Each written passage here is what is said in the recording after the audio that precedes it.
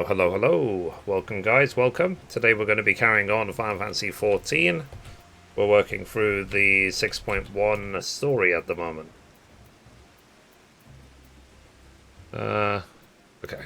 Should be good to go. Alright. So, I got to the dungeon in 6.1. The Azadal's Legacy. So, yeah. So, once the 6.1 story is done, I will probably next game it. Hey Joshua, how you doing? I'll go back and try and finish the platinum for Resident Evil 2 Remake.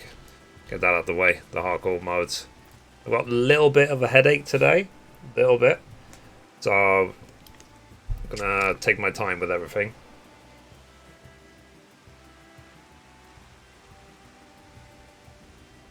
Like when I woke up in the morning, I felt like I'd been punched in the head.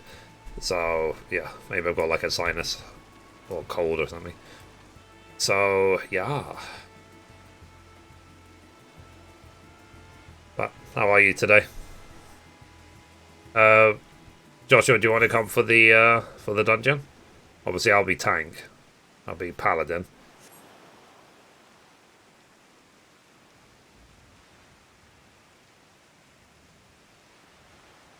Um. Yeah. Okay. Let me invite you. Invite the party. All right. So let's get going. I'll start recording as soon as we queue in. Give me a second. On Jazz, Hazardals, join.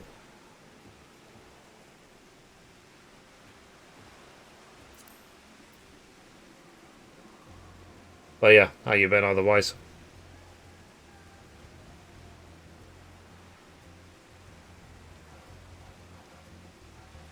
And anything you type in game might be recorded, so it might be worth typing on Twitch instead.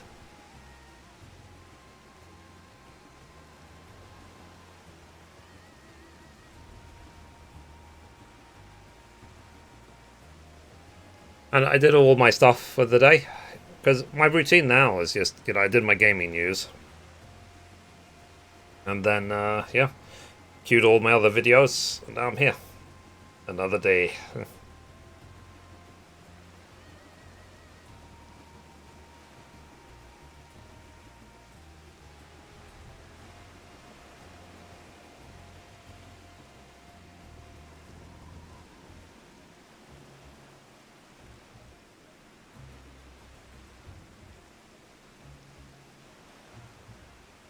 Good, went to sleep after stream.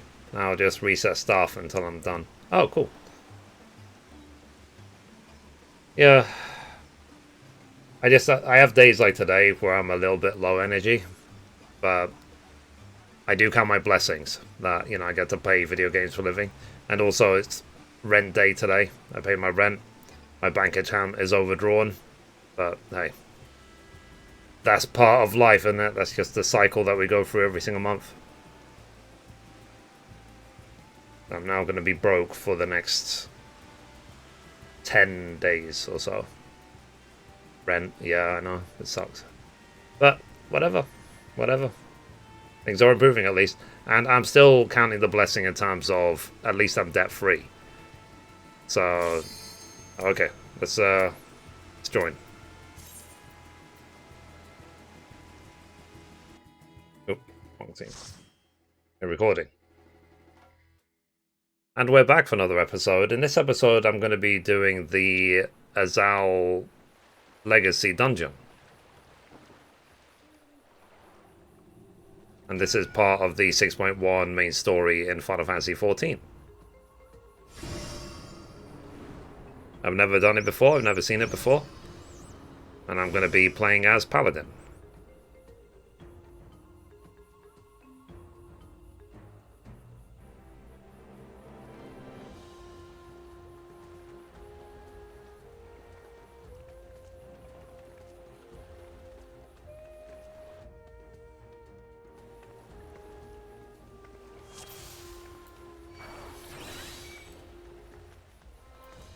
Oh, hello.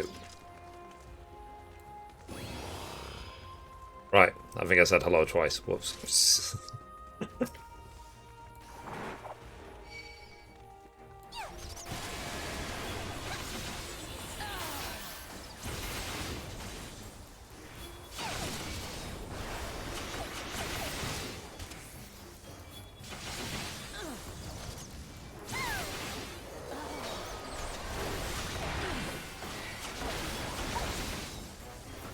Always have to maintain threat on all the mobs because they are AoEing.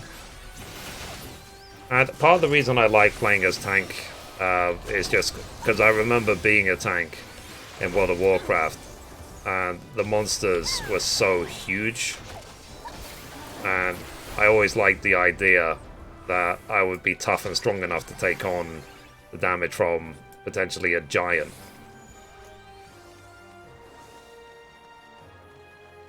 And it just works well for me.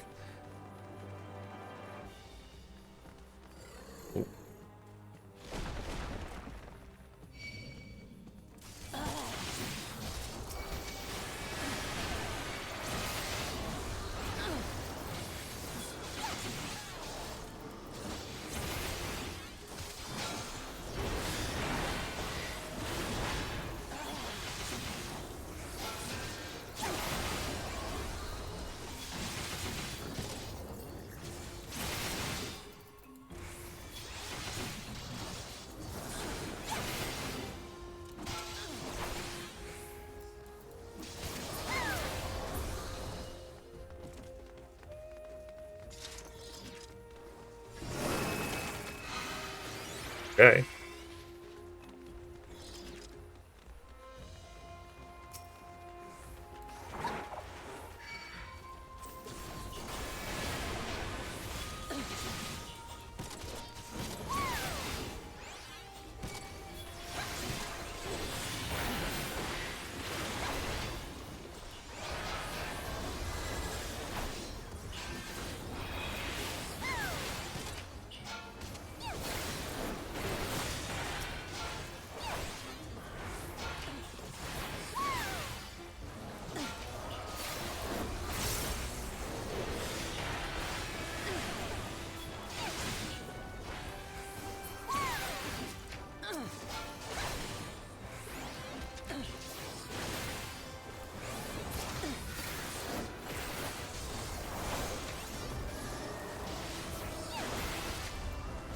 It's almost time for the first boss, I guess.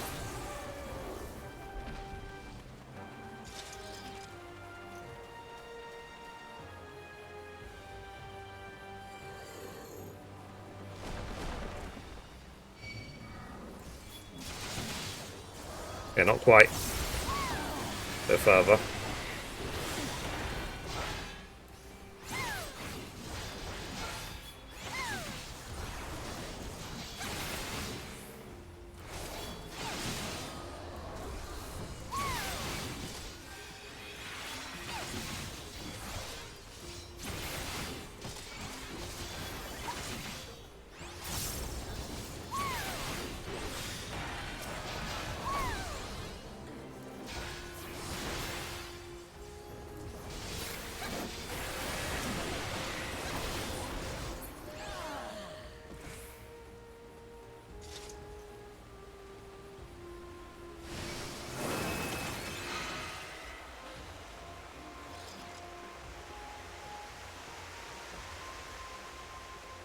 Okay, it's a weird looking monster.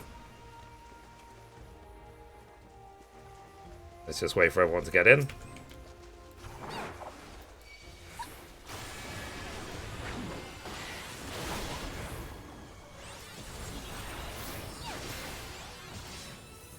Just always treat all the bosses the same first time I do them. And we'll see if anything interesting happens.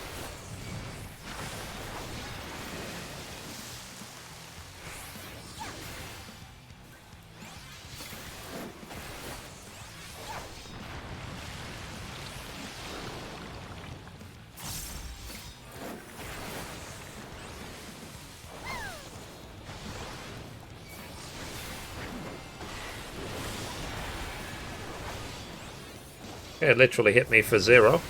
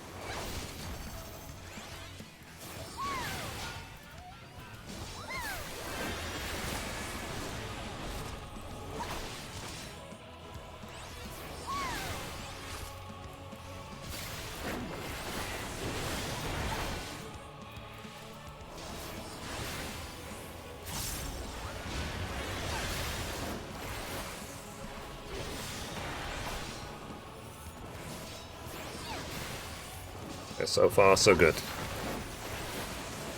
It's simple enough.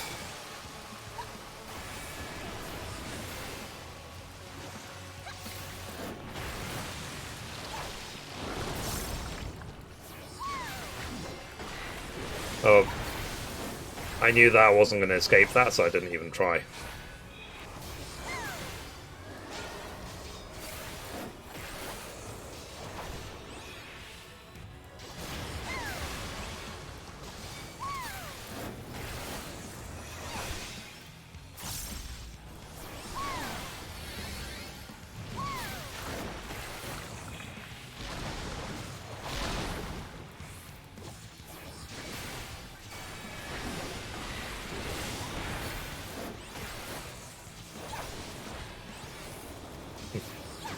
Okay, and he's done.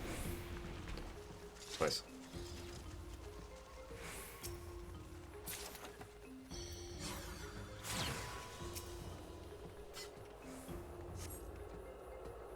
Oh, weird.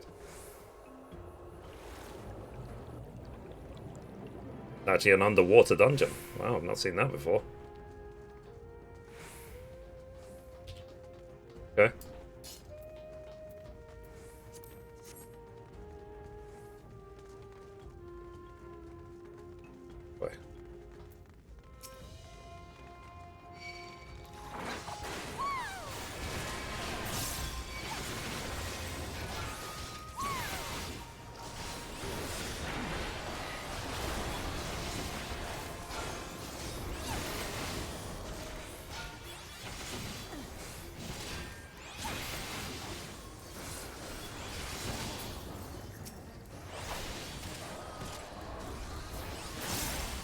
Thankfully, these dungeons are kept quite short. I think on average it's about 20 to 30 minutes to complete them.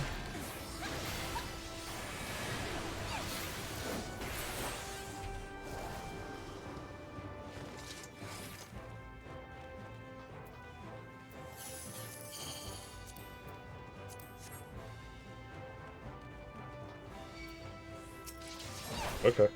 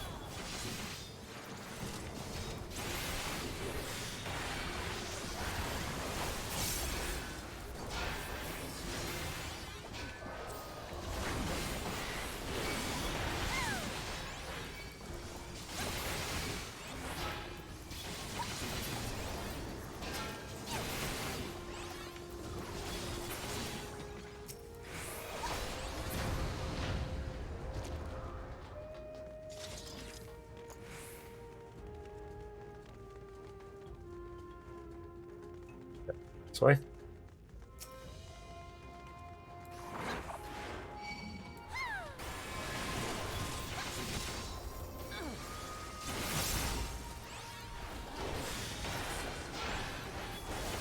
I still have the muscle memory of when I used to go in and flash twice.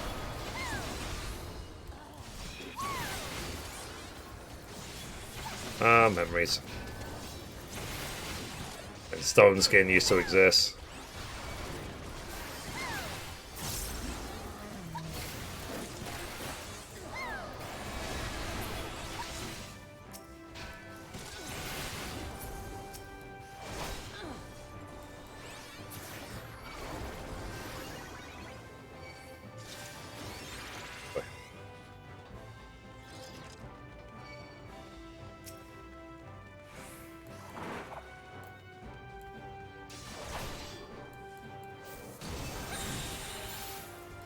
Okay, so you can't interrupt that.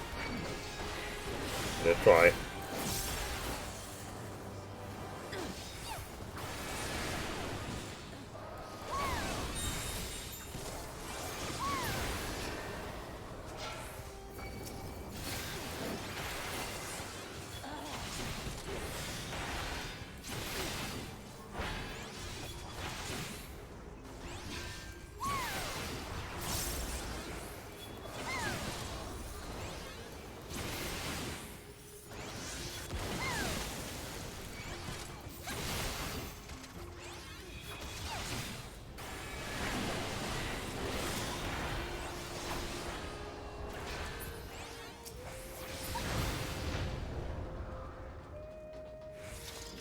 Okay. Time for the second boss.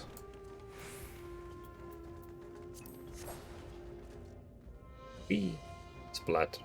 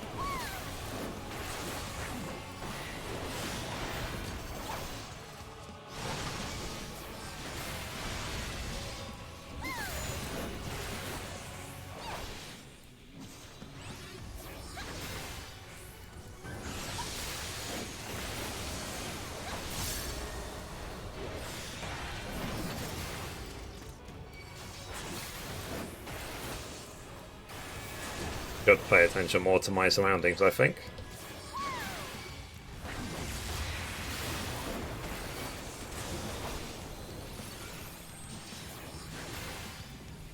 Buster. Pull down.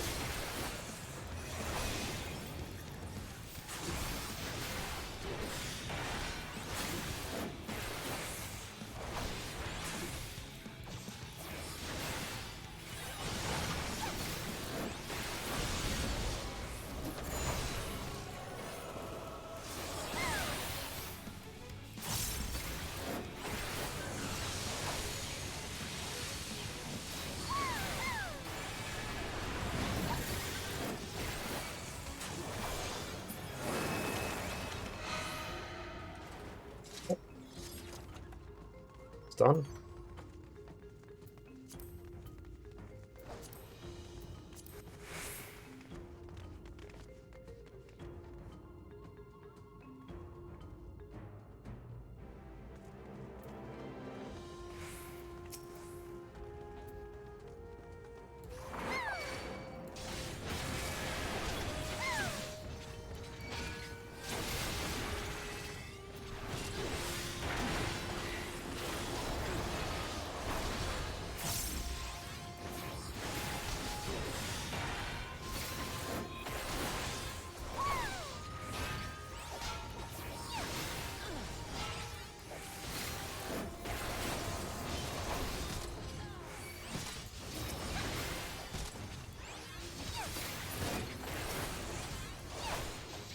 I'm happy I have a different perception towards money now.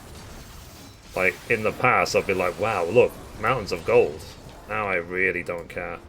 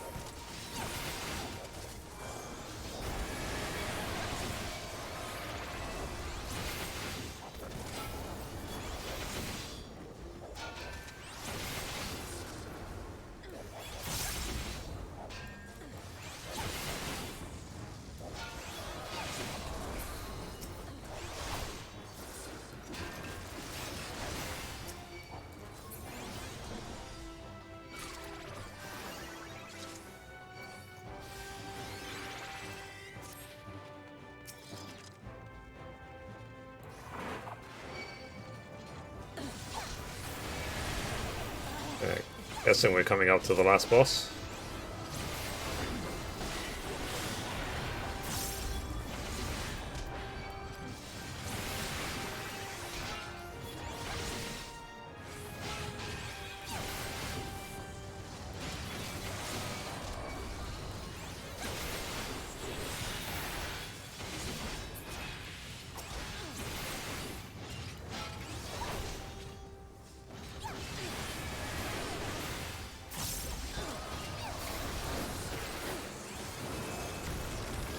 Okay, nice.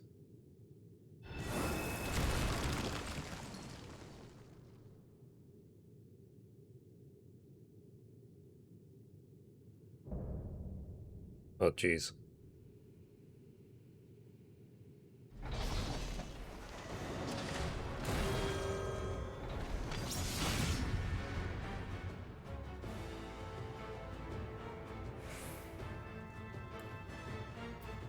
Right, let's catch up with the group.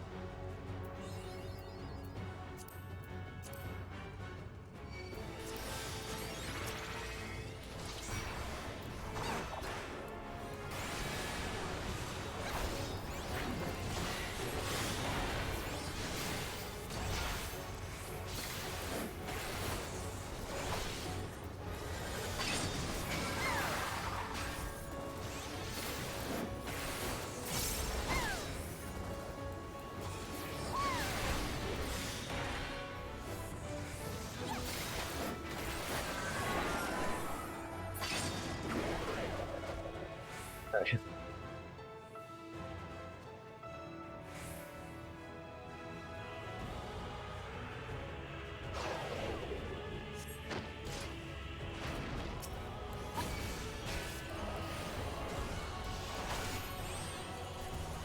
Buster, cool down.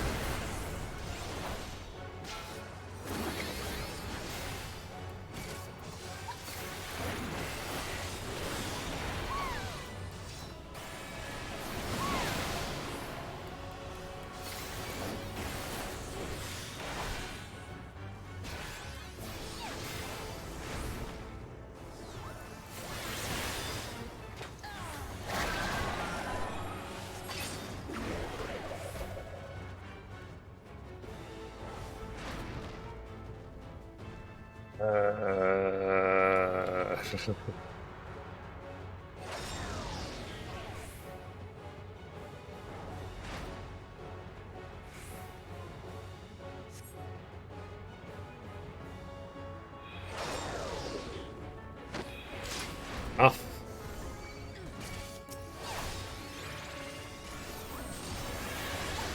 Faster cooldowns.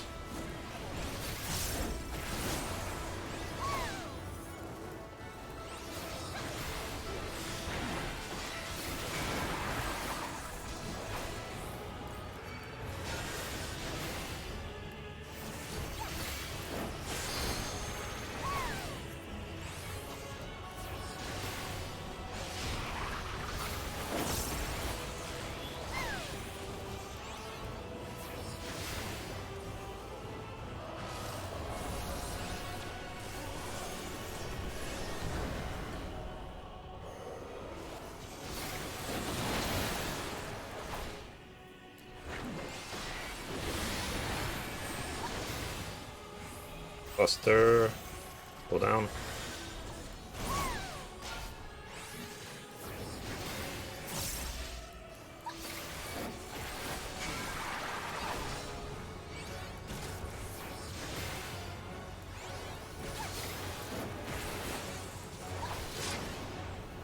Yeah. It's nice that we take out the monsters so quickly that most people forget to limit break these days.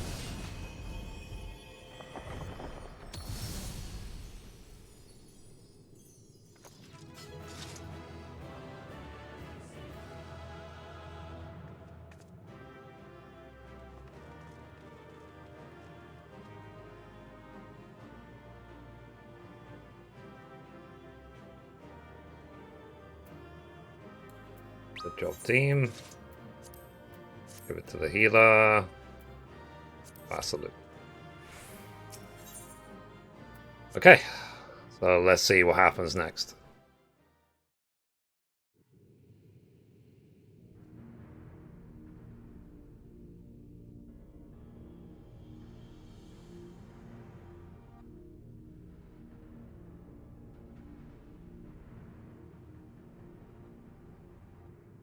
What have we here? 'Tis not unlike a Hunnish alchemical furnace in design. Well, there is one way we might find out.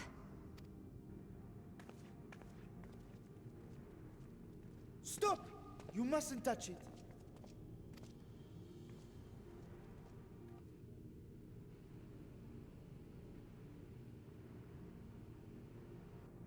Vritra!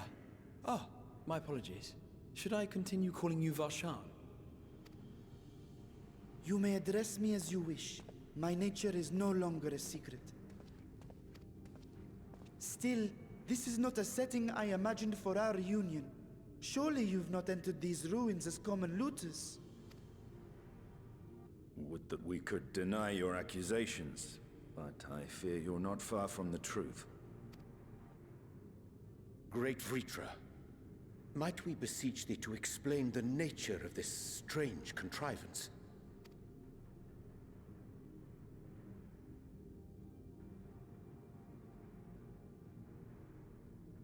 It was crafted by our alchemists at my behest, for the purpose of sealing something away. Meaning what exactly? I wasn't going to touch it, but you know you stole her.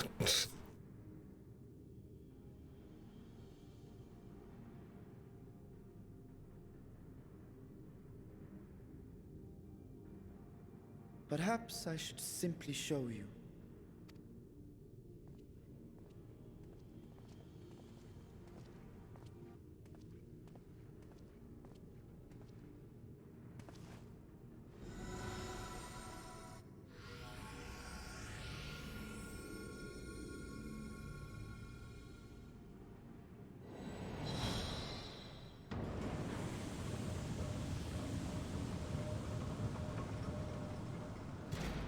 Oh, jeez.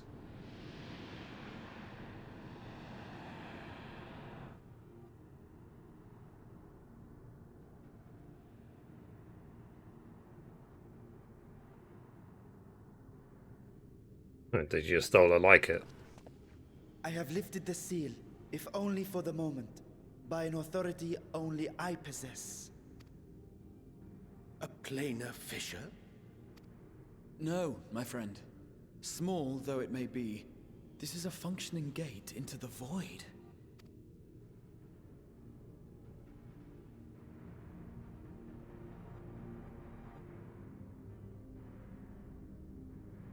Interesting.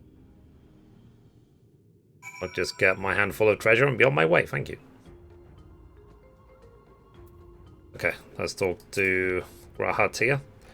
So, void gates and fissures are much the same in practice, in the sense that they allow both passage between the source and the 13th. The difference in the terminology refers to the circumstances of their creation. A fissure is an incidental tear in the fabric between worlds, whereas a void gate is a product of deliberate action. I suspect that this is the latter, judging by the elaborate mechanism put in place to control it. To think that our search for material riches could lead to this priceless discovery, that swelling emptiness, it puts me in mind of old friends, not to mention old foes. Cool.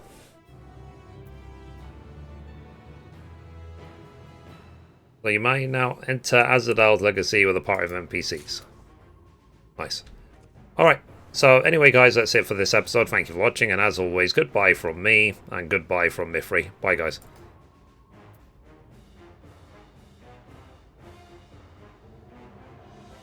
Okay, stop recording.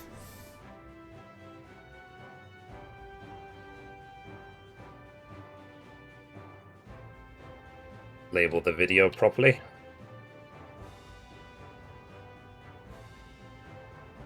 Story 2. Azaldal's legacy. The Paladin.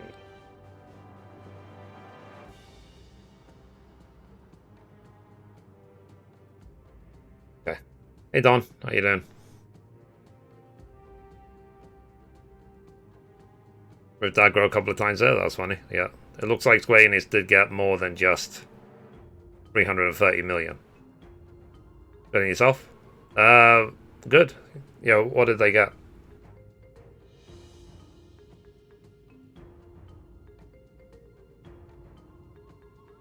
Hey, brothers. Brief. Like, did they get shares in Embracer Group?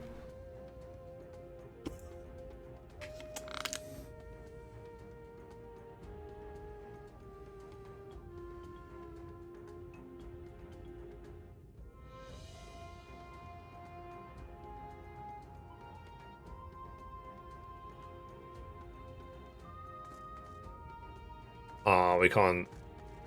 I was going to literally bathe in the treasure. Damn it.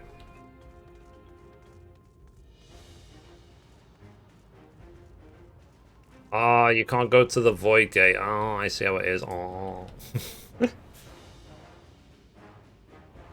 Gonna go through it. 330 cash and debt free was the deal.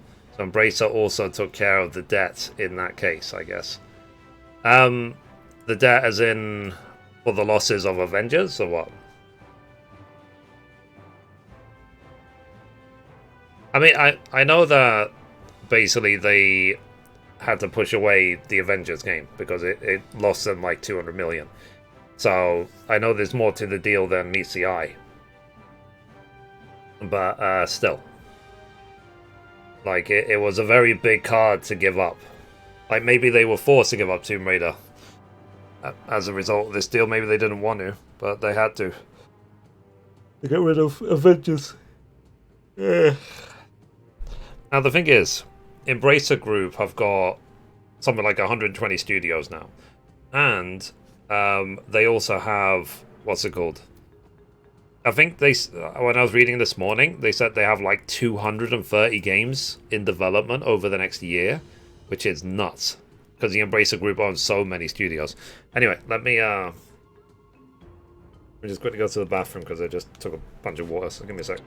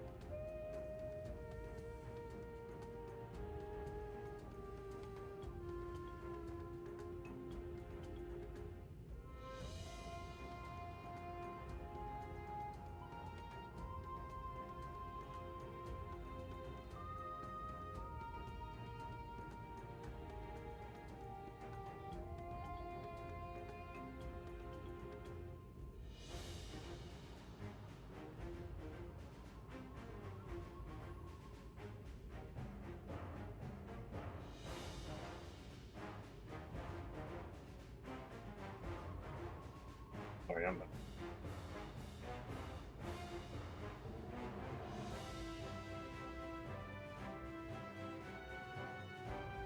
Let's be fair, Square Enix wasn't good at taking care of the franchises.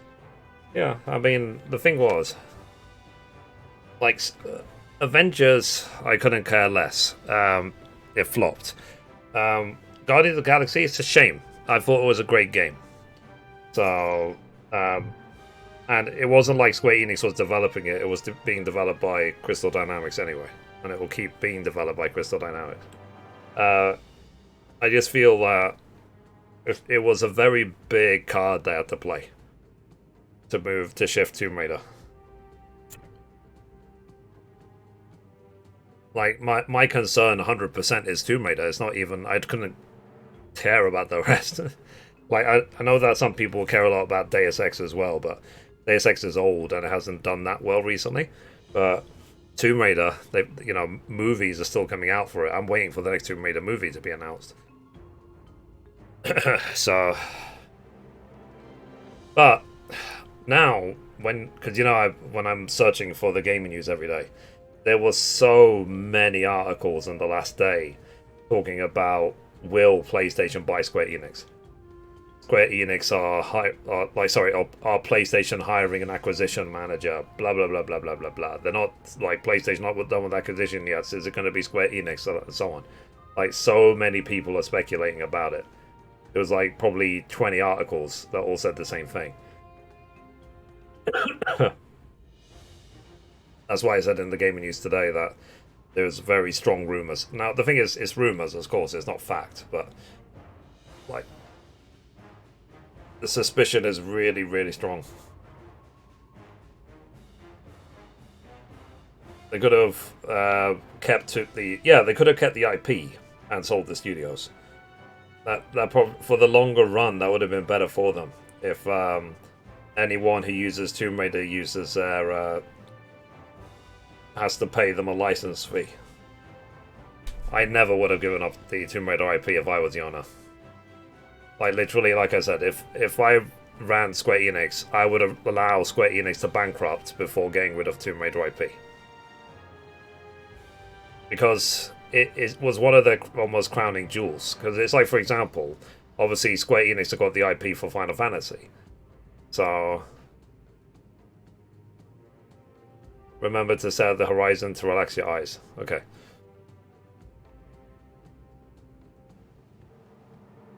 Done. Hey Ian. Good morning. But yeah. We're talking about the whole Square Enix and Tomb Raider thing.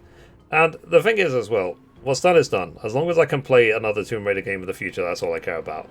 And we'll see if they finally make remasters for the Tomb Raider games on PlayStation 5.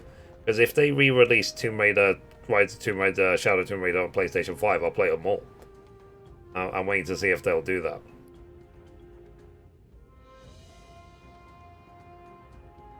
I can watch a Tomb Raider live stream. Yeah. Like, I would like to play them again. So, because I emailed Square Enix ages ago about it to say that if they ever release a PlayStation 5 version of Tomb Raider, sign me up. But I remember when all the marketing material for the Avengers game came along, I wasn't into it, and then Square Enix even contacted me to say, do you want Avengers? Like, we'll give it to you for free. And I was like, nope, I don't want it, thanks. I appreciate the offer, but no thank you. And I've said time and again, the reason I passed on Avengers was because after 10 years of MCU movies, I was done with it. Speaking of PlayStation 5, where are the consoles? I mean, I am seeing nearly every day, restock in Best Buy, restock here, restock there, and so on. So they're still working on the back orders, I think. That the demand is still there. The demand is still really high. So, from what I can see, anyway. But we'll see if PlayStation take over Square Enix or not. If it does happen, it will be the least surprising acquisition in the history of acquisitions. It'd be a bigger surprise if, for example, Xbox take over Square Enix, but I don't think that will ever happen. I don't think Square Enix would ever sell to a Western company. But we'll see. Or like if some dramatic twist like Nintendo take over Square Enix, but again, I doubt it. Because at the end of the day, the Final Fantasy games are on Nintendo Switch. So it's something that we would not anticipate at all. I just think that PlayStation and Square Enix would be a better match. And I think most people feel the same way.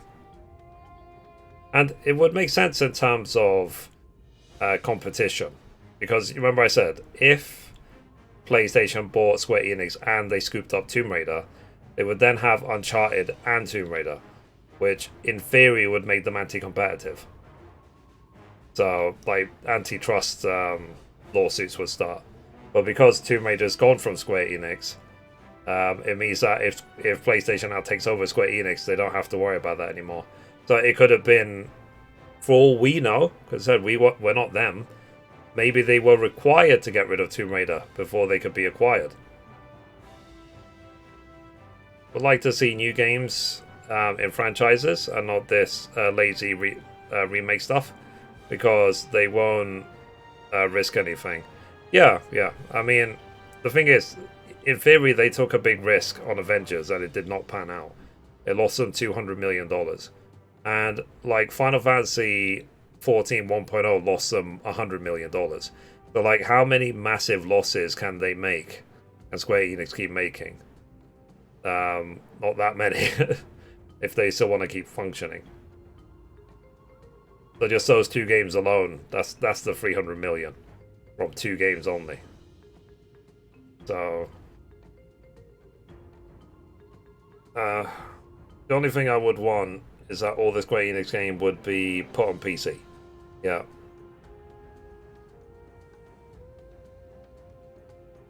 And Babylon and the Chocobo Racing stuff. Yeah, that wasn't good. And also, like Stranger of Paradise really didn't do well either. It shifted like 30 or 40,000 copies or something about that. So, but like I said, the only reason we didn't play Stranger of Paradise on stream is because of the rule they put of you can't stream the ending. If they just did not put that rule, I would have played the game. I would have finished it even.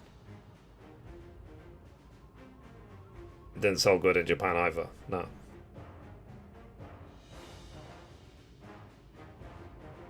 Arc Knights. Yeah. Hey, Forgive. How you doing?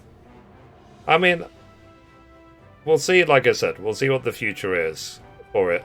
As long as I can play Final Fantasy XVI and 7 Remake Part 2 without any restrictions, then that'll be good. That's all I'm wishing for. Forspoken? Well, it's a risk. Because, you know, you're talking about you want new IPs. Forspoken is a new IP. So I would say that they are trying. Could they try harder? For sure. But, yeah. If we ever get Part 2. No, I'm sure they're working on it right now. They must be. But I'm sure, like GTA 6, they will not reveal anything until they know it's going to be a blockbuster. Because simply they can't afford any more failures. So, I think it's really important that they do it right. Like, GTA 6, for example, for Rockstar, like GTA 5, I think it made like $1 billion in a day or something when it first came out.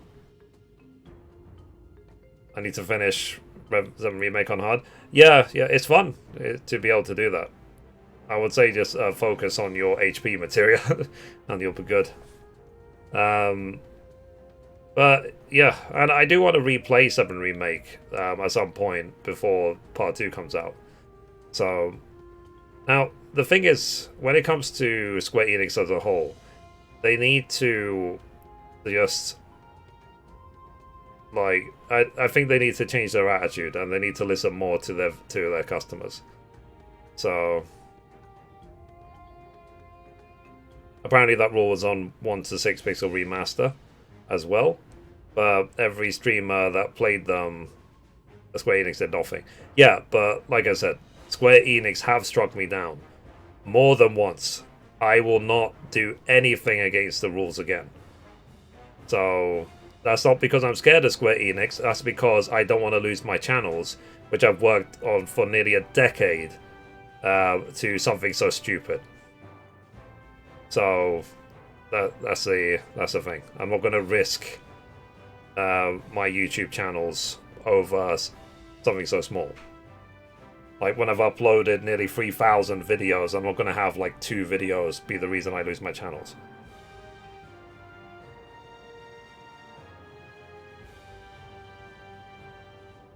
So, and that was Square Enix's own doing. They didn't have to put that rule in. Most other developers haven't. So them putting it in, it's just like, because it's kind of like, we can strike you down if we want. It's completely up to our discretion. And I was sort of like, okay, as long as you have that rule in place, I will not play your games. Because whatever reason, I'm always targeted by this stupid stuff. So, because let's call it Mithrie discrimination. Like, people have got a vendetta against me. Was I invited to any of the campaigns, paid campaigns for Square Enix? Nope. Was I not struck down? Nope, I was struck down. Was I allowed to do the same thing as everyone else? Nope. So, that's the thing. And I wasn't even given a code for Stranger in Paradise anyway. So, and I said that fine. I didn't get a code, but I would have bought it, like, if I wanted, you know. But then when they put that rule in, I was just like, nah, I just can't be asked. And I've said to them, I've given them suggestions, even about Babylon's Fall. I gave them suggestions about how they could improve it, how they could whatever. I was ignored. Literally ignored. Like, I spent the time to think about the improvements, how they are practically could be implemented, what it would mean for the company if they applied my things. I spent time and effort to really try and help out, and ignored. So it's kind of like, well, fuck you then. It's basically rules for games you buy in 2022 are just nuts. Yeah, I just now the thing is as well, I will just move on to the next thing. I will just move on. So simply, if I'm smashing my head against the wall with the developer, I will just go to another one.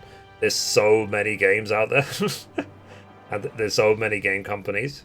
So, like, if you go on my Let's Play channel, you can see how many games are played from how many companies. And if anything else, it might be good that Tomb Raider has moved to a different studio now, so it might be easier for me to get a copy of the next Tomb Raider without worrying about Square Enix and their rules. So I'll see if I can contact Crystal Dynamics or Embracer Group or whatever when the time comes. But of course, the next Tomb Raider game might be a while away. And next month, we'll see if what announcements we get for the Summer Game Fest. That should be interesting to see what's on the horizon. Because if you've been watching, like, I watched a video on Game Ranks a couple of days ago. They said 20 sci-fi games which are coming out in 2022. Most of the games I've not even heard of. But basically, because graphic engines are moving forward so much, like, even indie games now look amazing. So when we watch Summer Game Fest this year, there's probably going to be a lot of games which look incredible, which we've never even heard of before. I've never heard of the Embrace Group before. Yeah, have you heard of THQ Nordic? The thing is, Embracer Group is not really franchised that much. Like, their Twitter has got like 3,000. I've got more followers on Twitter than the Embracer Group does. So, gameplay story is more than graphics. Yeah, but what I'm saying is like, you might look at a game and be like, ooh, that looks pretty, and what is it? And that will happen a lot.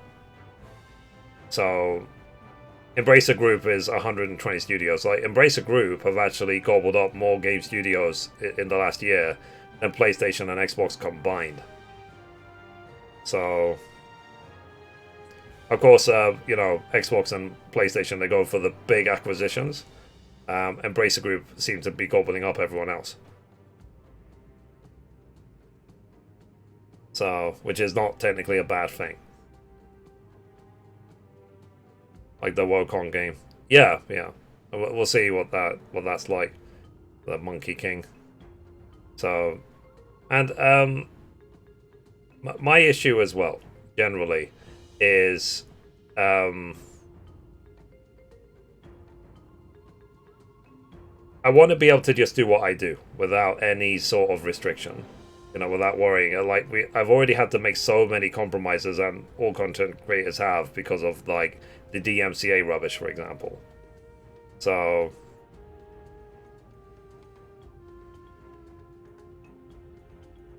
who owns more, Tencent or Embracer? I have no idea. But Tencent is the biggest game company in China, for all I'm aware of. So, and another reason why PlayStation would be good for PlayStation to buy Square Enix is because then Xbox has got World of Warcraft, PlayStation has got Final Fantasy XIV. So they have the two sides of the MMO equation. So, I mean, I know there's other MMOs, but let's be honest, WoW and 14 are the two biggest.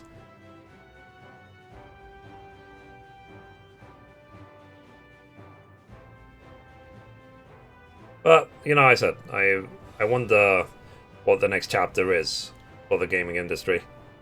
I actually, because I've actually been reading that Lost Ark is losing players these days. Because there's not enough new content coming out. Like, it had a massive launch that, you know, no one could ignore, but, I mean, what happened to New World? Like, New World does anyone play New World anymore? Like, it wasn't that long ago, like a few months ago, New World was the thing, and now pretty much no one talks about it. I read Riot is planning a League MMO. Yeah, I read that a while ago. I don't know if that's going to go through, though. That might be in doubt. They might not actually release after all the work they've done. So, there is a lot of ideas for MMOs. I am reading about that nearly every day. So, and like I said, that's why I'm glad I do the gaming news, because I read this stuff. Like, the gaming news today, like, I had to read, I think, 150, nearly 200 stories to find those 3 pieces of news. Like, today was one of those stretching days where I desperately try and find 3 stories to talk about. Where, like, there are some other days where there's like 20 stories and you have to pick 3 out of them. But today was like, read 200 stories and you can barely find 3 stories to talk about that I haven't spoken about already. So, because I saw a tweet this morning as well, someone saying something like, I played Lost Ark for 700 hours, and because there's literally no new content, I'm done with the game. I can't play it. So, if they don't update the game, then people will just leave. So, that's the issue. Or if they don't, even if they're working on stuff at the back end, like, they have to release it on a decent schedule. Like, they can't release it every few years if people are not satisfied. And I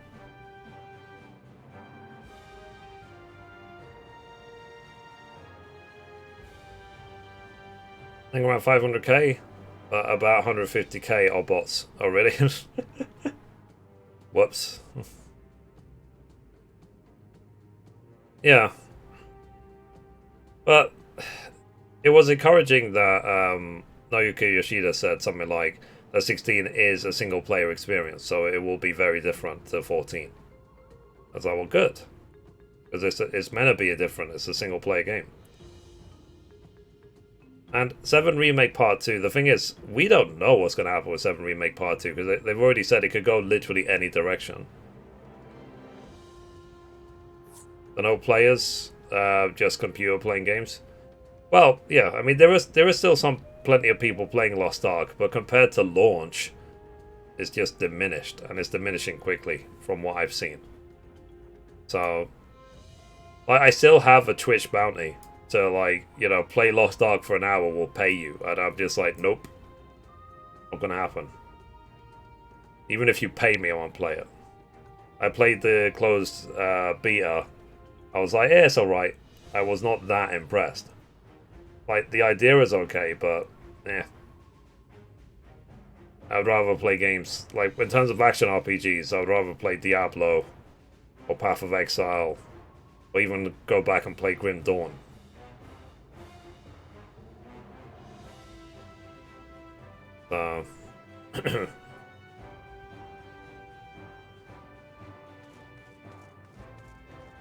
But we'll see what the future holds. I'm a bit low energy today, like I said. When I woke up, I felt like I've been punched in the face. So it's one of those days today. But I probably won't stream that long today. But yeah, and I've started working on the 14 content for my website as well. But that's going to take a lot of work because, you know, I've got so many 14 videos. The first thing I'm going to work on for the website is to bring the A for Current guides to Mithrie.com. Because that should be useful for players. And I think people would like to be able to find all that information, like for the A for Currents, without having to go through a billion ads. But that's one thing that annoys me about looking for the gaming news every morning, is that some websites, you know, ads on the side, ad at the top, pop up, you know, accept and decline cookies and whatever, sign up to our newsletter, and then you can't read what the content is. Now, I understand the whole cookies thing is required. So, but the rest of it, I would say, is just the pop-ups are just horrible. Especially when they prevent you reading anything. And then some websites literally go even further than that. They literally, like, you cannot read this article unless you pay.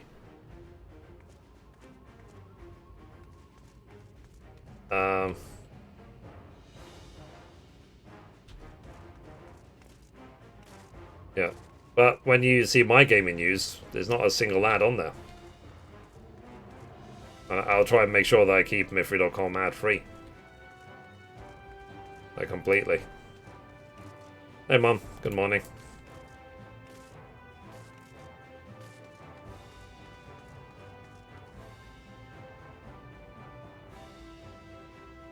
Middle of paragraphs, turn off ad blocker. Yeah. How you doing today?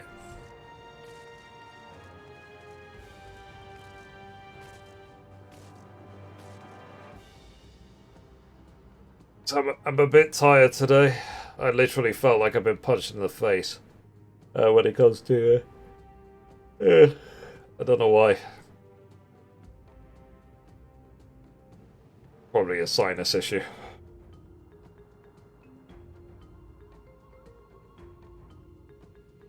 Oh yeah, and happy rent day, everyone.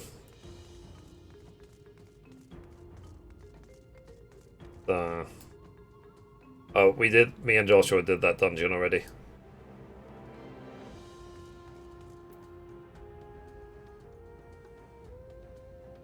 In terms of YouTube, I have premium, so 0 ads. Yeah, and I've also got Twitch Turbo as well. So I've got YouTube Premium and Twitch Turbo. I pretty much never have to sit through ads. And have the streaming services like Netflix and YouTube Premium and whatever else. And then, yeah.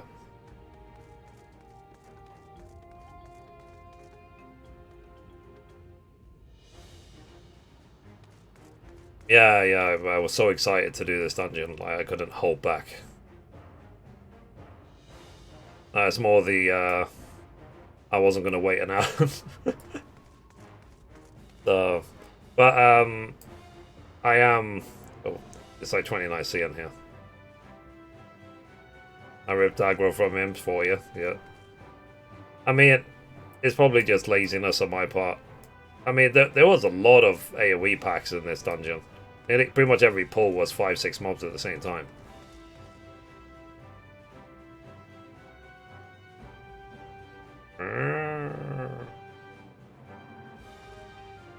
But, yeah, like I said, we'll see what happens next when it comes to, like, game announcements and stuff at Square Enix. Like I said, personally, I hope PlayStation buy them. And then all this You know, I want all this talk of blockchain and NFTs from Square Enix to just stop. Completely. So... But of course, it's not my company. So...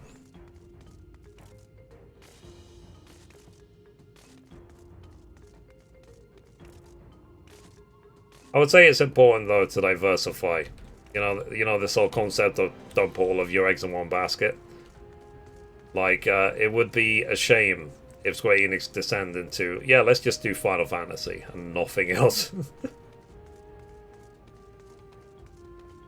I wonder if it would stop with PlayStation. What do you mean?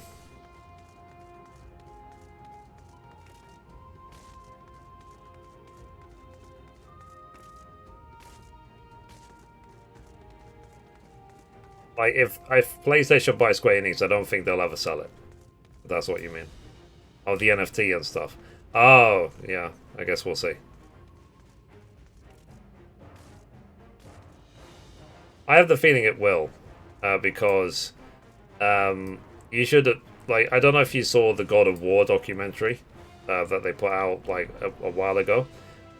Basically, because Santa Monica Studios is one of PlayStation Studios. And PlayStation went in when they were developing God of War, and they were like in the early builds of God of War, they were like, this sucks, do better. So basically, and they had to just sit there and take it, like they couldn't not improve it. And PlayStation have outright cancelled games for Santa Monica Studios as well. They said, just focus on God of War. All this other stuff you're working on, bin all of it. So, hopefully, PlayStation will prioritize for them properly. So just make these games, we'll give you whatever you need.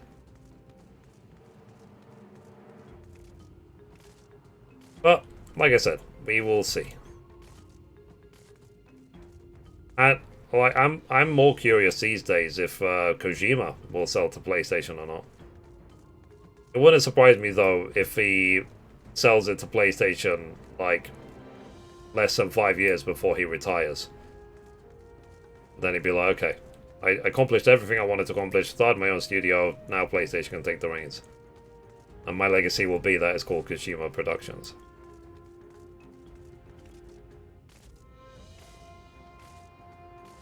So, yeah. I mean, it's like I say, guys. We'll see. We just have to wait. Oh, God. Yeah, it's literally like all the side of my head is aching. You guys must have had days like today, right?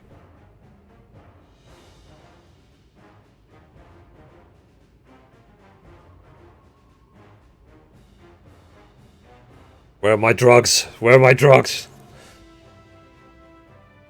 Ah, there they are. I mean, I've got some painkillers. Check the date. Okay, they expire in June 2022. They're not yet. Okay, let me take some painkillers and then let's carry on.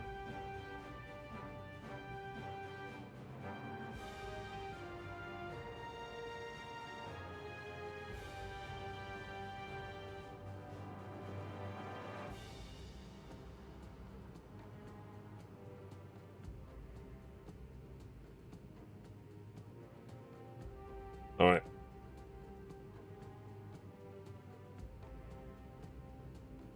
They're getting really stuffy in here as well, so take the painkillers and then I put the AC on. Okay, Nurofen.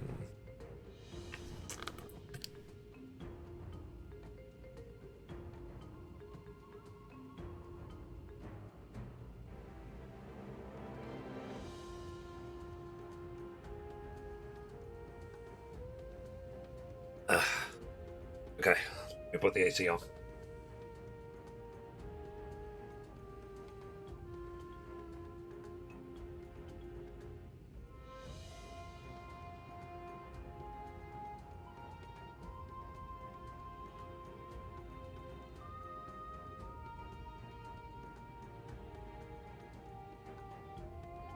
So within an hour, I should be like,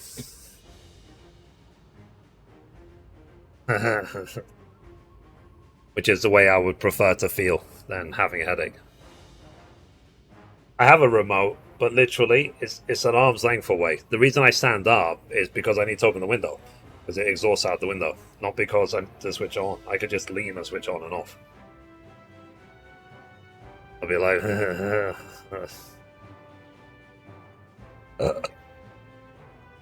okay. Anyway, let's carry on the 6.1 story. So, recording in 3, 2, 1. And we're back for another episode. In this episode, we're going to be carrying on the 6.1 story in Final Fantasy XIV. And as always, hello from Mithrie. So we just finished the dungeon Azadal's Legacy, and we need to talk to Y'shtola. The next quest is called A Brother's Grief. Y'shtola is appraising the Void Gate for a scholarly eye. Wait, with a scholarly eye, I should say.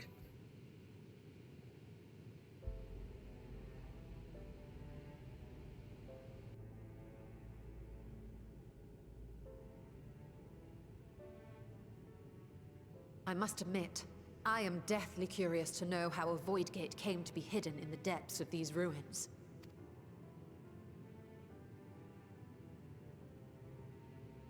To tell that tale, we must first peer far to the south, and even further into memory.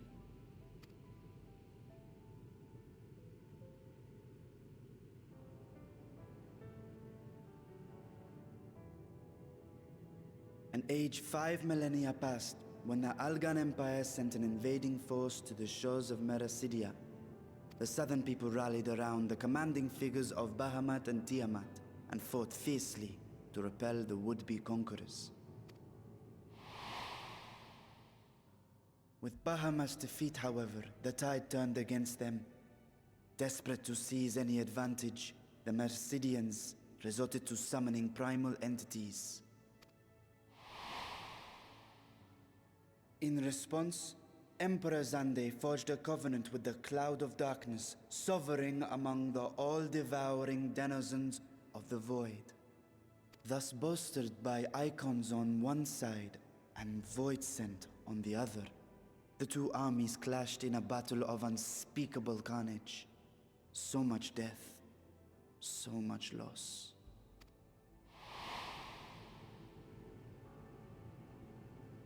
I consider myself well versed in that period of history, yet you speak as one who witnessed it happen. Indeed, I did. I heard Tiamat's roar of defiance and sped toward that war-torn land.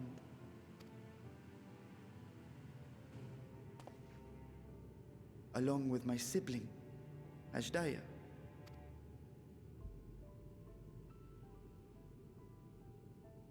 We dragons are not male or female as men are wont to classify, but elder sister is the closest a mortal tongue can come to describing what she meant to me.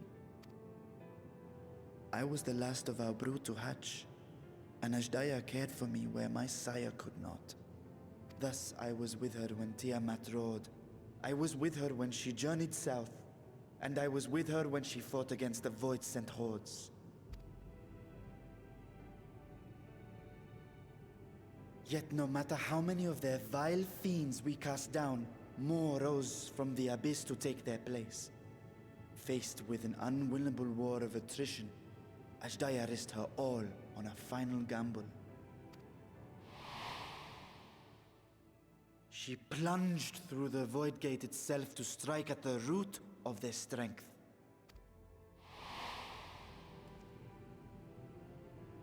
I tried to follow in her wake, determined to lend what aid I could. But even as I came upon Alag's glittering tower, I saw the rift close behind her. And Ashdaya has been lost to us ever since. I find I must retract my earlier claim of historical knowledge.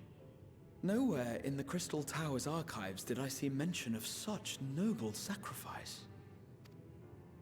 That does not surprise me. To Allagan eyes, It must have seemed as if a lone dragon, driven to madness, simply dove through the gate and did not return. For my part, I spent long years searching for the means to reunite with Ashdaya. Until I could search no more. Until Alag was dust, and the art to open a void gate large enough to accommodate a dragon forever lost. Yet you have the beginnings of a gate right here, under the control of a harnessed device. My discovery came before Radzat was founded. Though I scoured the lands for a method to cross the rift, it was beneath the sea that I chanced to find a natural planar fissure. It was, however, far too narrow to admit a worm's bulk. Only after our city rose upon the rock, and I could enlist the aid of our talented alchemists, did matters take a favorable turn. Their dedication was beyond reproach. Tirelessly, they worked to expand the fissure, and after decades of toil, it finally grew to a size that a child might pass through.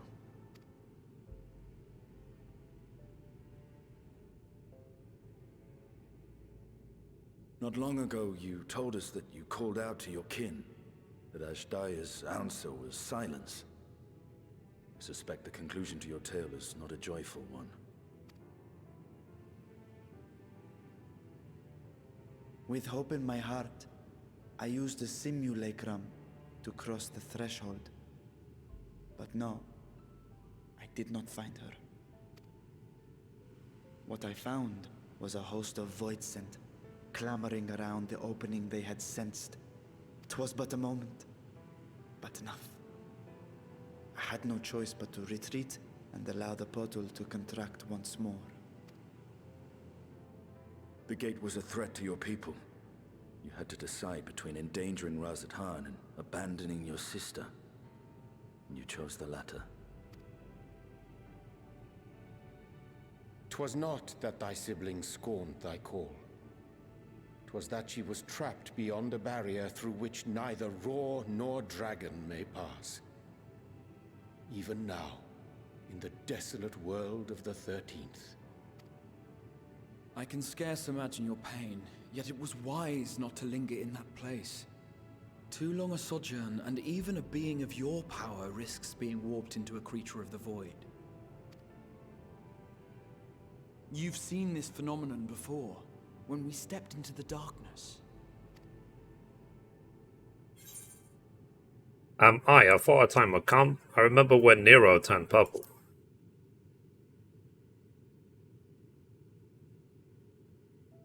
As did I. Were it not for Une and Doga, or Nero for that matter, we might never have made it home. Do you remember what happened to Nero? How his wounds allowed the void's corruption to enter his body and twist his ether?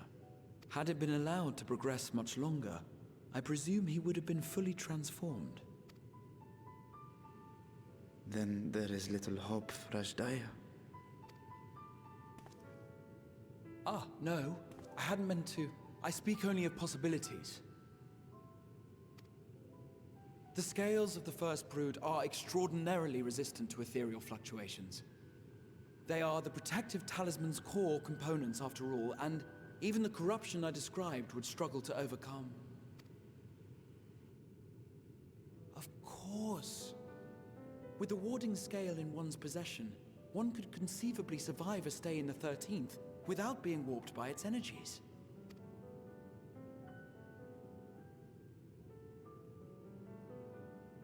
Be that as it may, it is too late to rescue my sister. 5,000 years too late.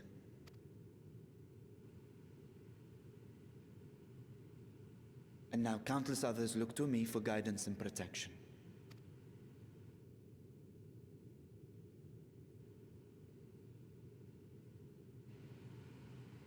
What if it would be like the Quantic Realm in the Marvel movies, where time travels differently in the void? In the ruins, I came only to ensure that the gate remained closed.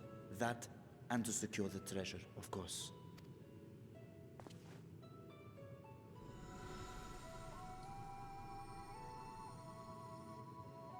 I wish only to forget the rest.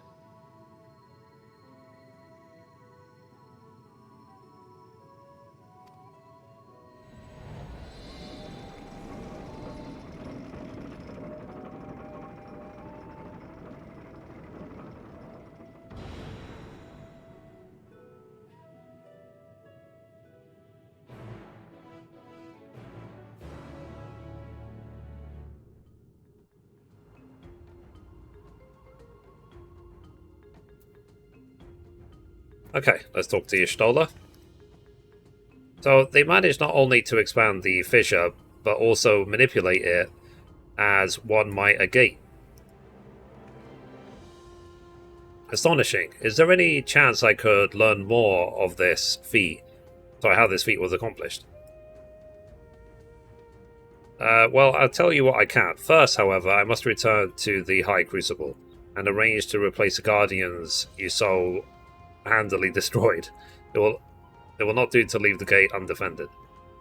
And my apologies, we were perhaps a touch zealous in our rush to uncover the vault secrets.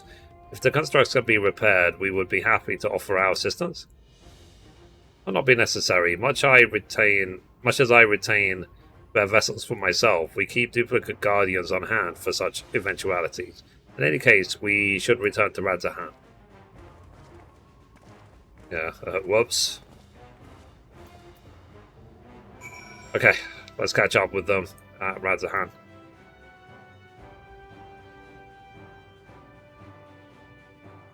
Okay, stop recording. Man, thank you for the sub. Appreciate you. The reason we're saying oops, Jen, is because basically they're saying that they want to replace all the mobs we just killed in the dungeon. So oops, like we just killed all of them.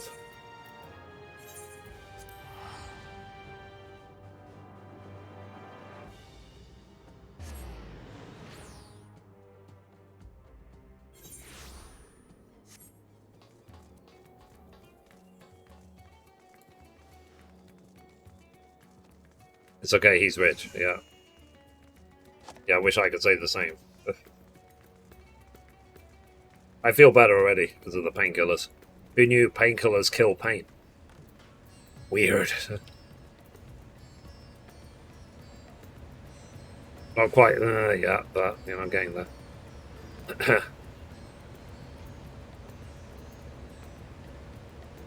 Alright. Hang on, let me just get up and stretch. Give me a sec.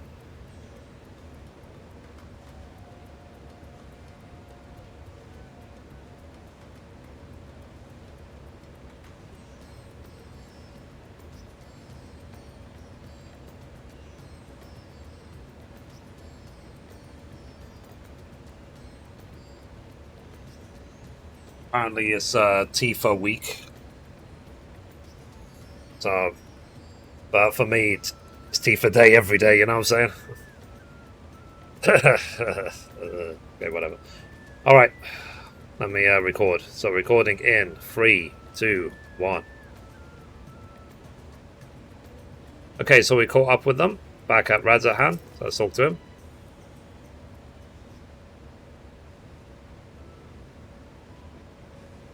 So I promise we will discuss the Void Gate further, but first I must attend to the matter of the Vault's sentinels. As your instruments have no doubt informed you, the Capicula has been reduced to so much scrap. Please bring a new one out of storage and see that it's conveyed to its post, along with a few lesser constructs. Was it tomb robbers? Fiends born of the Tower of Zot? Why the sisters? Do not tell me a blasphemy yet runs free. It was us, sorry. Don't look at me. Whoops. Lunch? I'm so cold. Maybe they realize I'm wearing a dress. No one's noticed just yet. Why such guilty faces? Surely it isn't you who are responsible for this. Oh. Well, The details aren't important. I shall see it done immediately.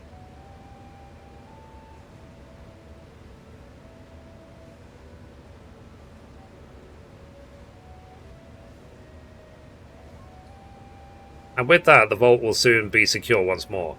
I believe you had questions? Quite a few, in fact. First question, why is Yuyanji wearing a dress? Second one, I'd like to begin with the gate itself. It's still functional, yes?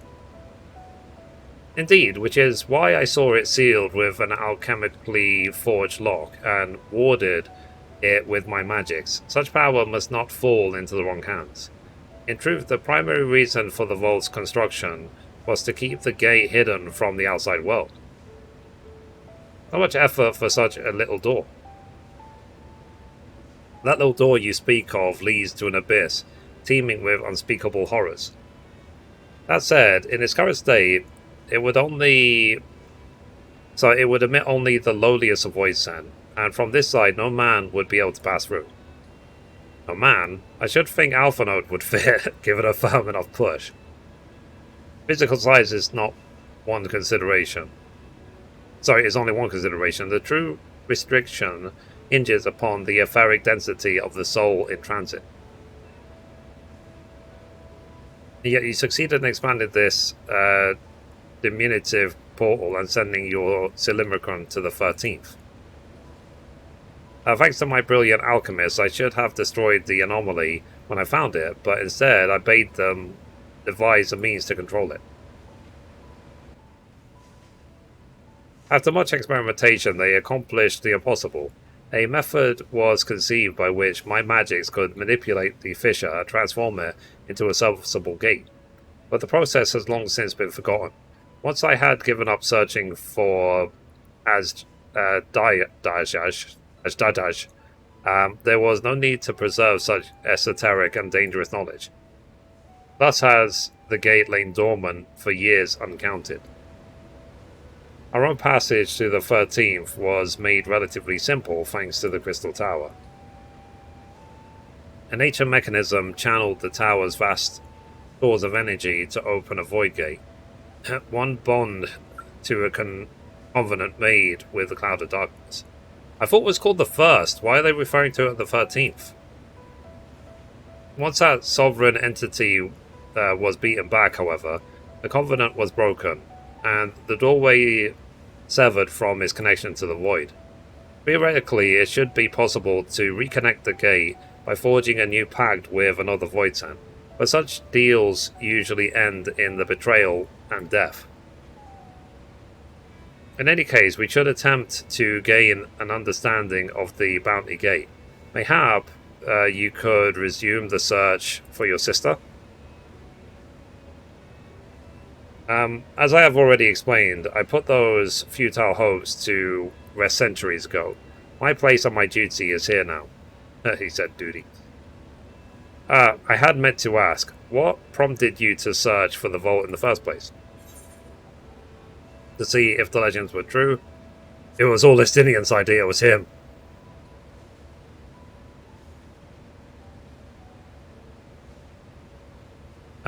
As you have seen, the fabulous wealth from the stories is quite real, if not its rumoured origin. But I'm afraid I must assert a prior claim.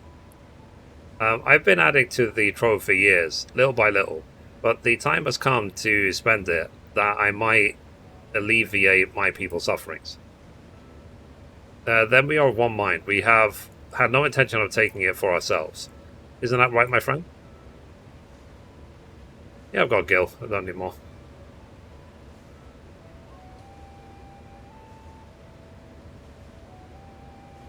Your Excellency, would you object if I were to conduct a closer examination of the gate? I will make no attempt to open it, of course. I owe you and yours a debt that can never be repaid. Whatever boon you ask of me, you shall have it. You are most gracious. I shall take full advantage of your permission. Would that I could join thee in thy study, but the Loperites will be anxious to receive my report. I beg my leave of you. And I must be off to Charlian as well. Mistress Qual was eager to speak with you about that request, so please come back to the Annex as soon as you are able. Farewell for now.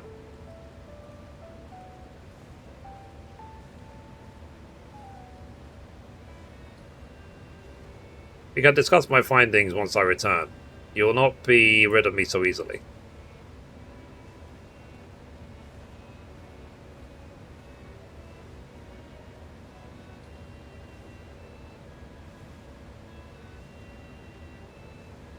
You may now undertake the Chronicles of a New Era quest series, Myths of the Realm. Okay. So now, let's talk to him. The difficult part in all of this will be deciding how best to put these riches to use. Will you lend me your assistance in these deliberations? Sure. Thank you, Mithrie. Mithrie and I are in this together. I follow her example.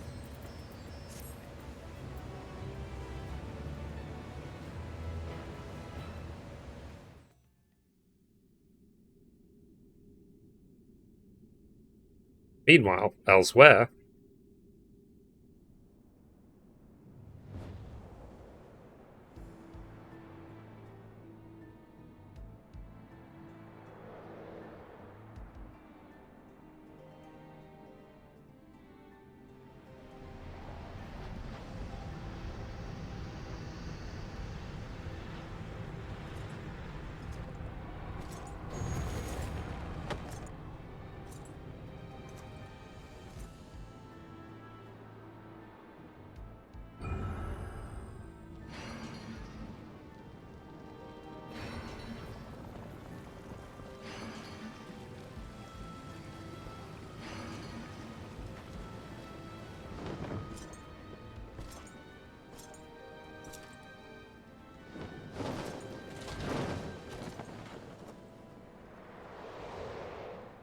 Who's this supposed to be?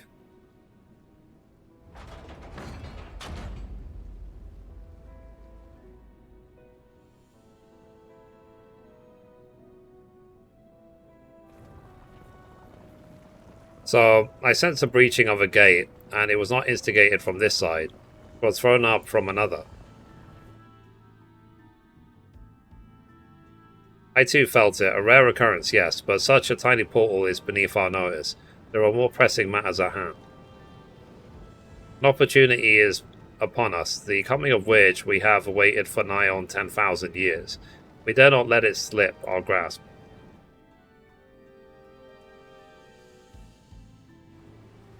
Yes, we must not underestimate she who bested the cloud of darkness. Even restrained by a covenant, the cloud was no feeble wisp to be dispersed by some flesh and blood mortal. Let her come. I will drown the world and watch this fleshling gasp for breath in her final moments.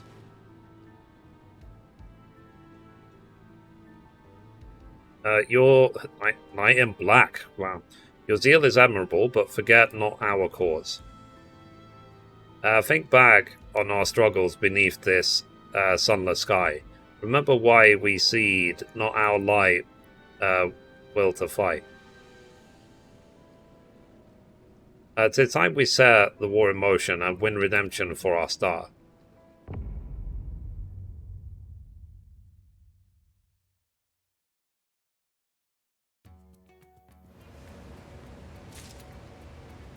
Alright. The next quest is called Sharing the Wealth. So Varshan wishes to discuss the distribution of the treasure.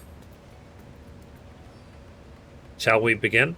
If we are to spend the treasure wisely, then we must first determine which groups would benefit most from the monetary assistance.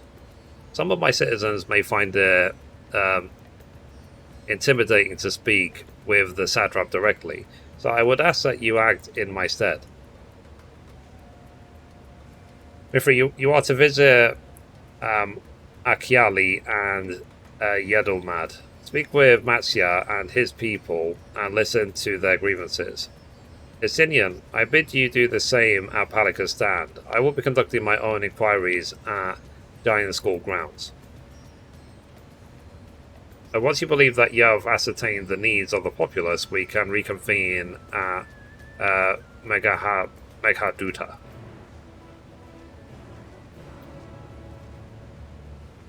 Okay, so let's catch up with Mastia. It's up recording. Now, the reason I was asking about the 13th is didn't they say there was the source and then 14 reflections? So when they said 13th, I thought they were just referring to one of the reflections. Sharing the, well.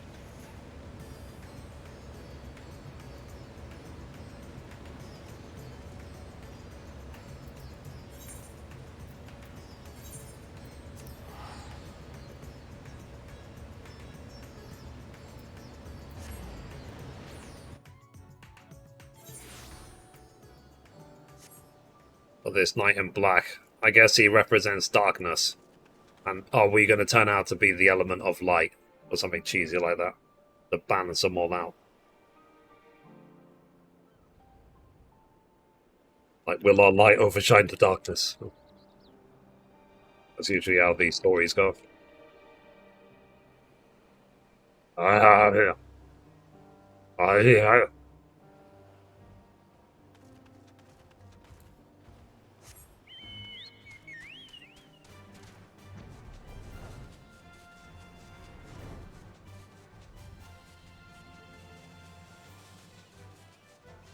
So, how is a 24-man? That knight was a bad guy in one of the Final Fantasy games. Ah.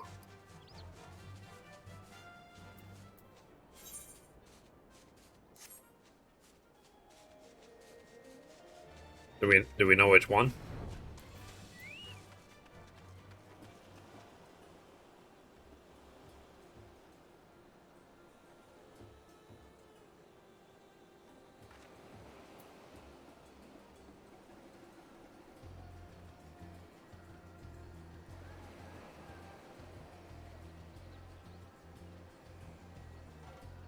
I don't know.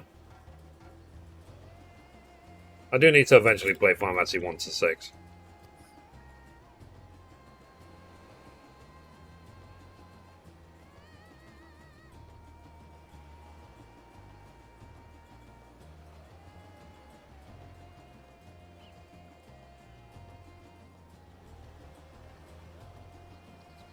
In case you wonder what I'm eating, I have these galaxy counters.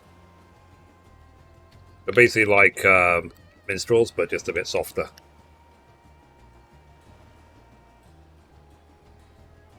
Ah.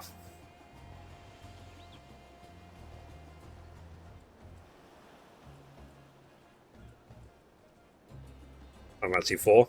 Okay. Now, the challenge is when you have any chocolate thingies, can you keep them in your mouth long enough to melt, or do you just immediately chew them? Oh.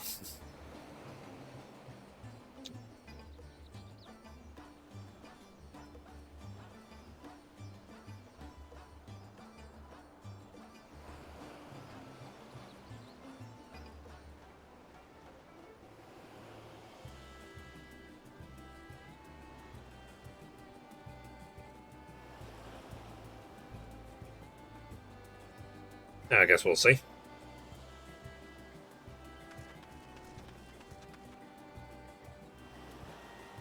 By the way, how is the 24-man dungeon? Is it worth trying? Or is it just too difficult?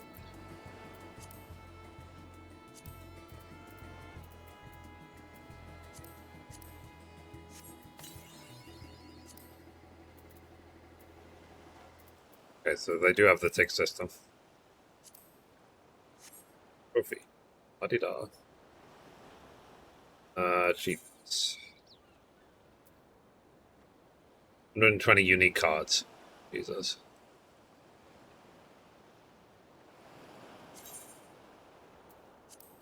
What? Oh, jeez. There's probably a lot of things I've not claimed. How do I, like, know which ones I've claimed or not claimed?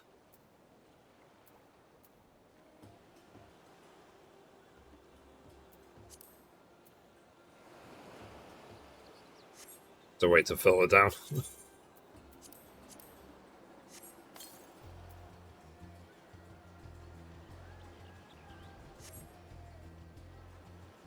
I like the OT. Yeah, in fact, let me go to the gold saucer quickly. I haven't been there in ages.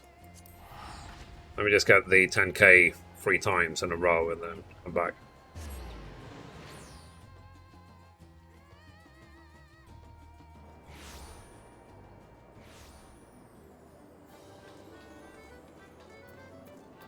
I haven't bought a jumbo ticket for flipping ages as well.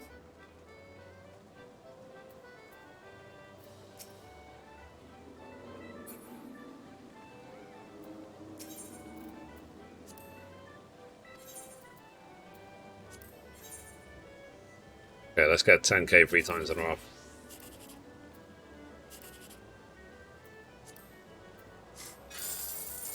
See, 10k. That's one.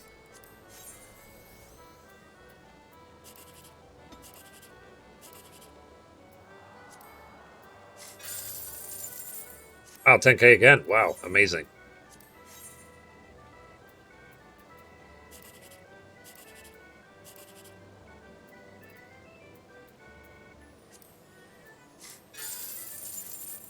Wow, 3 times in a row. I'm the best player in the world. Yeah, let's get a jumbo ticket. The jumbo there.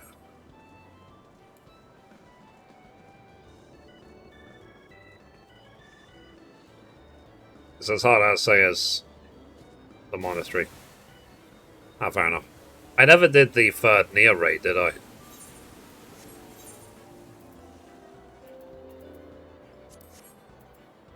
Yeah, whatever the 3rd one of these is. Do people still do it?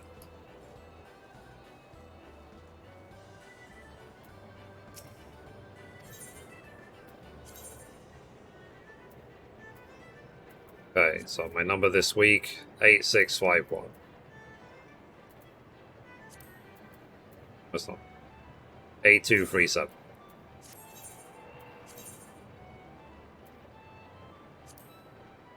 9372.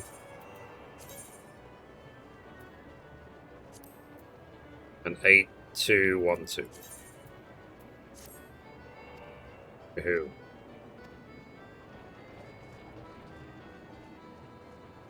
Not that I remember. Nope, nope, nope. Okay. I guess we'll see. In terms of the 6.1 story, there's 10 quests, right? I've done, let's see, 1, 2, 3, 4, 5. I've already done 6 of them. So am I nearly there already with the 6.1 story?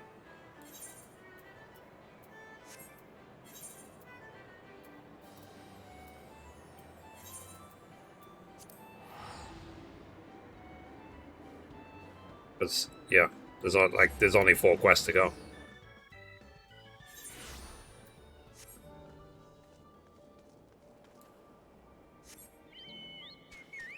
I mean, if there's time, what time is it?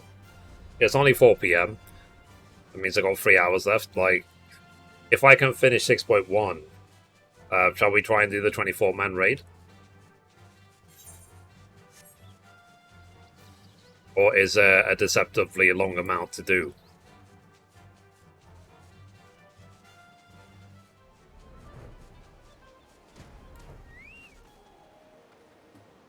Okay, let me carry on 6.1.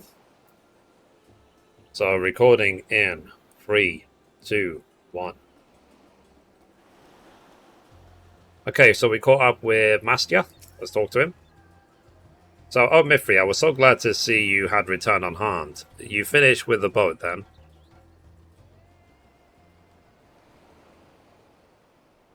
Anything the village desperately needs? Well, I suppose Kalzal's loss hit us the hardest. I've been trying to find buyers for my fish, but although I sell a few here and there, they're so much more difficult than it was before. Everyone's still struggling to rebuild their lives. For now, we've just been banding together as best we can. Okay. Let's speak with the locals. But not... Oh wow, they're actually in the other town. Okay.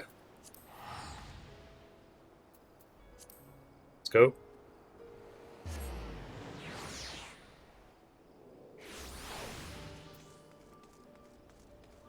Okay, let's talk to this junkmonger.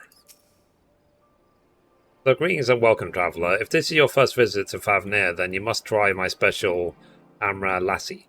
Its refreshing zest cannot be beat. What could be such a wonder cost, you wonder? Normally I part with 3 bottles for the generous price of 19,800 gil, but for you I'm willing to go as low as 10,000. You'd be practically stealing from me. I am not Estinian. Estinian? Whose is... you're the one who was with that spear-toting fellow. Well, you can hardly blame a man for trying. The world may no longer be on fire, but we are still shifting through the ashes, so to speak. Sister, spare me. We might as well have that ugly tower back for the scant few travelers we see these days. I myself barely have the coin to buy at local prices. I tell you, if I didn't charge the odd adventurer a small fortune for afternoon tea, I'd be scavenging for scraps in the street. Fair enough. Okay, where's the next one? Right over there. Let's go. Okay, stop recording. Part 3. Yeah, the painkillers are definitely helping.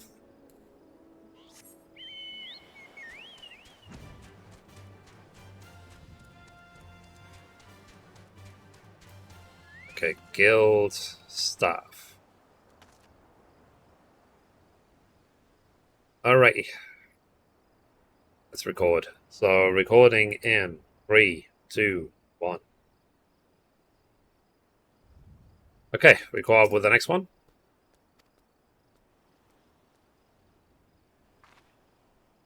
So, how fares the port? Well, it's in shambles, isn't it?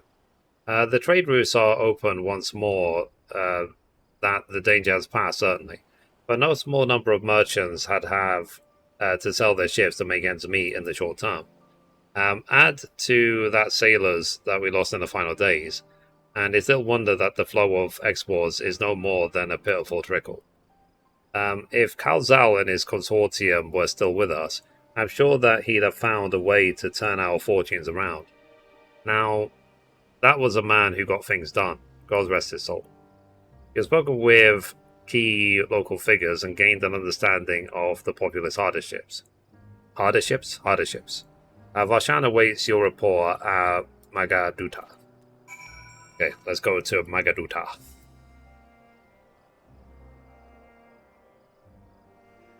Okay, stop recording. Part 4.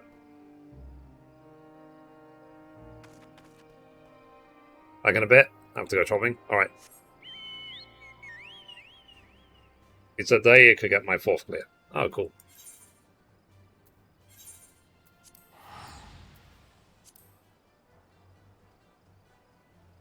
These days I've, long time ago actually I stopped caring about, like, capping items or getting, what they're called, currencies or anything like that. I just don't care. There's always more. They'll always release more.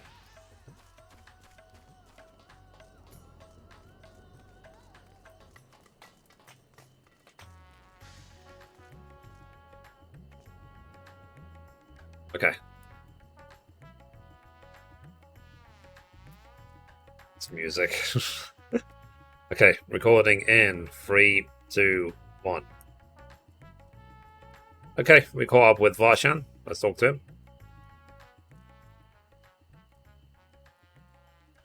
So, my advisor's return. I've just made it back myself. Why do you retain this vessel now that your true form is known? You could have flown across the island in a fraction of the time. Be that as it may, the sight of a massive creature descending from the sky can be startling to say the least. There are few places I can enter comfortably without risk of flattening some car or store. Fair enough. As for my inquiries, the people of Palakistan were unanimous in their reply. They are surviving. Resources were stretched to the limit when refugees were pouring in, but they persevered with some assistance from Edomad. From what I understand, they have always been an independent community, hunters and foragers and the like, and I was assured that the jungle provides for their needs, for the most part. Pakistan has weathered the disaster better than most, it seems. I myself heard good news and bad news. The quarrymen were cautiously optimistic, having just sold a full wagon of giant skull to a foreign trader. But such visitors are few and far between compared to our best years. The weight of stone leaving Favnir has been light indeed. Our nation is small and isolated, its prosperity dependent on a steady stream of exports. You must identify any obstacles to the flow of trade, so we may begin working to remove them.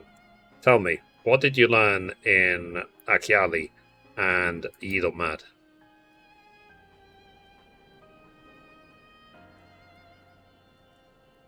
I see. Without a dedicated buyer, the average fisherman must struggle to offload his daily catch.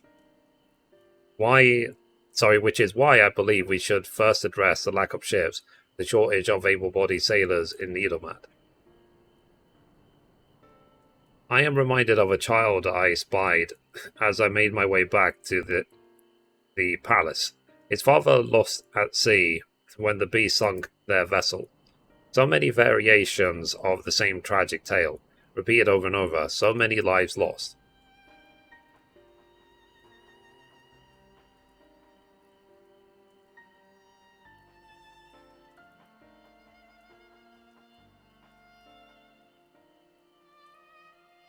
Enough grief to drown in if we let ourselves be overcome. But we will not. Mithrie is Tinian. I will consider the perceptives you brought me and devise a plan to help my people confront this adversity. Come, I would like you to be in attendance when I announce the proposal to my assembled functionaries.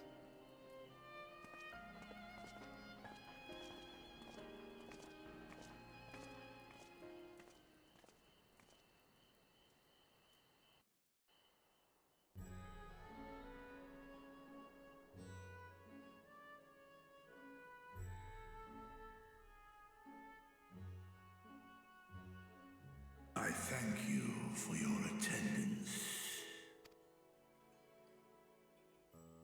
The riches the Radiant Host have retrieved were hoarded in Al-Zadar's name. A fortune I set aside for a future day of need. And lo, that day hath come. May it aid our wounded city in reclaiming its vibrancy and vigor. In better times, I would leave such a task to our capable Ahawan. God's rest his soul. Finding myself bereft of his counsel in the here and now, I will assume the responsibilities of mine office directly. Firstly, the treasure shall be sold for more convenient currency. Thence, invested into the trading port of Yedlamad. Our merchants must have their operations restored, their ships rebuilt. Commerce must flow once more. None were spared the tragedy of the final days. Of this, I am well aware. But an absence was created by the loss of Karazal's consortium. And by filling it, we provide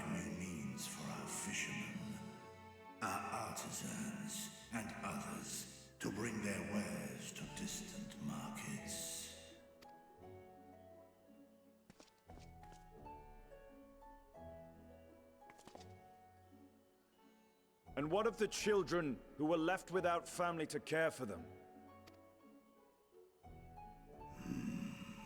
That is a concern which weigheth heavily upon my mind. A simple gift of coin will soon be exhausted, leaving these young souls adrift on the fringes of our society. Nay, a proper solution is needed, one which doth guarantee their welfare for years to come. Thou hast surely seen how other nations rise to meet this challenge, adventurer. What dost thou deem the wisest course?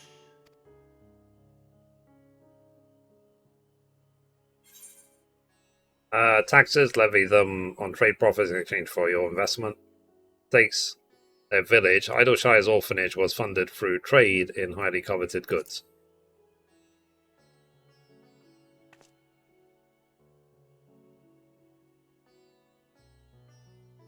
Of course, we can draw on trading profits to build a new institution. Let us put this idea into practice. A contract shall be written, requiring all who receive of Al-Zadal's treasure to commit a portion of their future earnings towards the running of an orphanage. Now, such an influential policy is deserving of a worthy name.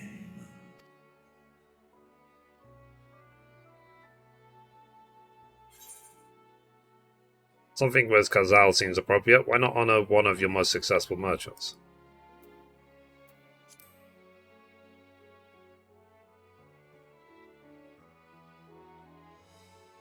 A successful merchant?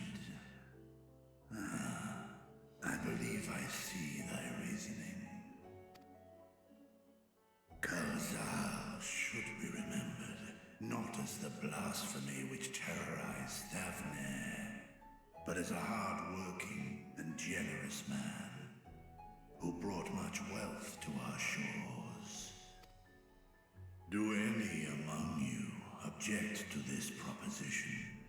Many here lost loved ones to the beasts. In that time of strife, any one of us could have broken. Any one of us may have been taken by despair. When I think of Kalzal, I feel no hatred. Only a stinging regret that we could not save him as well. Isn't that right, men? Yar. This bodes well for that boy. Mirad, was it? Perhaps he can cut ties with that shady peddler. Then let it be done. Henceforth, this initiative shall be known as the Kalzal Foundation.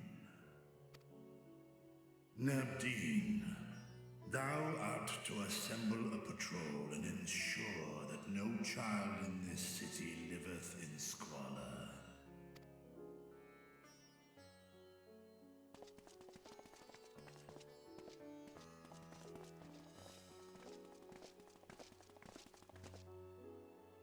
Clerks, see to the management of our funds and make haste. Our citizens must not suffer a day more than is necessary.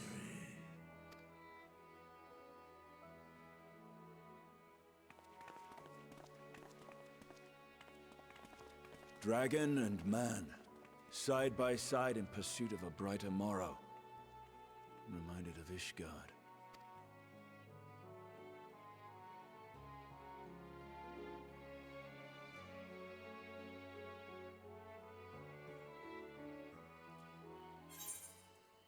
Oh, that's complete.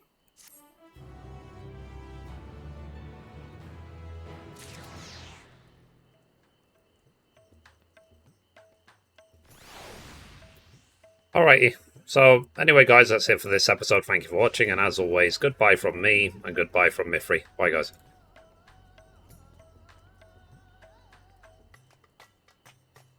I didn't want to do another quest, just, you know, because I feel like doing too many quests in one video would just become painful to watch.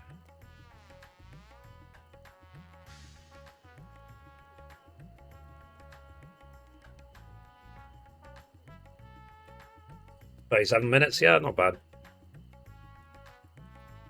Okay, the next quest is called Bridging the Rift.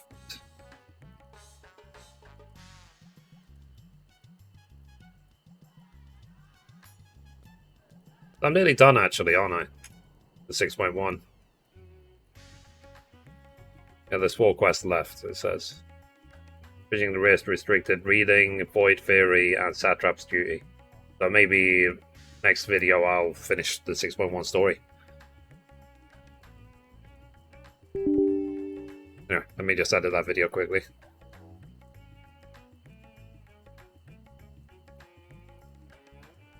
Almost. Yeah. 4 quests left. Like maybe if there is, as long as the quests I've been doing, then maybe one more video and I'm done.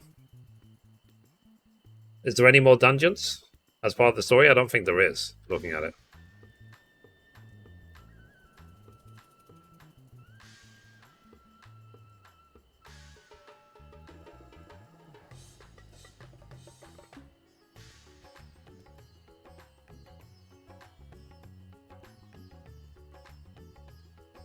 But yeah, thankfully I feel better. If I ever have like a splitting headache, chat, remind me that I've actually got painkillers literally sitting in front of me.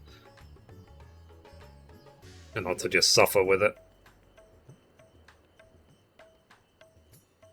Unless I already took them, but I'll tell you on the day. But for now I feel much better. It would be good to finally catch up with the story after all these months, right?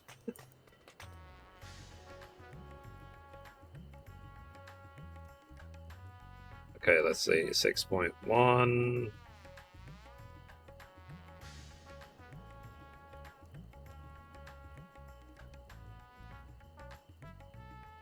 So 1,646. 43. A brother's grief.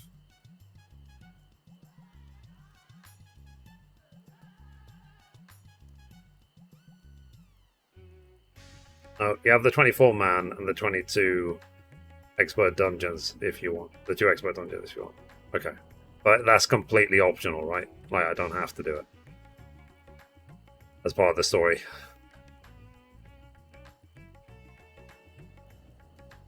Reminds me, actually, let me load up the duty thing. Let's see what is needed for the expert roulette.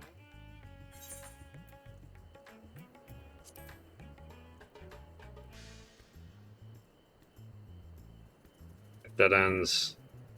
Akal's legacy. So what are these 2 dungeons then? For expert roulette.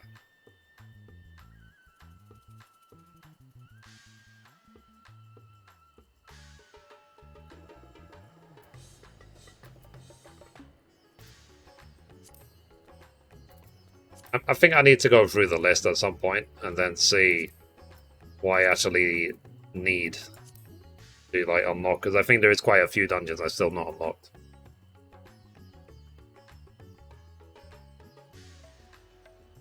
I think that is encoded. See if it's encoded properly. Yeah, it seems to be. Okay, let me close that. Close that. Delete that. One at the moon. Okay.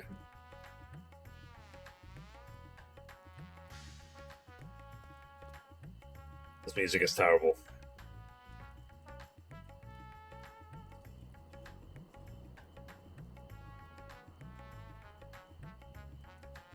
The quest for the dungeon should be an old chapter. Okay. Let me get up and stretch and then let's finish off the 6.1 story.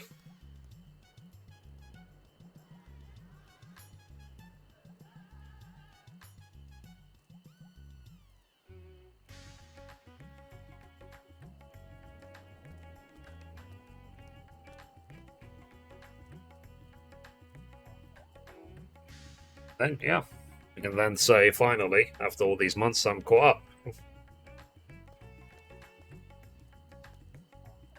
The other near the Omega village in Ultima Full. Okay. I guess we'll look for them after this. Let me finish the story first. Okay. Recording in 3, 2, 1.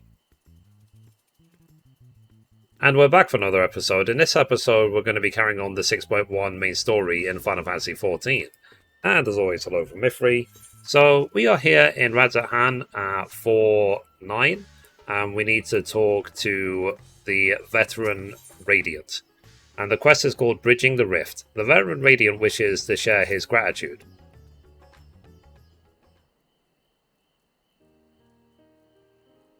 Thank you for putting forth Kazal's name.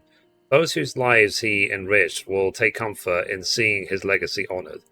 You will forgive me for not speaking sooner, but I bear a message from Archon Y'shtola. She asks that you meet her at the High Crucible at your earliest convenience. Understood, thank you.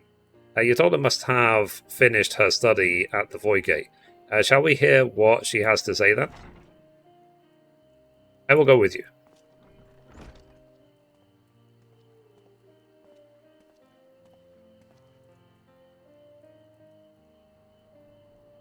I thought the satrap would be too busy setting up the foundation.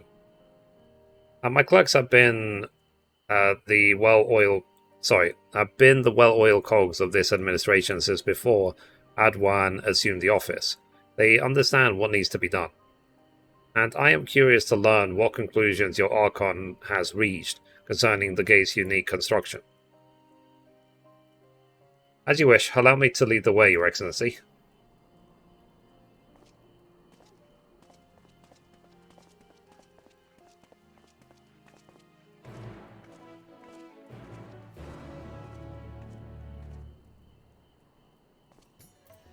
Alright, so let's go to the High Crucible. Yeah, I still haven't done Alphascape in from Stormblood. I think I did everything in Heavensward.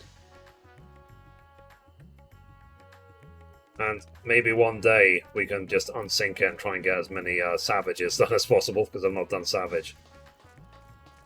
I think I did like 2 Savages, but it was just not worth it.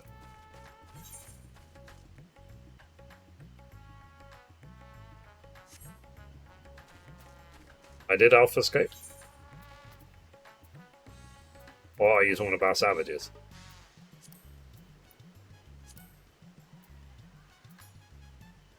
Yeah, you see, Alphascape is not there. I didn't do Alphascape. I did all these. So I did it until the monastery. I think I did all of the Heavensward ones. I did all the Realm Reborn ones. But yeah, Alphascape I need to do. And I still need to do the 3rd raid for Shadowbringers.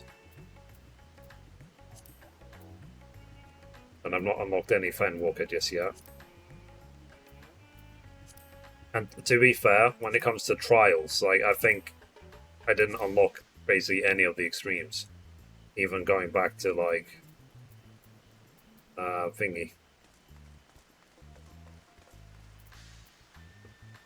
Like Stormblood, or did I?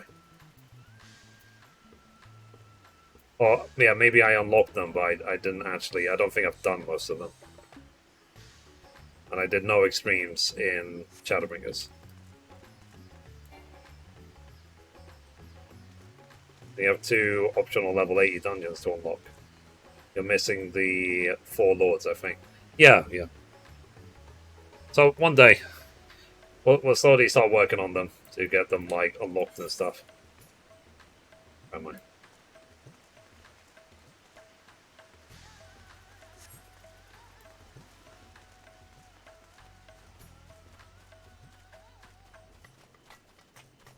I think I'll have more motivation to do them once I start uploading everything to my YouTube, to my website.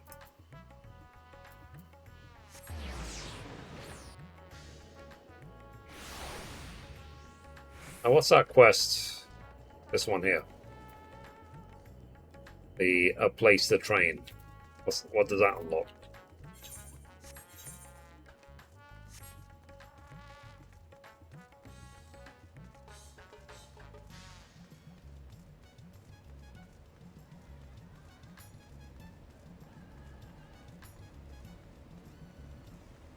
DPS training's on? Okay.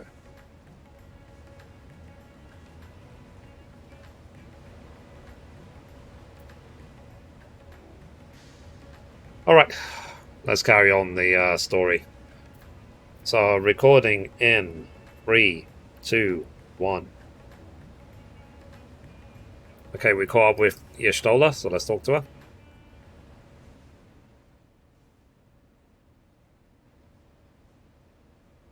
Right, here we all are. You discovered something new. I took a closer look at that device. I was able to determine how it keeps the Void Gate sealed, but not how it might instead be employed to expand the opening. For that, I would need to reference the technique developed by Vritra's alchemists, no records of which appear to have survived the intervening years. We know this, so why have you sent for us? Have you learned aught of value or not? Patience, good sir. One must introduce the subject before launching into specifics. From what we understand, travel between worlds is accomplished by passing through the nebulous rift which exists between them. Picture, if you will, the moment you were called to the first.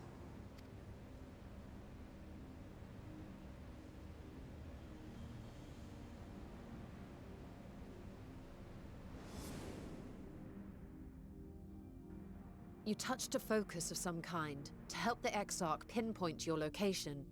His summoning spell then channeled the energies of the Crystal Tower to begin your journey to his world.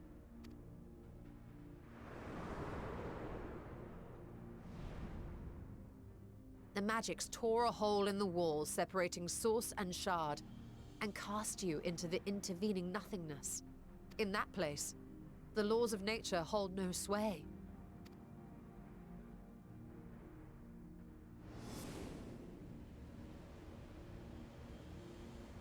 Yet even through this realm of temporal and spatial instability, you were borne safely to your destination in the first.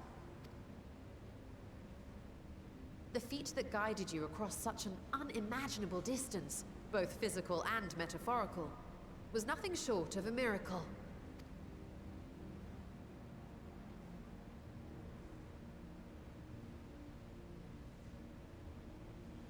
Then what of the many voids sent found in the source? Who guides them here, and how? An excellent question. Though there are several methods by which the Void's denizens might intrude upon our world, the rituals of summoning are the most typical. For example, let us consider the Gargoyle, a creature of middling power.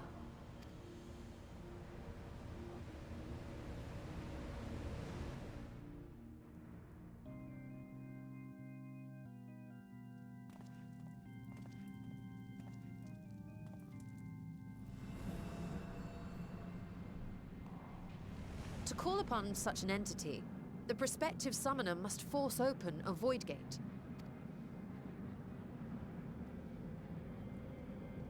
The portal lasts but a moment and is relatively small, allowing only an imp or other lesser being to squeeze through with their physical body intact.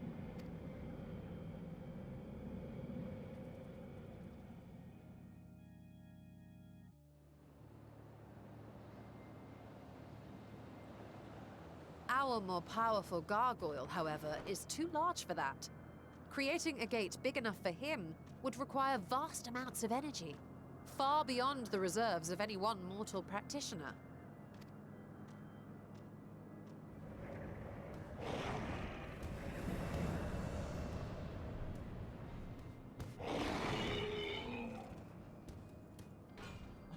Instead, 'tis far more common to bring over only the entity's soul. We had a taste of that ourselves when a certain exarch dragged us to the first.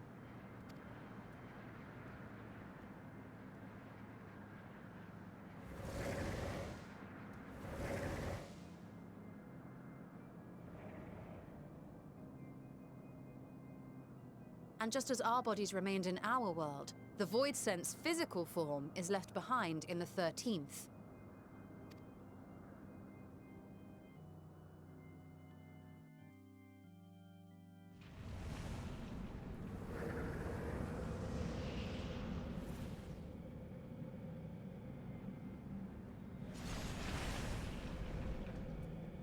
Once at its destination, the summoned soul is granted a temporary shell to inhabit. In the gargoyle's case, a stone effigy has proven a suitable vessel.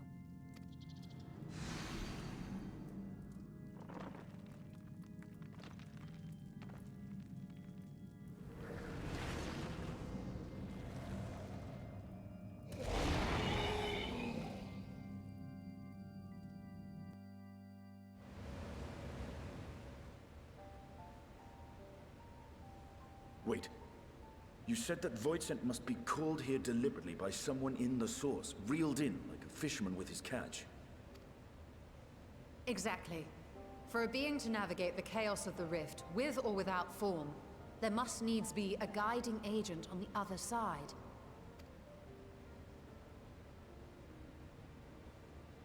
When the hordes poured forth from Alag's Great Gate, it was the technologists who drew them through. Though to my knowledge, planar fissures are in essence natural passages between our world and the void, which require no such guidance to traverse. Why is only the boundary between the source and the 13th so fragile? So much so that it often tears open of its own accord. I believe solving that mystery is key to understanding travel between the source and its reflections.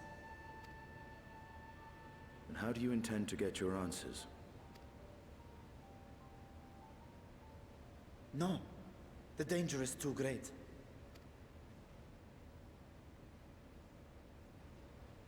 Perhaps. But what some call danger, others think of as adventure.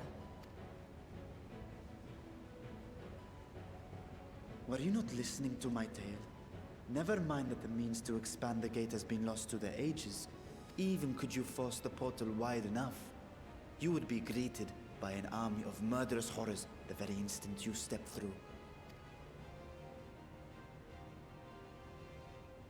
I assure you I was most attentive, and I agree that to go alone would be certain death. But if I were to bring along one who has already braved the 13th, and humbled the Cloud of Darkness, well, I imagine my chances would be much improved.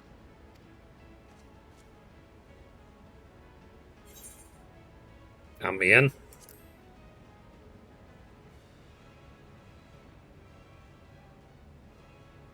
I had a feeling you might say that.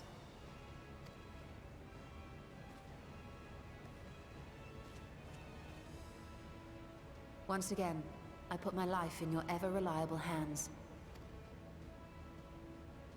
That said, as much as I would like to march straight back to the Void Gate, there is the small matter of being unable to open it without the Satrap's personal authority. Yeah. Cough, hint, wink. As I've said before, I will grant you and yours any boon you choose to name, provided it does not endanger my people. You have my word that we will take every precaution. Not a single Void Scent will be allowed to threaten Radzatan, assuming we manage to expand the portal in the first place. You have a plan.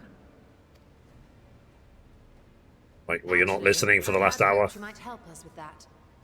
I presume the alchemists you retained supplied you with some explanation of their methodology.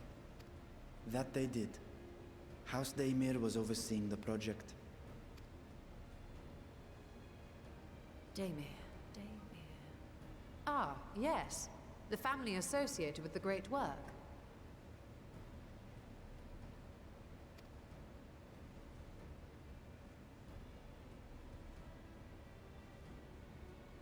I did not fully comprehend the theory, but their research began with a void scent which had slipped through the fissure. After a thorough examination, they created an arcane simulacrum possessed of similar qualities. A man-made void scent, if you will. It was apparently indispensable in their efforts to enlarge the gate. A man-made void sent.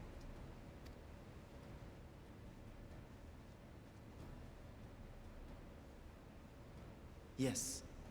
Being great admirers of the Archons, House Daymir submitted detailed notes to Charlene's official committee.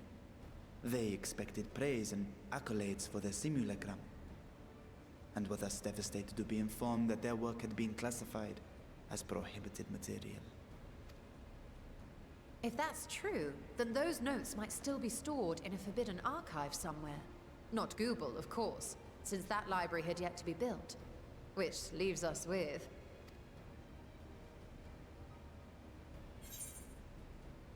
with the restricted section of Nom Nom.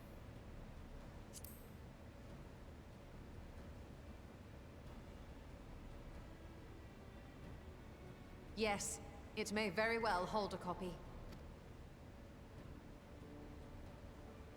In which case, I say we head directly to Charleon.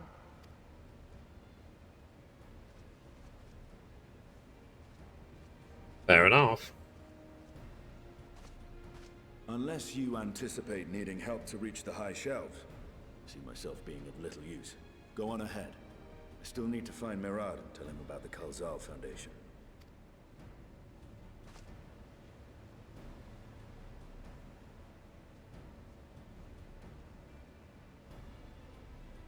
Let us be on our way as well.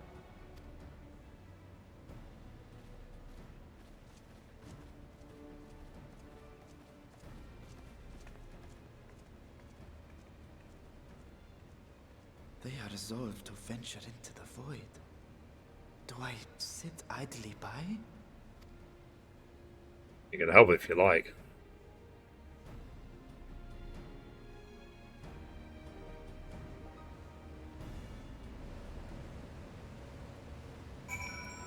Cool. Speak with Y'shtola at Charleon. Alright, let's catch up with her.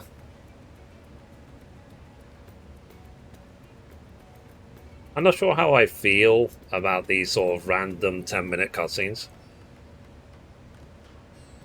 Like, does anyone else have thoughts about them?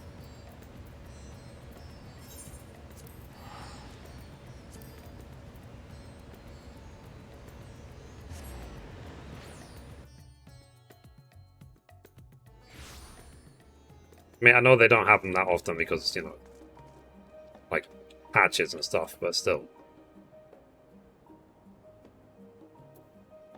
Okay, let's talk to Y'shtola. Okay, recording in 3, 2, 1.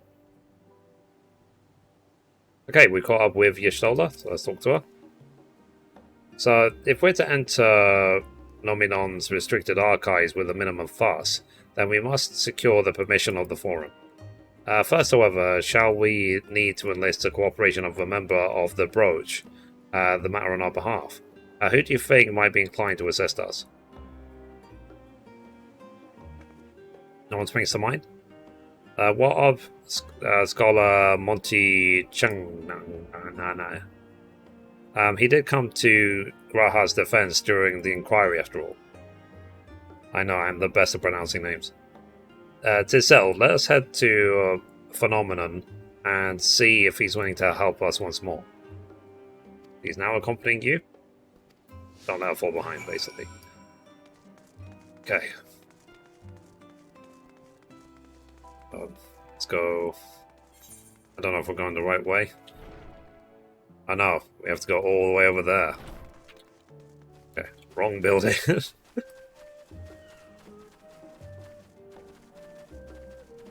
I wonder if, like, if she can actually take Aetherites or Aethernet. Let's see. Let's see if we can take the Aethernet here. Okay, she can. Good. Discuss the studium. So, I apprenticed to Master Matoya at the age of 7 and laboured under her tutelage for a full decade. I never had the chance to attend the studium. Neither did Fancred, as I recall. Soon after Master Louis Soir took him in off the streets, he was put in the care of another Archon. His was a rigorous and practical education in the arts of espionage and survival. I sometimes wonder what my life might have been like had I pursued studies here instead. See you at the last stand after a day of lectures.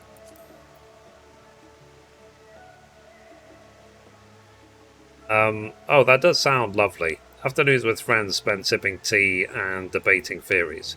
Still, I wouldn't give up my time with Master Matoya for the world. The dank cave I studied in was about as far from the bright, airy halls of the academia as one could get, but it was a wondrous magical childhood nonetheless. Cool. Alright, let's go. It seems like he's in...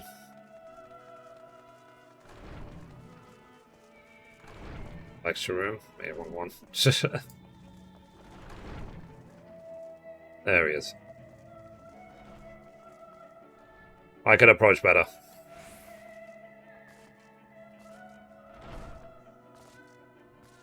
I'm late for class. But at least I'm here.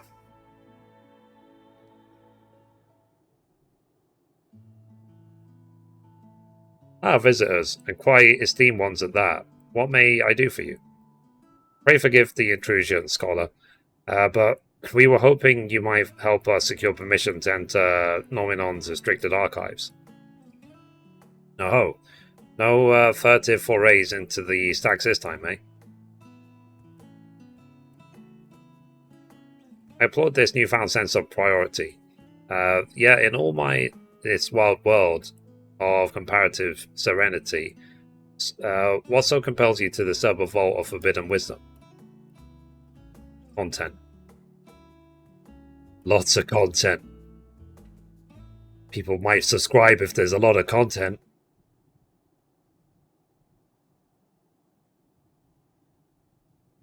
Fascinating. I had no idea such a technique existed. I would have been surprised if you had. If my assumption is correct, the research left behind by House Daemir has lain dormant in Charlia's archives for many centuries. And if you unearth this research, what then? Surely you don't intend to cross over into the void. That is in fact precisely what we intend. To what end, pray tell? To develop a method of traversing the rift, for one, that I might keep my word to a distant friend.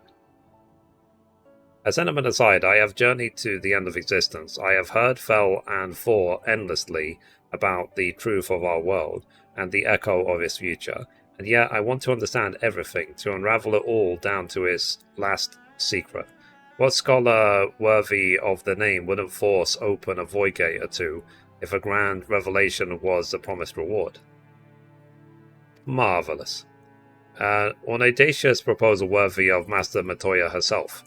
And after hearing the whys and the whereofs, I, for one, do not believe you would use our knowledge for ill. I see no reason not to present your request to the foreign's consideration.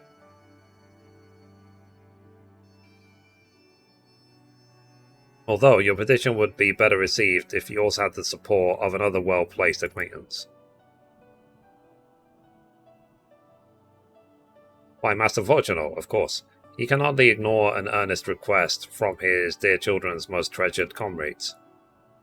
I was hesitant to approach him directly, but there is no denying that having Master Fortuno on our side would tip the balance in our favour.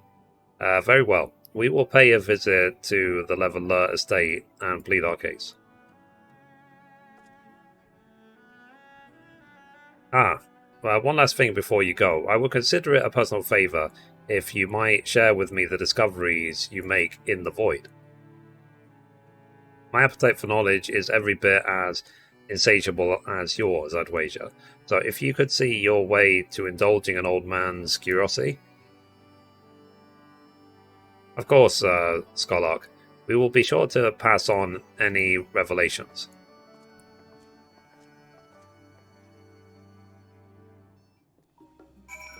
Okay. While Y'shtola is still accompanying us, let's head now to the Leveler estate. Let's sprint Aruni. But thankfully we know that she can go through the Aethernet crystals, so we can just take an Aethernet straight there. So there's an Aethernet shard right here. So let's go here. Leveler estate.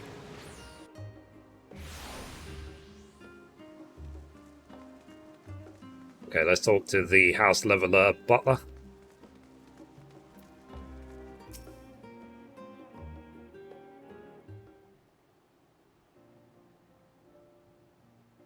Ah, Mistress Mithrie, Mistress Y'shtola. How may I be of service? We've come to speak with Master Fortunal. Is he home by any chance? Yes, the Master is in his residence. I shall inform him that he has guests.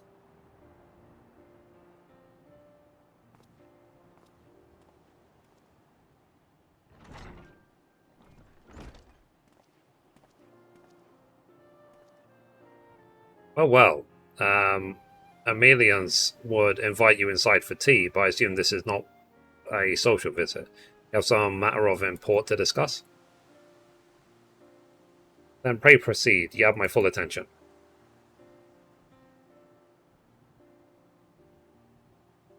You want to read books, innit?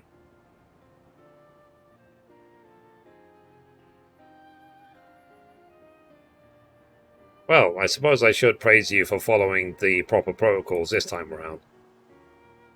Skolog Monty Chenang expressed much of the same sentiment. I assure you that we'll not attempt to circumvent the Forum's authority again, unless it is absolutely necessary, of course. You do understand that the restricted archives are restricted for good reason, yes? If no pressing needs exist, then why risk the consequences of employing this forbidden knowledge? For a brother who misses his sister, he was his guardian and his friend, a selfless hero who crossed the rift between worlds to save her homeland from horror and suffering. But the brother has given up on force of reunion. He spends his efforts elsewhere, watching over a people, yet healing from the flames of the final days, loyal to his duty while betraying the longing in his heart. Are they talking about Thancred and Rin? It's no vital mission, perhaps, reuniting these siblings, but it feels a worthy cause to pursue all the same. As one who feared losing his own loved ones and spent years in research to prevent it, surely you appreciate how painful such a separation must be.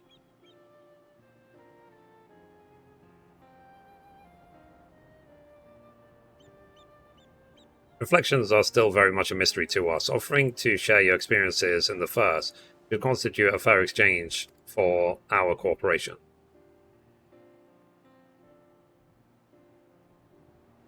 Do not celebrate just yet. The Forum must still be convinced.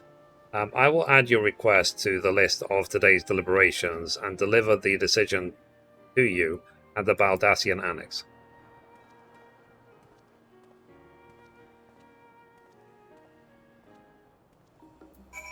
Cool. Alright. So now we have to go back to the Annex. Again, we should be able to use an Aethernet shard to get straight there. Let's go.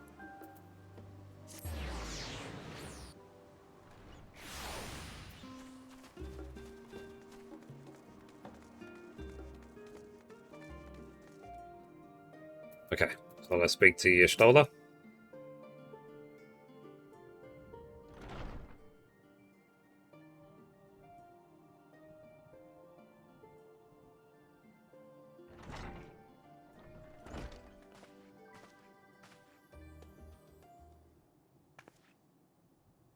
So, what did the Forum decide?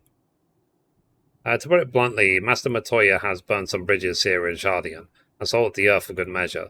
When it became clear that her student was the petitioner in question, well, no few members voiced discontent. Then the chamber was reminded, in no uncertain terms, I might add, of the incredible debt we owe to you and your companions. So the answer is no, you can't read the books.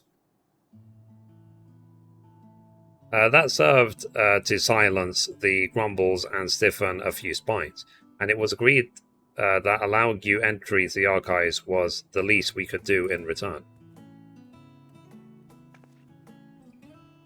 That is wonderful news. Thank you both for speaking on our behalf. Very well. As I am sure you're aware, this permission was not extended lightly. Forbidden knowledge is to be treated with the utmost caution, and there will be repercussions if it is not. I wish you well in your endeavour, and bid you good day.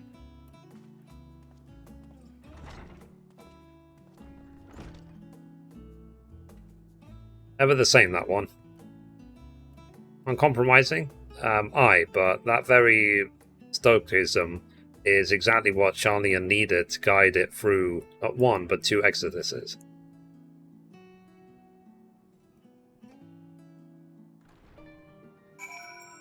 Cool. Alright, let's talk to Y'shtola. So that went rather well, I think. As a child, I dreamed up any number of schemes of getting my hands on those forbidden tomes. Now I can simply walk in through the door. Our focus will be on finding House Dome's research notes, of course. But the thought of so much knowledge at my disposal has me feeling a little giddy. Cool. The next quest is called Restricted Reading. So Monty Shannon is waiting to offer you further instructions. You'll be headed directly to the archives from here, I presume. You presume correctly. Sorry, I'm losing my voice. Then you'll want to speak with the index page when you arrive. It's been instructed to grant you access to the restricted section. Excellent. Once again, we thank you for all your help. It was my pleasure, believe me. May you find the knowledge you seek. Shall we? So Y'shtola is accompanying you again? Okay, so now we need to take Y'shtola to the library.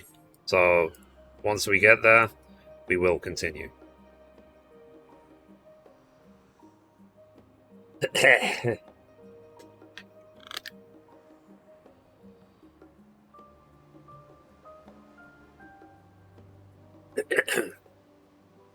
Too much reading.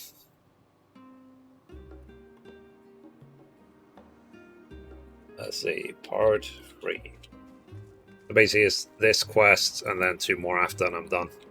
Restricted reading. See how long we recorded for.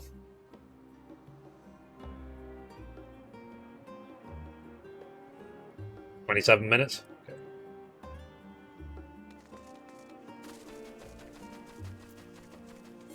I guess laying the groundwork for the next story.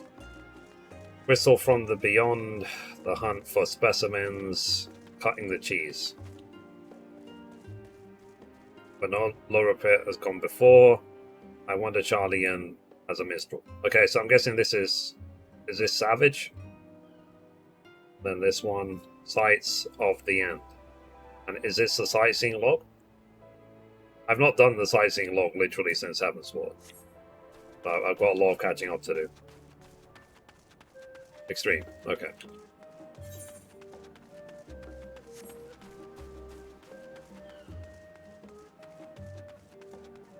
Eventually I'll do the sightseeing log, I'll catch up. Like all the ones I missed. Well, let me quickly check.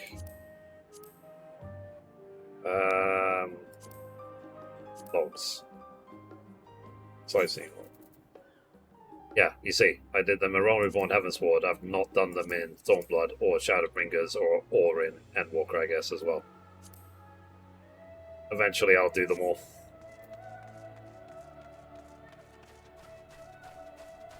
Whoops.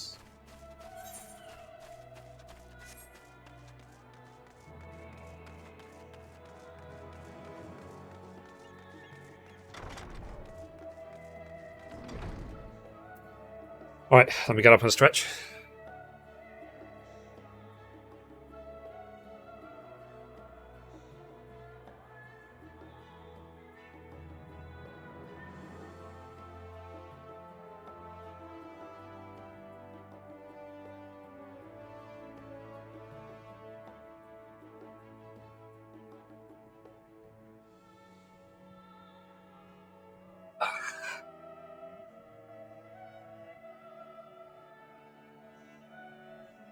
Okay, back. Alright, let's carry on recording. So, recording in 3, 2, 1. Okay, so we got to the library. Up to Y'shtola. So, to think that the set of instructions I laughingly imagine may actually exist, but yards away from where you found me napping. If I had known of Azadal III's exploits earlier, I could well have been saved myself days of research. Even a children's book might have pointed me in the right direction. To achieve the impossible, one must needs be flexible of mind and look beyond conventional wisdom. A lesson I had already learned, but clearly not taken to heart. Okay, so the index page is over there. I guess, is this the forbidden section?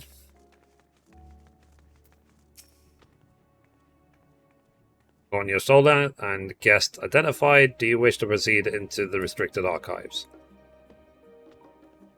Follow me if you would, watch your step, and please know that the use of naked flames is discouraged. What about closed, like, frames? Is that okay?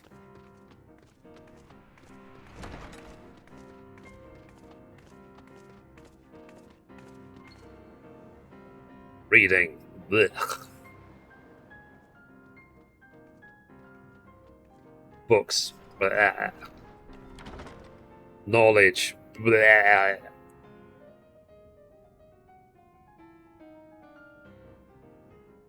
If House Damia's notes are to be found anywhere, it will be here. Let us begin.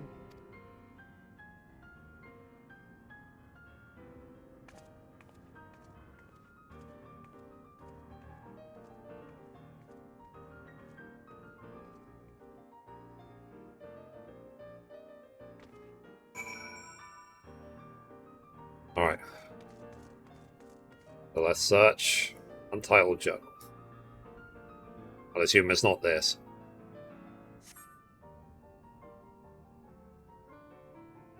Today, in a world of my own, I met the most beautiful void-burn creature. She was so unlike her ravenous brethren, eyes blazing with her hunger, but trembling like a candle's flame threatening to flicker out any moment. I wonder if she is even a proper word. Such distinctions seem inconsequential, insignificant even. All that matters is the love I feel for this exquisite, transcendent being. Though you attempted to read more, this does not seem like the volume you are seeking. Okay, let's go to the most, like, leather-bound log. A weighty tome. Let's see what this leather-bound log is about.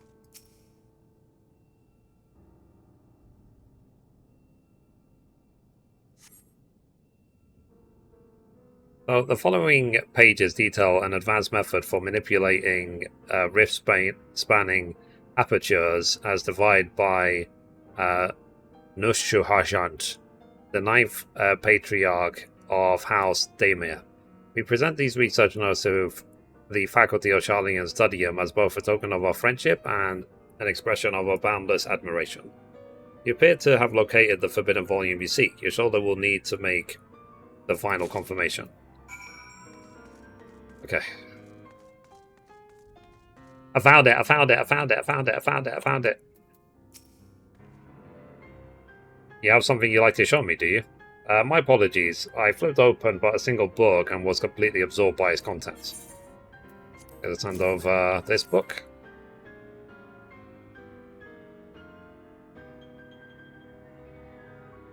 Well done, Mithrie. I think you have found our prize.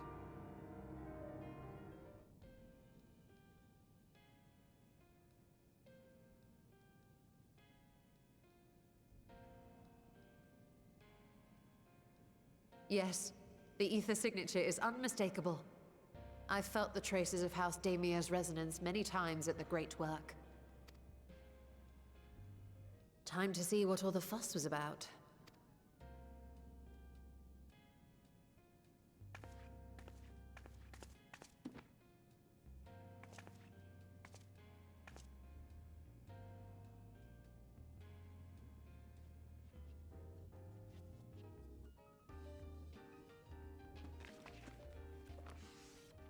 Is there a chair?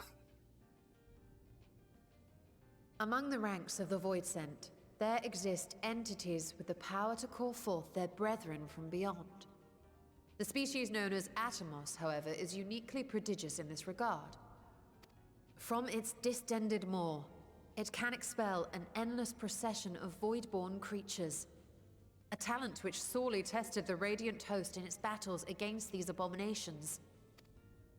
Yep, you already took them on. Surmising that the entity itself was acting as a void gate, we endeavored to capture a small specimen and subsequently examine its physiological structure. Our findings revealed that the Atomos had absorbed a planar fissure into its own flesh, which it could expand at will into a functioning gate.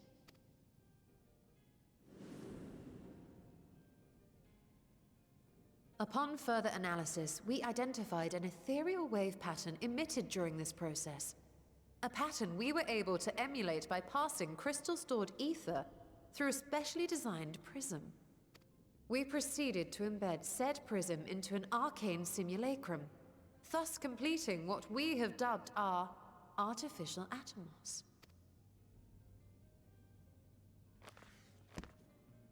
Cool.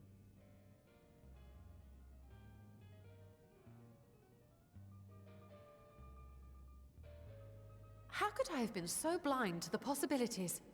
This species, not to mention its ability to summon Void Scent, has been discussed among academics for years now. Just before the advent of the 7th Umbral Calamity, we received reports of Atomos sightings from every corner of Eorzea. Surely you've at least heard the tales.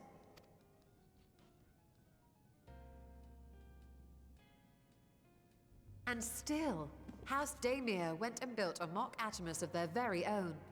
I'm not surprised the Archons consigned their work to a restricted archive. It was no easy task, but at last we've unearthed the volume we've been searching for.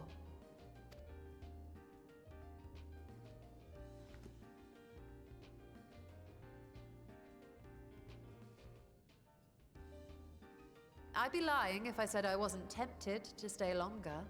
See what other forbidden titles might be lurking on these shelves? Ah, but that would be abusing the very special privilege we've been granted now, wouldn't it? Better not.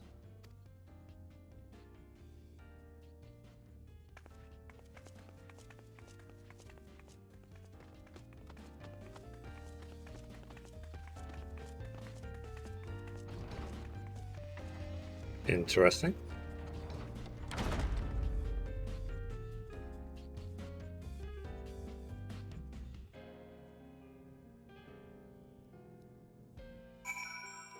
Add it to my archive. Okay, let's talk to Ishtola. So, as much as I would love to start crafting the Atomos, I'm afraid that this is far outside my field of expertise. Fortunately, no Hanish alchemist who would be delighted to involve herself in our House Daemir project. The business here is concluded for the moment. Please pass on our regards to the forum. Your message will be conveyed. Should you wish to indulge in more forbidden literature, I will be here. Patron mode disabled. Security mode engaged. If anyone could help us, Nidhana can. I say we return to Favnir and look for her at the Great Work. Okay, can we teleport straight to her? We can. Let's go.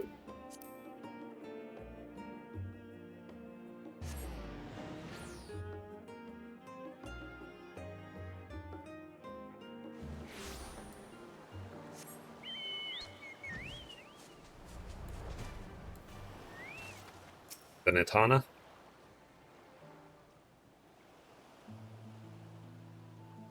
Your Tola tells me that you are pursuing a most fascinating study and that you want me to be a part of it.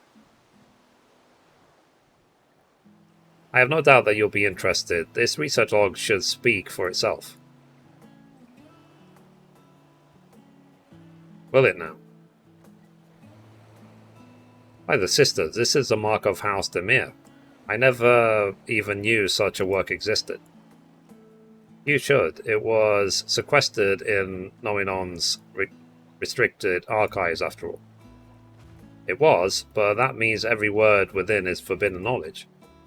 A forbidden tome filled with forbidden research, and you put it right into my unsuspecting hand? I can hardly wait to read it.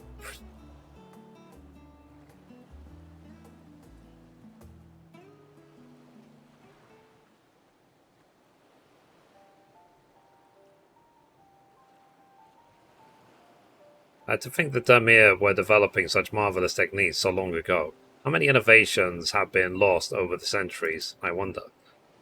Now that you've glanced over the notes, what say you to helping us build a new mock Atomus? I say yes, 1,000 times yes. Work on a Demir project that had even the redoubtable scholars of Charlian trembling in their sandals. No alchemist of the great word could resist. You're a woman after my own heart. I suppose I should ask, well, what do you mean to do with this big-mouthed Styliricrum once we built it?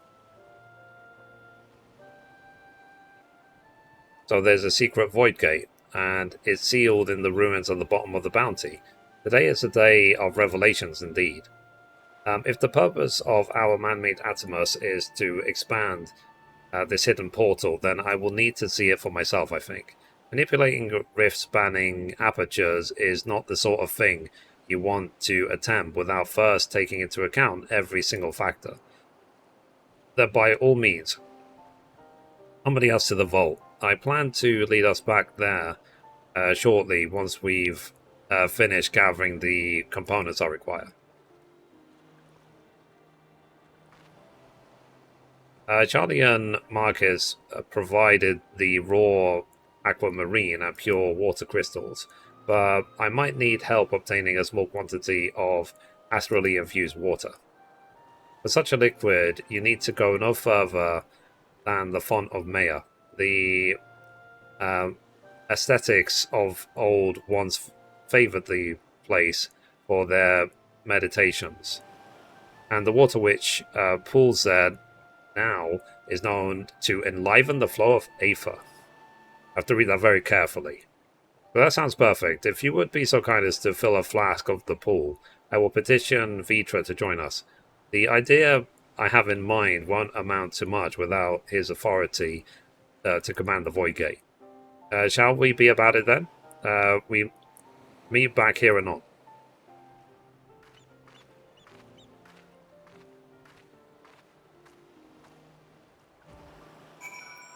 Okay. So, let's go. Stop recording. Part 4. I mean, I've done well so far to record all the story from 2.0 until now, right? It's a lot of videos. It's like, in total, in terms of story videos, there's like 350 of them, nearly 400 videos are just story videos, nothing more. Which suggests there's like 200-300 hours of story content in this game. From beginning to end. And that doesn't even include 1.0. That's from 2.0 onwards. And literally, while we were watching some of the cutscenes, I was literally designing, like, the code for the website in my head. Like, designing the layout of the tables of the database and stuff like that. Yep. Nerdus Maximus. Extremist.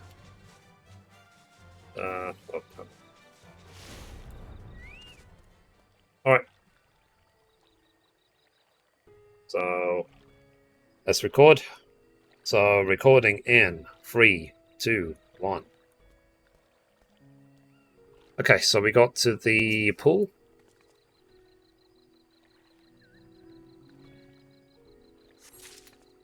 Okay, so we got the astral aspected water. Let's take it back to Y'shtola.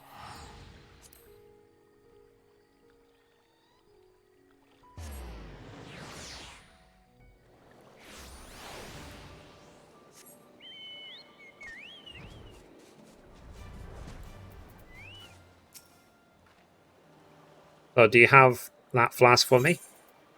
There you go.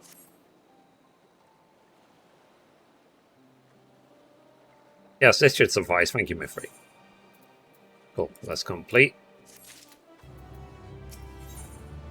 And the next quest is called Void Theory. Y'shtola is eager to depart for the vault. Look who I came across. Justinian seemed in need of diversion, and we, in turn, may need of his lands. Right then. Now that our little party is assembled, let us make our way to the ruins. Will we have need of Matsuya's boat again? Not this time. Once Y'shtola informed me of our destination, I arranged for a vessel to be made ready at Akyali, sorry. Your Excellency is ever gracious host, shall we?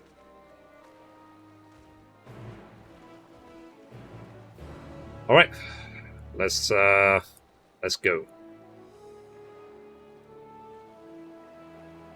Okay, stop recording. So this quest and one more quest, and I'm finally done with the story. Finally caught up after all these years. It's been decades. Void Theory.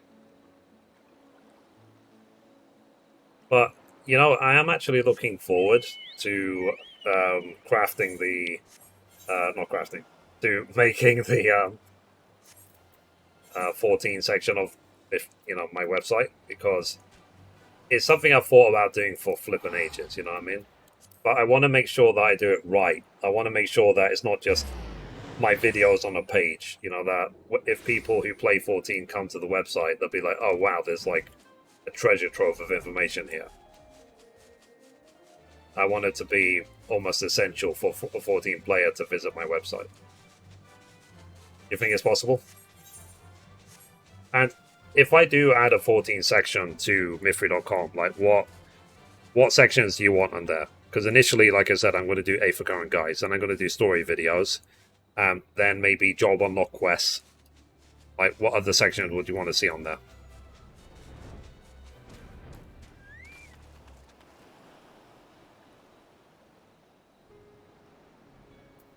Okay, in the meantime, takes time, but yeah. Like, hunt locations, sightseeing log locations. Anyway, let's record. So, recording in 3, 2, 1. Okay, so we caught up with them. So let's talk to the veteran Radiant. So the ship is yours to command. Oh, thanks. We set sail at once. Oh, this is so exciting. Azadal's legacy? To see the truth of a legend with my own eyes. All aboard for the treasure vault. And let's go.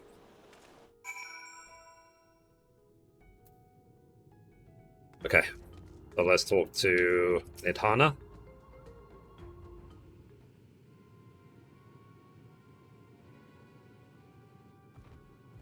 The ruins alone were impressive enough, but I never dreamed such a treasure lay hidden in the depths of the bounty. It may have been helpful to know this device existed, Your Excellency. My apologies.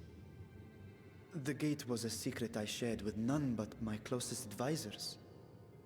I feared for what might happen should those with ill intentions learn of its existence.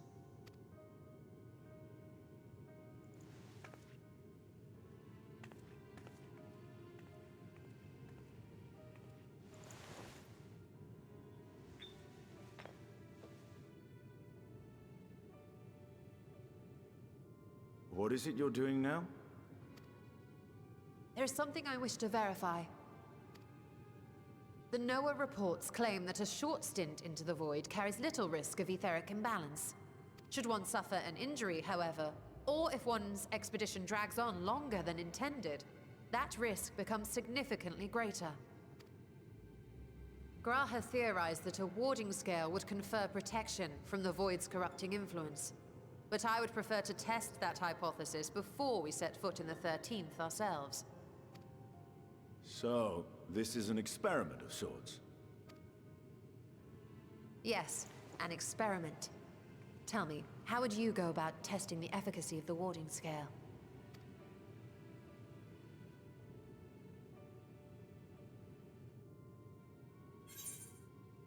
Might as well go myself. Say nothing and look meaningfully at Istinian. Maybe send a familiar?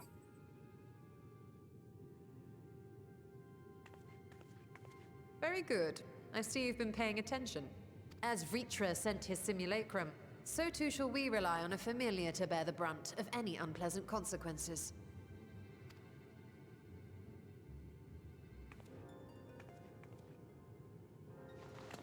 Now, a lowly imp can navigate a fissure, no matter how narrow. Which means an arcane entity of similar stature should be able to manage the same. I hadn't wanted it to come to this, but no other familiars will do, I'm afraid.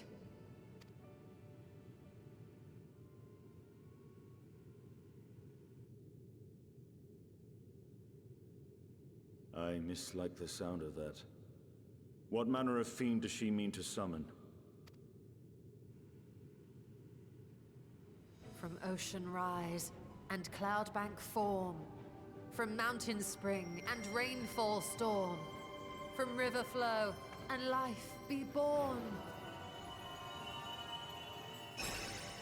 So,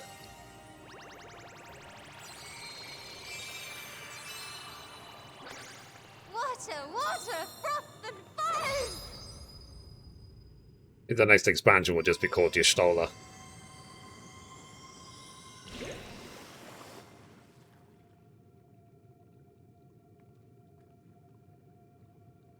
Ready your arms. I fear she's been possessed. Oh, come now. That was adorable. So,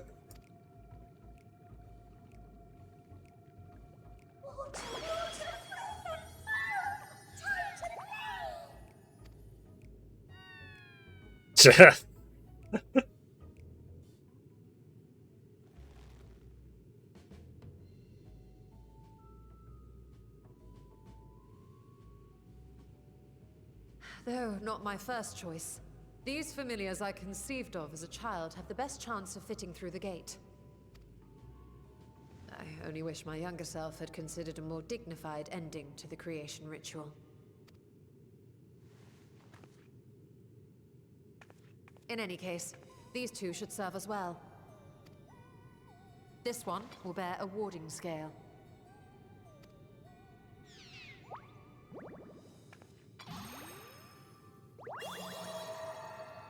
And when they return from the 13th, we can observe how the talisman, or absence thereof, has affected the progress of the Void's corruption.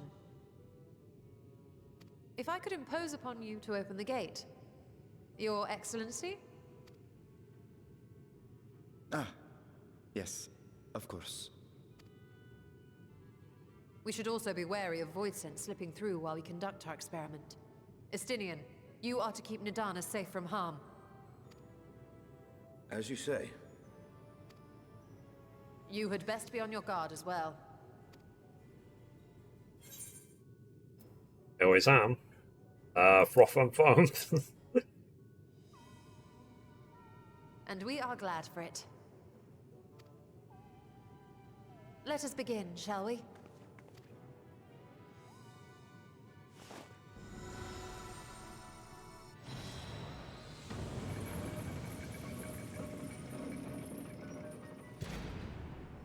Nixies, into the void.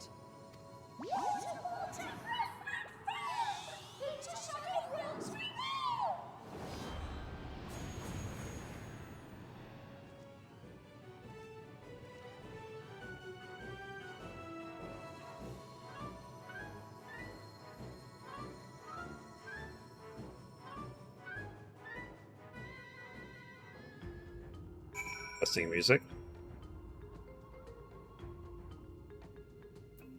Okay. Well, let's just stand guard, see if anything evil pops out.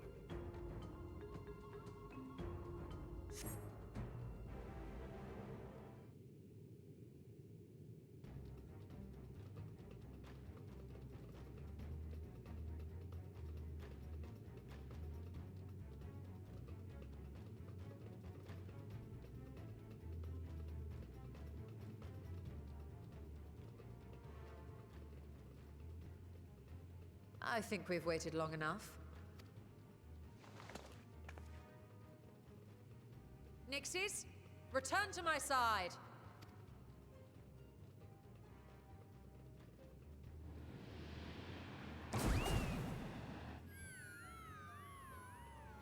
Oh.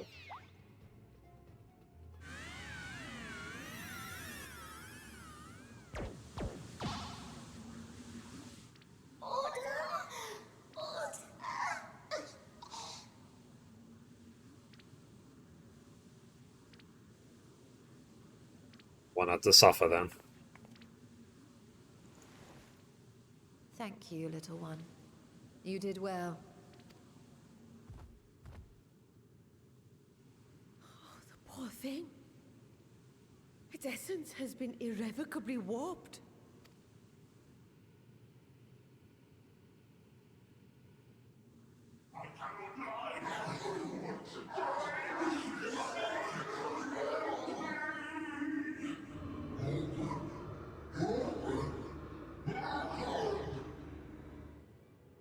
We're out of time. I must reseal the Void Gate.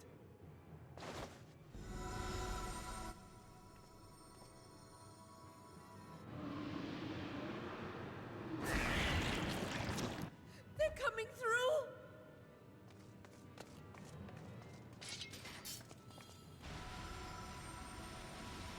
In the name of Alzadal III, I bar this door unto the void.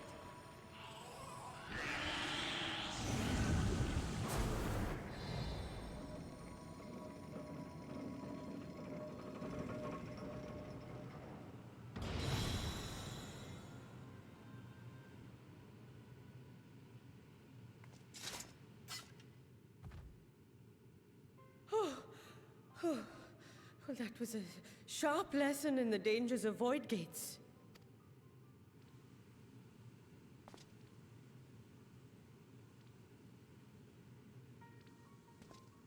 And what of our experiment?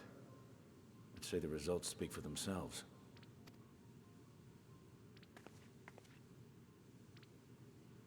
The unprotected Nixie has suffered extensive etheric corruption.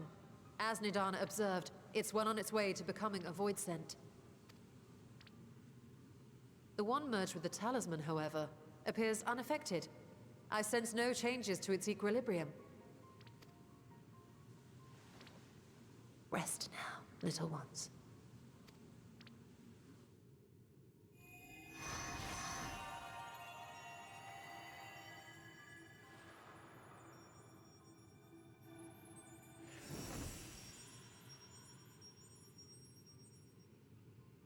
Graha's theory was correct then. So it would seem. But while our second familiar was untouched by void energies, the talisman itself shows signs of degradation. It was, of course, originally designed to shield the soul from primal tempering. It stands to reason that etheric corruption of a different sort would affect it differently.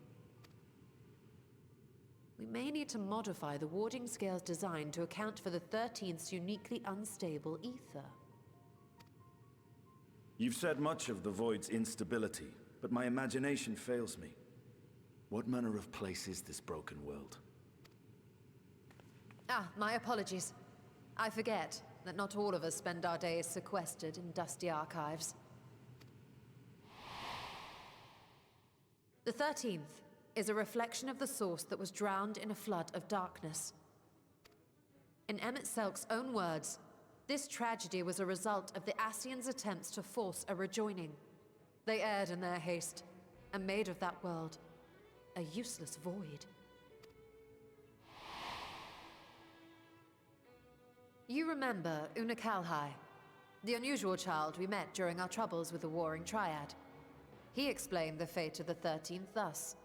The champions of that ill-fated world used a stone known as Auracite to contain the power of primals, but those self-same heroes were gradually corrupted by the Auracite's bleeding energies, transforming into fiends with an endless hunger for ether.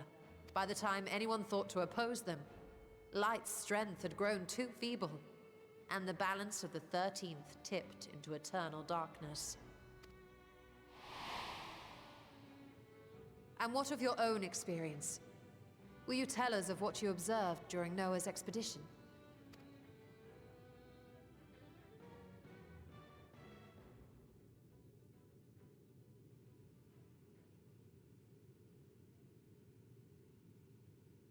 I can picture it now.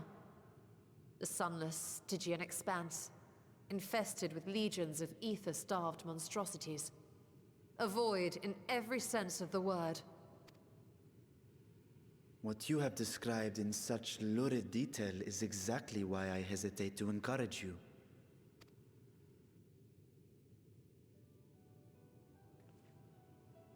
Worry not, great Vritra. Our journey into the 13th is but the first leg of a longer voyage. A voyage that shall lead us to other reflections, to new mysteries and discoveries. And I mean to be there every step of the way.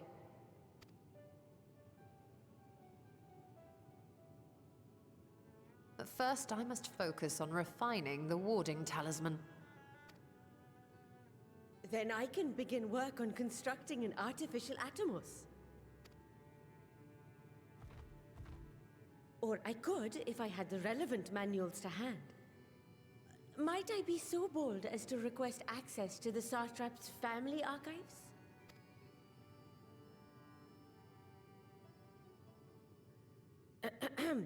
Your Excellency?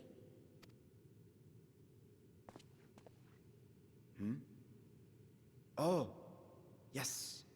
That can be arranged. I will speak to my officials upon our return.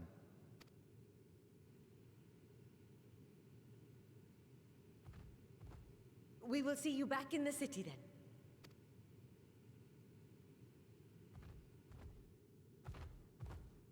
Know what he's thinking about.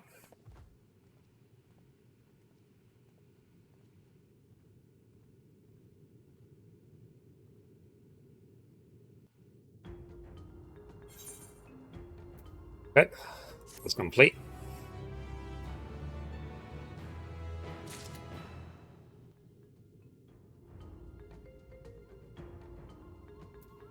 Okay, so our next quest is called A Satrap's Duty. Y'shtola ponders the next stage of your preparation to enter the void.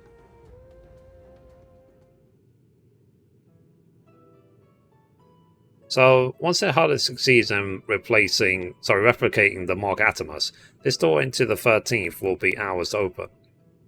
Will you be crossing the threshold alongside us? I realize that this is more my endeavor than yours. To be honest, I've no interest in visiting the void myself. Might we discuss this later? There is something I must do first.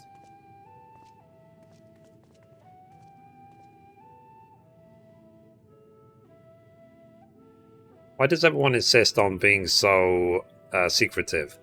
I at least had good reason for not wanting to explain my Nixie ritual.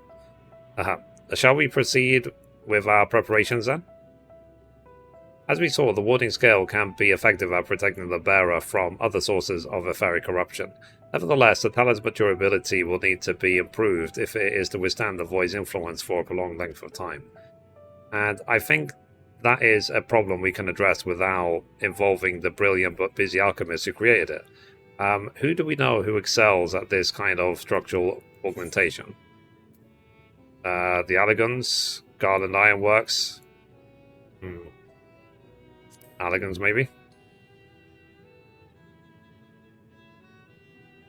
Perhaps they once did, but availing ourselves of Allegan insights tends to be an evolved process in of itself.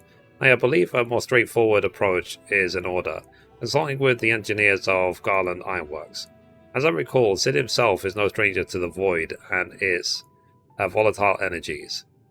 With his experienced hand at the helm, I have every confidence that the Ironworks can strengthen the warding scale. Come, let us visit their operation at Raga's Reach and commission their best and brightest.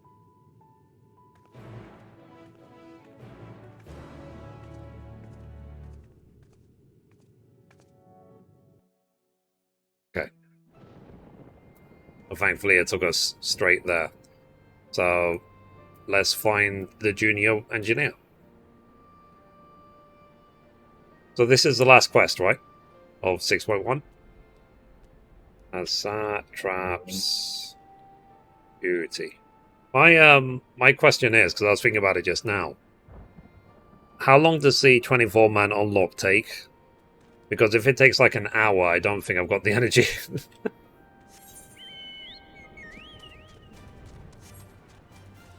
Welcome back, Mo.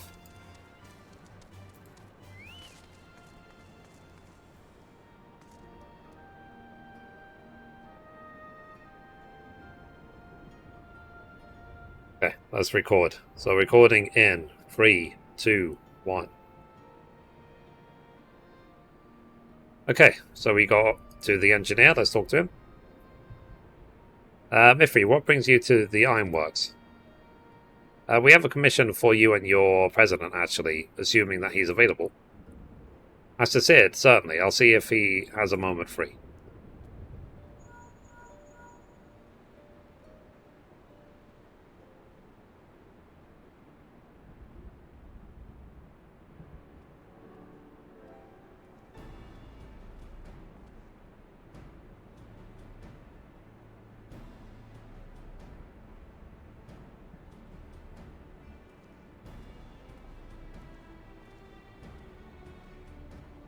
A pleasure as always. I hear you have a job for us?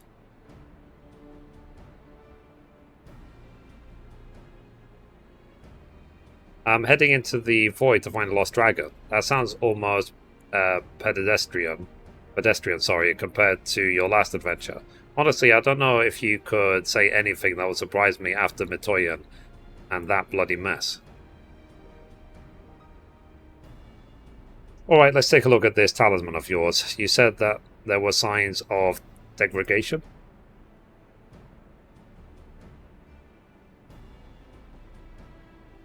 It seems that some manner of corrosion has set in around a scratch on its surface, much as the void's corruption seeped into Nero through his wounds. In which case, our best bet may be to simply prevent the scale from being damaged in the first place. And how might we achieve that? We have a coating agent for strengthening trinkets and the like, but I'd be wary of applying any compound which might upset the scale's delicate alchemical balance. Far safer to dress it in armor. We'll construct a protective casing, one utilizing metal alloys with high ethereal conductivity, so as to not impede the talisman's primary function. A suit of armor, as you said. Nero has compiled data on the 13th, so I'll have him pitch in with the design just to be sure. If only it weren't such an ordeal to convince him to follow our safety protocols. I swear, I've never had such a reckless employee. In any case, we may need some time to untangle the particulars. Understandable. We know how busy your schedule is, and the final result will doubtless be worth the wait. The hard part will be ducking Jessie and her construct barrage of demands while we sneak about doing the fun stuff. We'll see what we can do.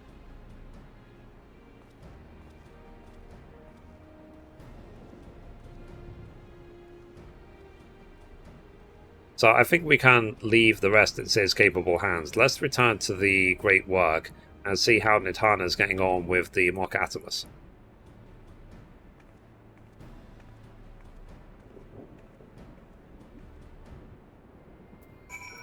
Okay, so let's teleport back to the great work.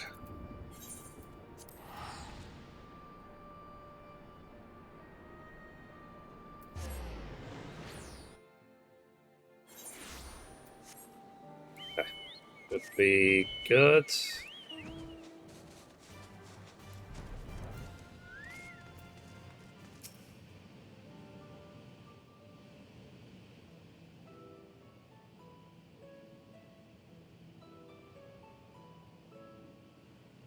Estola! The adjustments are going well, I hope? 'Tis a lengthy process, but the end is in sight, yes.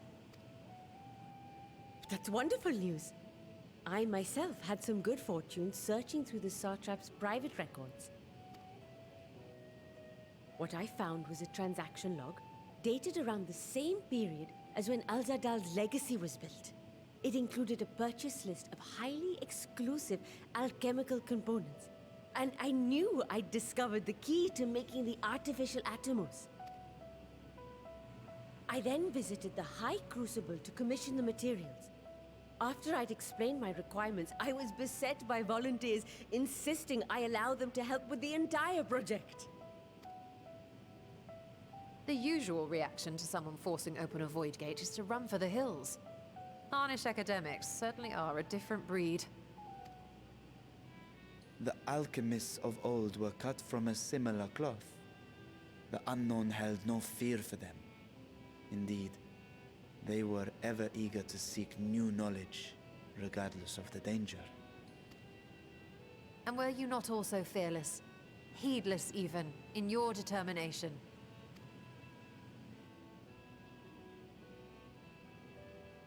My sire entered his dormancy before I was hatched.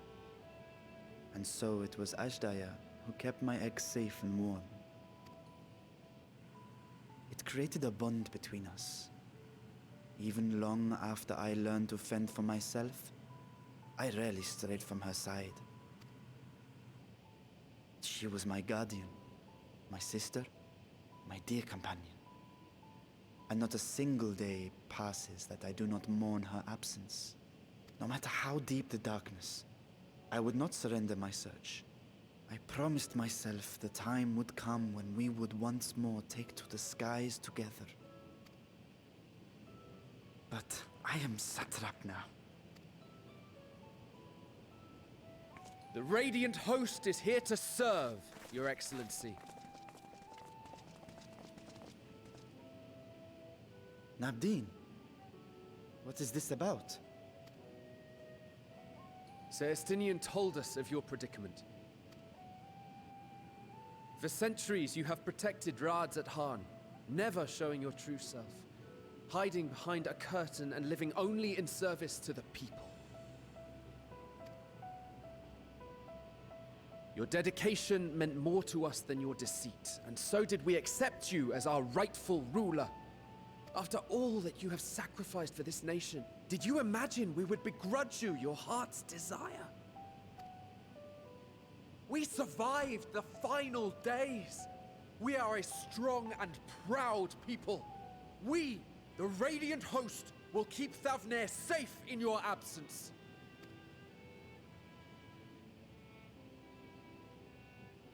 I am grateful for your loyalty and for your encouragement. And yet... Now you listen to me, Varshan. Sure.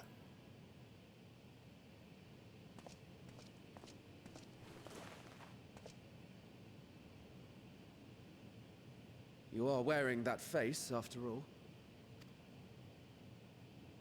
As I have told you before, you are a little brother to us all. And if you are family, then so too is your sister. We are there for you if you need us.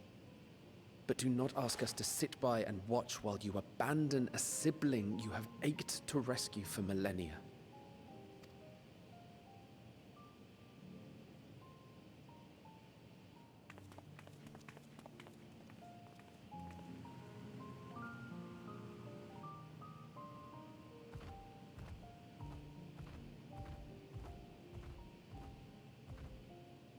We will succeed in opening the way. It is only a matter of time. All you need do is prepare to step through to the other side.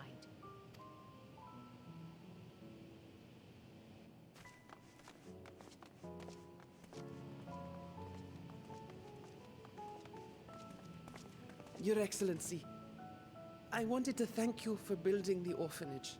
It means so much that my sister and I will have a place to be together, safe and happy. And I hope that you and your sister can be together again too.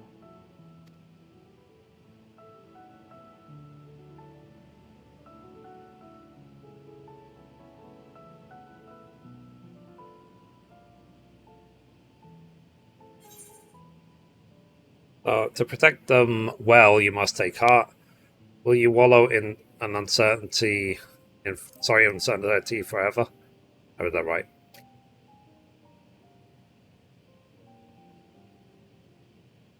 Take heart and protect them well.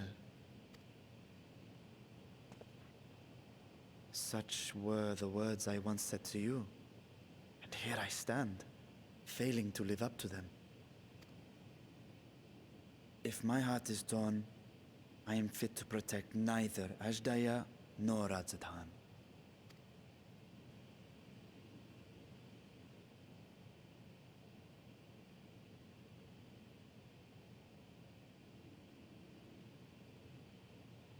My people, I have come to a decision. Vashan will depart Thavne for a time. My dragon self will remain in the palace, but only to conduct the satrap's most essential duties. While I am focused on controlling this vessel, there may be matters that escape my attention. I rely on you, my trusted friends, to watch over one another until I return.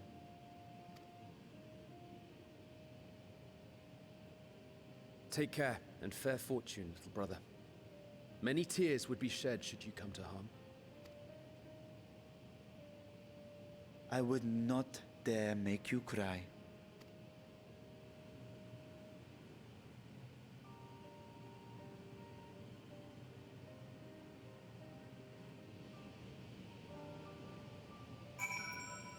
Cool. Alright, let's talk to Y'shtola. So, you surprised me, Estinian. For a lone wolf, you've shown an unusual degree of, shall we say, involvement in helping Vita reach this conclusion. As for the greater good, the worm's thundering sighs were keeping its citizens awake at night, and had travellers believing the palace racked by some unnatural storm.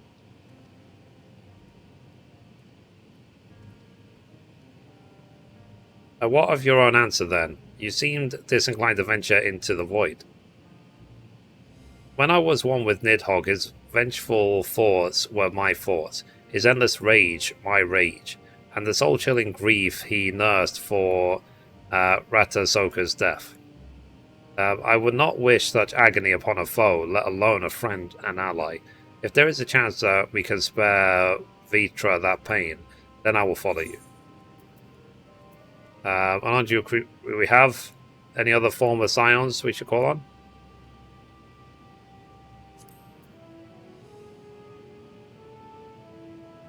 I'd rather not bother our comrades with aught less than a dire threat to the star. We four should be sufficient for our purpose. Now, on to the specifics. Unlike the first, where the Flood of Light was halted before its devastation was complete, the 13th has been utterly subsumed by darkness. My plan as such is to explore the void in stages, withdrawing to safety after each brief foray. It would be more convenient having some manner of base camp nearer to the gate itself. Oh, the palace chambers should serve. Come, let us reconvene outside the Megaduga. Alright. So, let's catch up with them. Okay, stop recording. So, nearly done, right?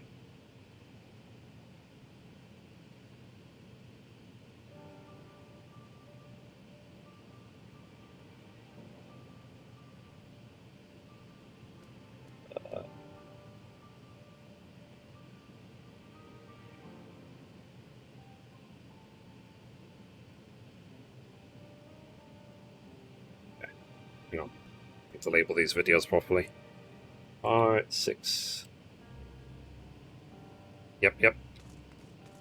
Okay. Well, let's go to the Megaduta.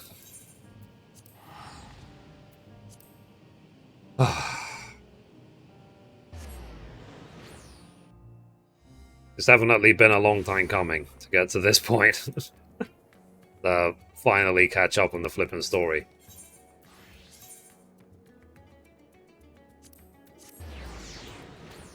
Like a big relief.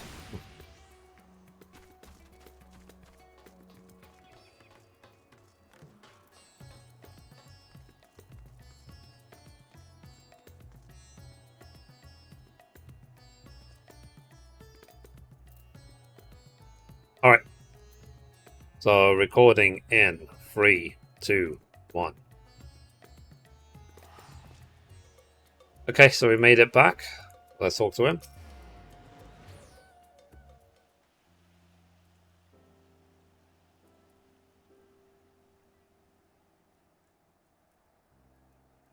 And so you'll require suitable accommodations. Might we make something available for our guests?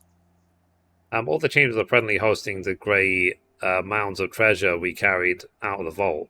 Once the Foundation's activities begin in earnest, however, we can distribute the trove and make a room or two ready for habitation. Good. Please inform me when you've completed the arrangements.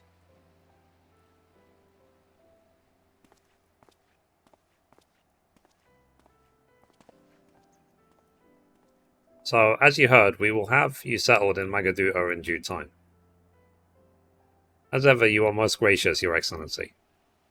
You risk yourselves to aid me in the search for Azdaja. Providing comfortable quarters as is the least I can do. I only wish we knew more about our destination. The gods only know how long our explorations might possibly take, or what our chances of success might probably be. Succeed or fail, I am grateful for you for convincing me to make the attempt. On that note, I'll return to the great work and lend what help I can to Nidhana. If you've preparations to make ere we venture into the 13th, now is the time.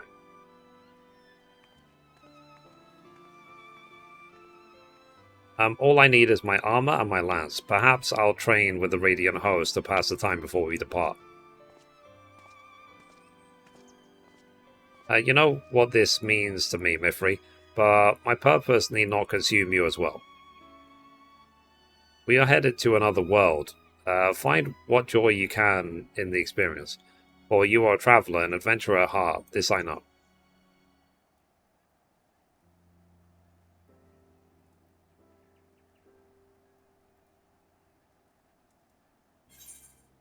Cool. So let's complete.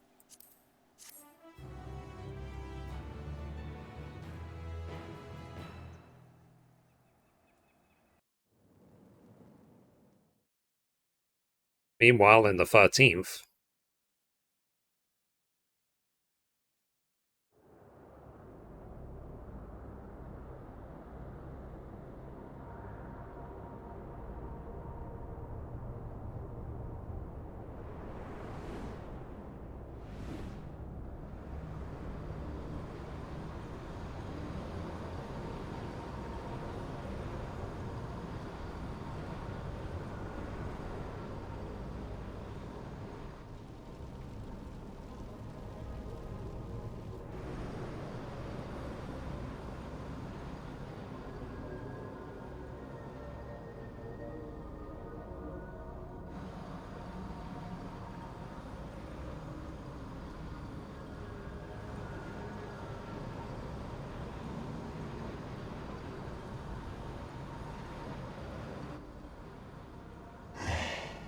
And thus I am returned.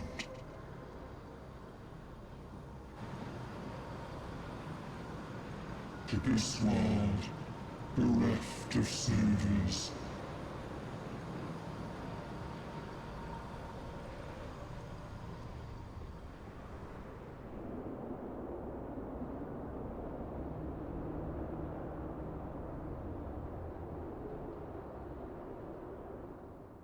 yeah, maybe going to the 13th is not a good idea. Just saying. The pains unwalked, adventures spur, pulses quicken, and spirits stir.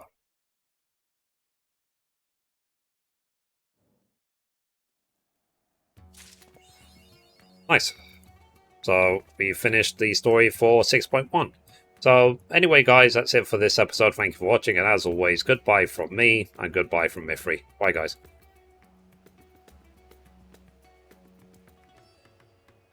I'm done. I'm done with the story. Yay, quit game, delete character, move on with life, etc., etc. I'm finally caught up after all these centuries. Jesus Christ. Alright, let me edit the video.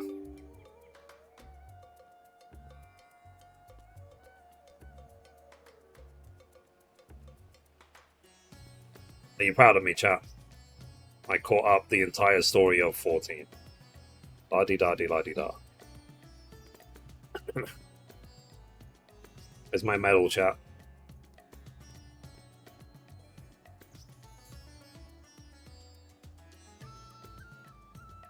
Let's see, part 2.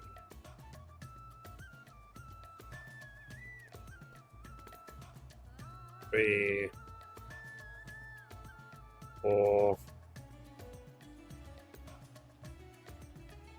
5. 6. 7. And part 8.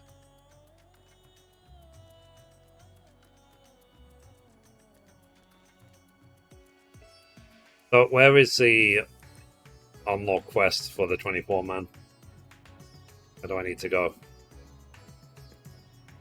6.1 story of 4 called Bridging the Rift. Bridge the Rift and start encoding. Okay, it's encoding the video now. Okay, in the annex. Okay, let's go there.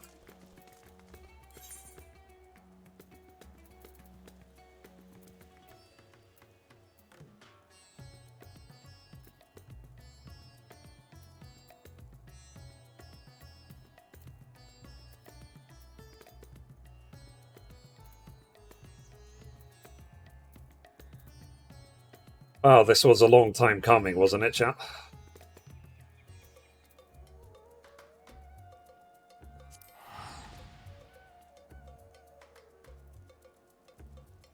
The Annex and Mordana. No, yeah, no, I understood Annex. You meant Charlian. Snowing? It's winter already? Is that how long it took me to do this video?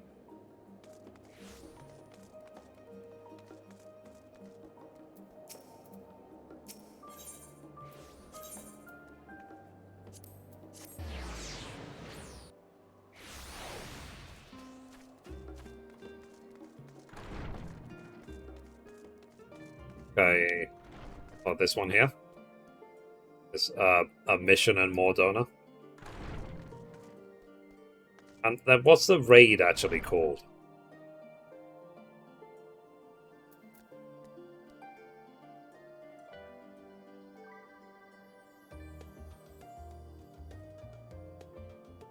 Okay, the video's still encoding. This is quite long.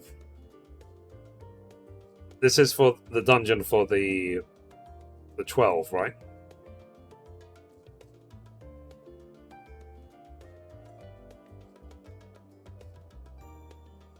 Myths of the Realm.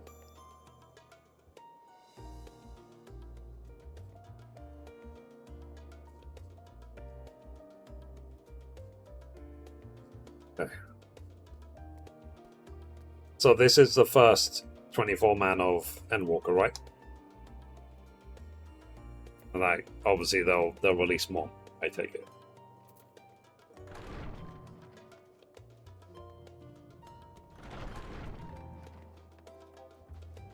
Okay. Alrighty. Yeah, I'm just waiting for the video to encode. Done. Seems to have encoded properly. Yep, encoded properly.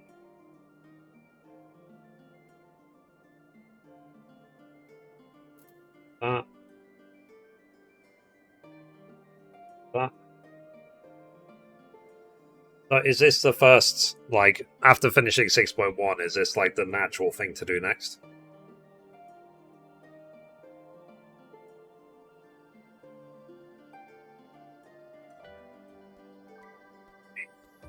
Side dungeon.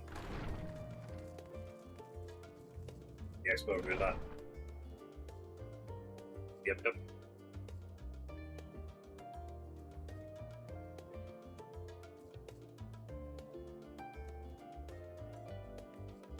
Okay then. So, Myths of the Realm. Alright, so let's start recording this. What time is it actually? 6 PM. Okay. I will probably... you could do Savage and then Dragonsong Ultimate. But I'll probably only have time to actually record the unlocking. And then maybe tomorrow we could do the 24-man. Because, you know, I finish at 7 at the latest. Alright, anyway. Recording in 3, 2, 1.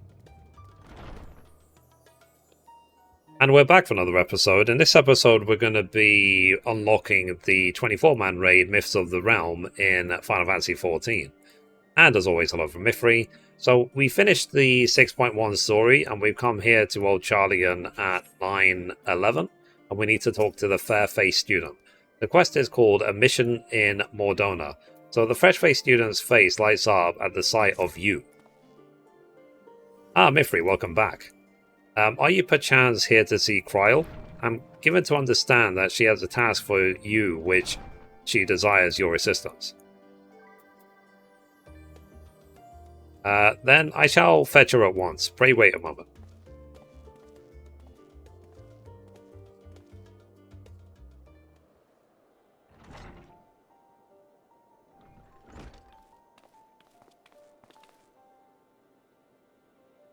Mithrie, my thanks for coming. If you're now available, I'd like you and Raha to assist me in this task I had mentioned.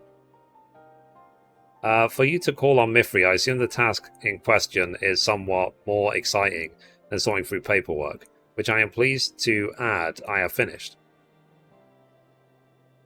So, if Mithrie is ready, then so am I. Our venture to the bounty has only served to whet my appetite for fieldwork. Not to oversell things, but I suspect you won't be disappointed. Here I divulge the details, however, permit me to provide some background. As you know, our organization, the Students of Bardasian, was founded by my grandfather, Galuf. Our stated mission was to uncover the mysteries of Hydaelyn and interpret her will, particularly through the study of her gift to us. We've since learned the whole truth, and it might be said that we fulfilled our mission, but our work is far from over. In the course of our endeavors, we've also sought to devise countermeasures against threats that come to light. Our involvement with the Warring Triad is an example of such. It is my belief that in continuing to seek out the unknown and dealing with threats, we best carry on the student's mission. We best honor those we lost when the Isles of Val was destroyed.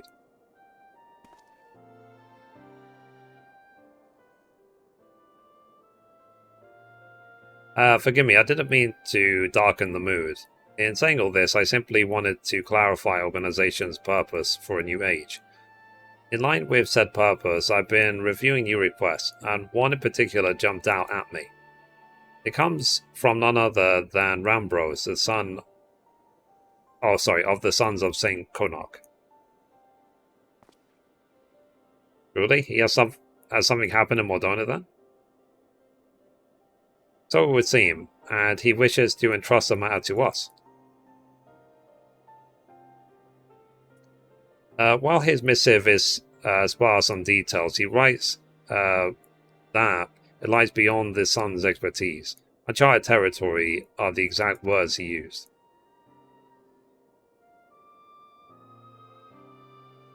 I'd like you to meet the Rambros and conduct a preliminary survey. What say you?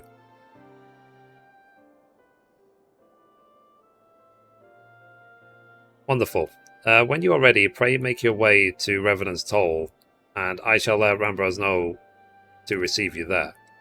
I must remain here to oversee operations, and should it transpire that more hands are needed, don't hesitate to send word. Well, there's no time like the present. If we if you go on ahead to Revenant's Toll, I shall make ready and then be on the way.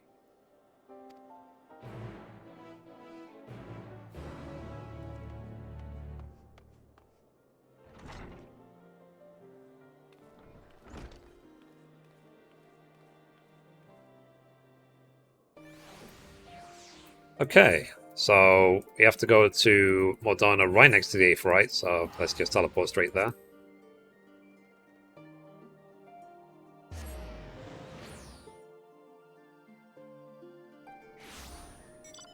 I still remember when Revenant's Toll was nothing but a collection of tents.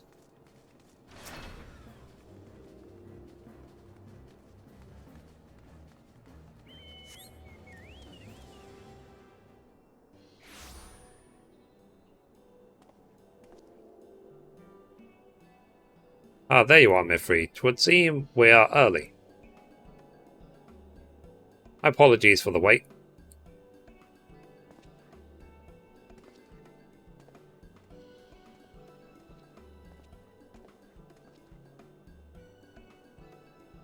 Oh, Rambros, what a pleasure it is to see you again. How have you been? The pleasure is all mine, my friend. I've been well, and it gladdens me to see that you are too.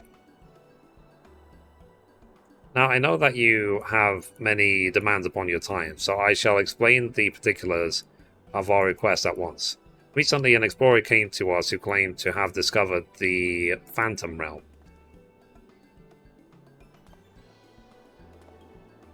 The Phantom Realm? So this is what you meant by uncharted territory? You're not familiar? Perhaps unsurprising given that it is a lesser-known legend.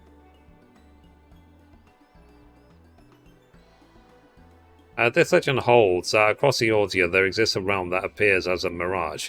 Though visible from a distance, it fades away as one draws near.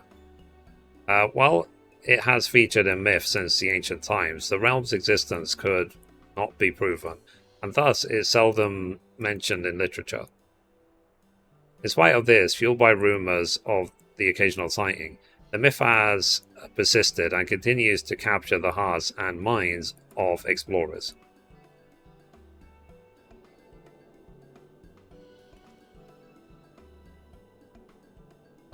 That you should yourself reach out to us. It is real then. When first the explorer in question approached us, we doubted him, but we couldn't doubt the evidence of our senses. Nay, the realm is real, as you will soon see for yourselves. Good gods, part of me still struggles to believe it, but we have no reason to doubt you. Suffice it to say, we are eager to see the realm too. Wherever truth awaits, I pray that you will succeed in finding it. Seek out the explorer, one Dirk. He has seen more of the realm than us, and should be willing to serve as your guide. I asked him to accompany me here, but he preferred to continue exploring on his own. He'll be somewhere near the banks of Silvertear Lake, as you expect.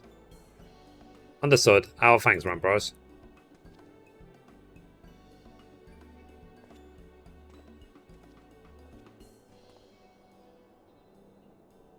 Come, let us split up and look for our explorer.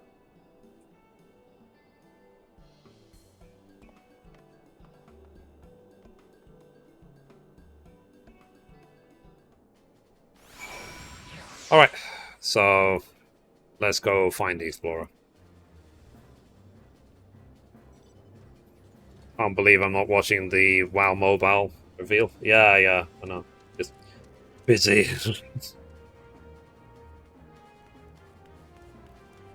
My guess is there's no gameplay, but there is still a money wall. Am I right or wrong?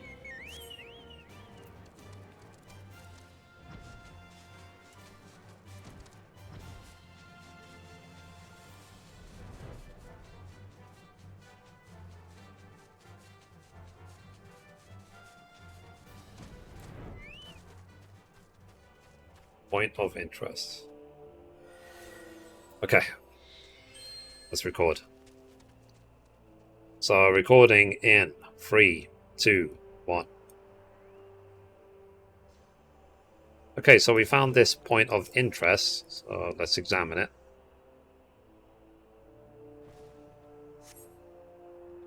Or it doesn't appear to be in the area.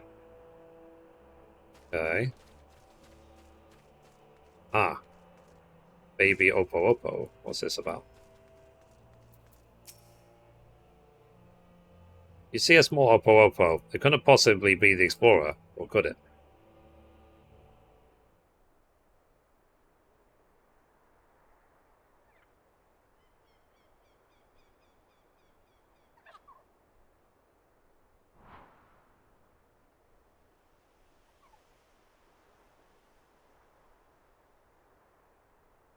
Just in case you were entertaining the thought, Mithrie, that Oppo Oppo isn't our Explorer. I have the man in question here with me.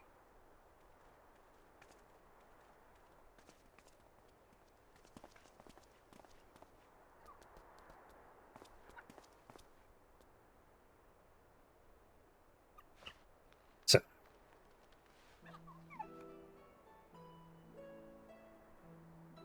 I am Dirk, the one who discovered the Phantom Realm. My apologies for making you search for me.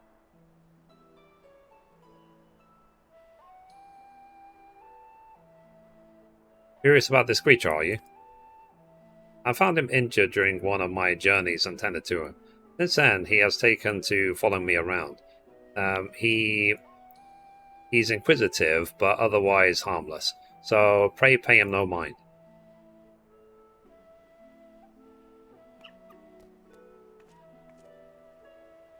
You are the hero who delivered our star from Doom, are you not? What good fortune that one as capable as you should lend her aid.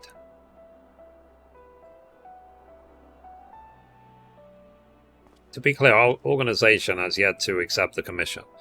Before we can make a decision, we would conduct the preliminary survey. Will you guide us to the Phantom Realm?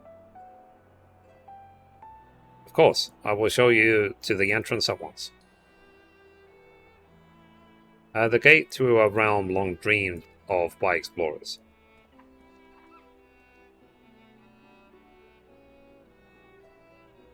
This is that big circle that we've been flying by for nearly a decade. No, guess not.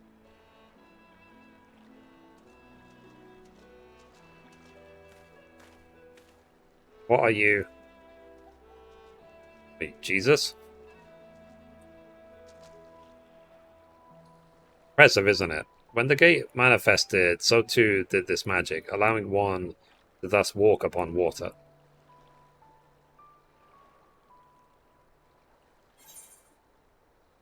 Are you sure it's safe? This is like Urianje's spell.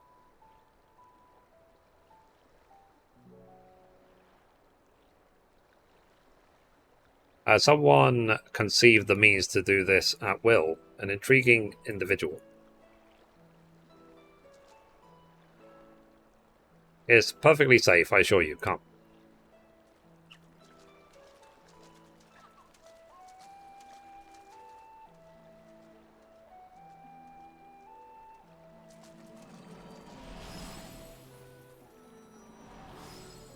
Interesting.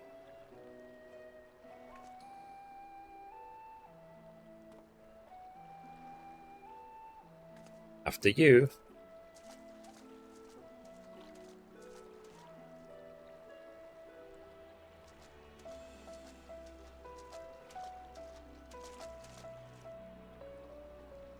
By the 12, you truly can walk here. What magic is this, and by what means is it perpetuated?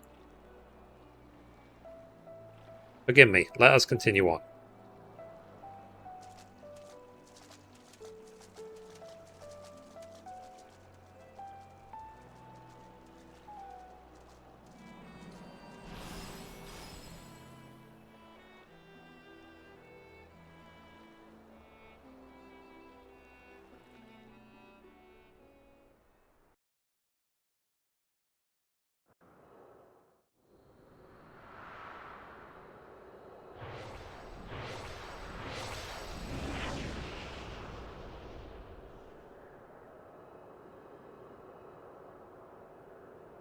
Oh, jeez.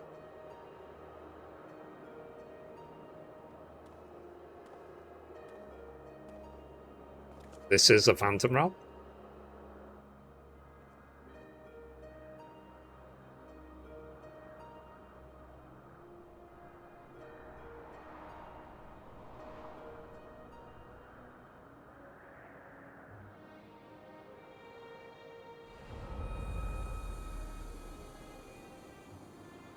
The Omphalos.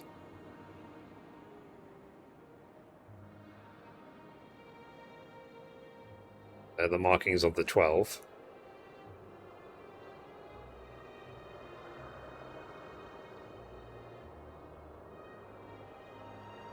But they stopped short of calling it Olympus. To think the entrance would lie over Silvertear Lake.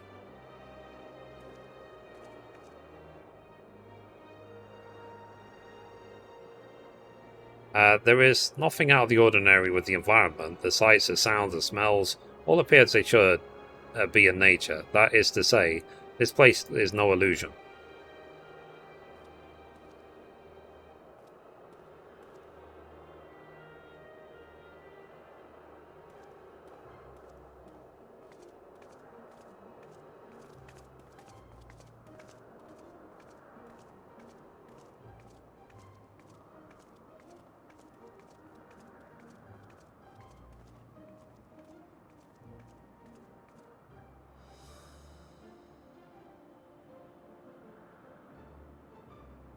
I bid you welcome to the navel of the Phantom Realm, the Omphalos.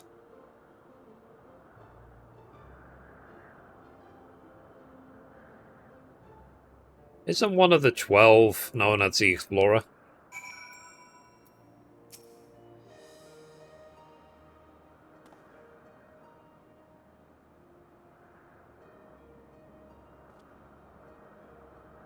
So the Omphalos, you say this place is called? An name by my own conception, I confess. I felt we needed something to call it by. Lest you wonder, the word means navel in an ancient tongue, an allusion to Madonna's location in the heart of Aldenard.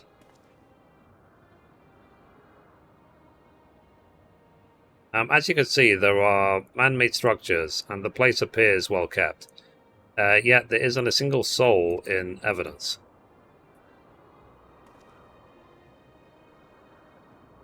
This is my hope that you will help me to shed light upon this realm, to learn who created it and to what end.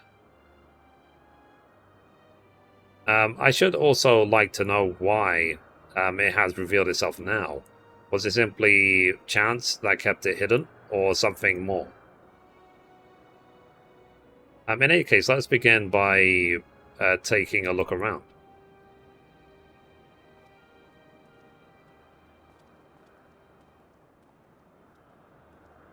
Interesting. Wonder if I'll be able to attune this an aephorite that we can attune to. Explore. We can. A stone monument that has been erected here by whose hand you cannot say, but the motives wrought into its space appear familiar. Okay. Okay, we can't summon them out here. A vantage point. See the crystal tower over there.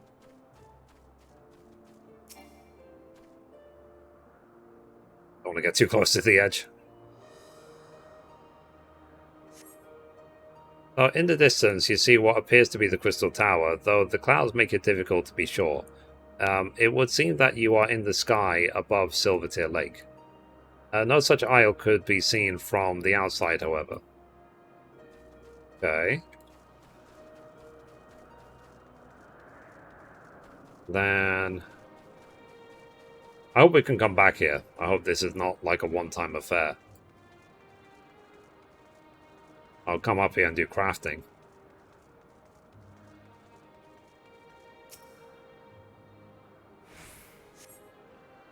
So a number of structures such as this can be seen in the area. What purpose could this possibly serve?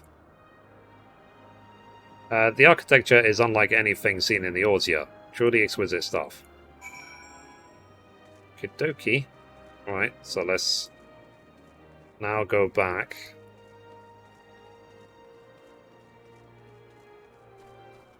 It's like I said, I think one of the 12 is known as the Explorer. I remember if it's phallic or something like that. What I'm saying is the Explorer one of the 12?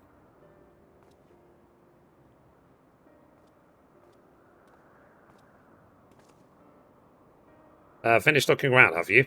What are your impressions? We have only a cursory glance, but this is truly a mysterious place.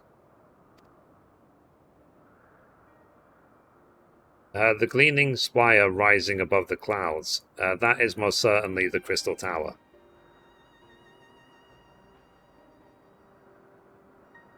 And judging by its aspect, we are a considerable distance above Silvertear Lake, which would suggest the gate we entered is a teleporter. However, if this isle lies where it appears to lie, then it couldn't have escaped the Battle of Silvertear Skies unscathed. Which is to say that we are in Mordona, and yet we are not. It is as if we were displaced from our world, if only slightly. It's basically an apt way to put it. Was it all else you noticed? Aye, the motifs upon yonder structure, they are unmistakably the marks of the 12.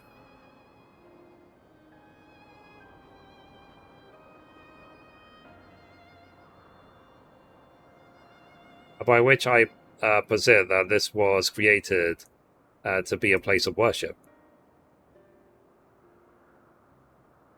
But by who? I cannot think of any who would possibly have built such grand premises, never mind magically conceal it, at least not in the wake of the Battle of Silvertear Skies. Aye, this is a mysterious place indeed.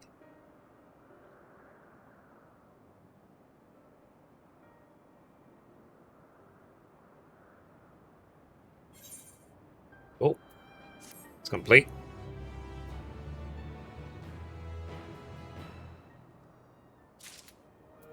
Right, next quest is called The Realm of the Gods. So Grahat here is pondering how best to proceed.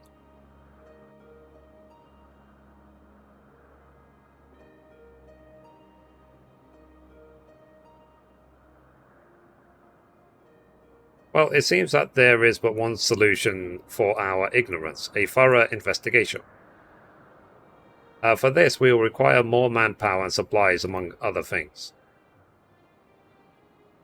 With your permission, we will confer with our representative Kryl and make the necessary arrangements for a formal investigation.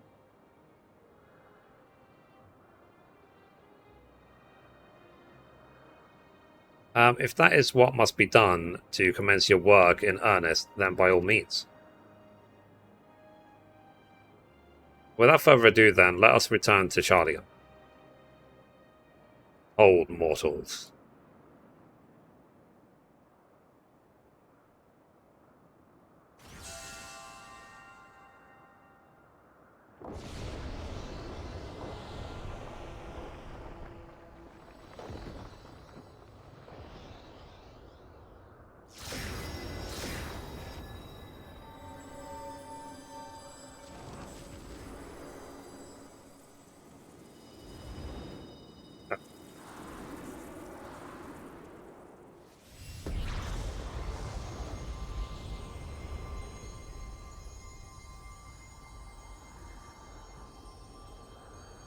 Profane this sacred realm with your very presence, and must answer for your irreverence.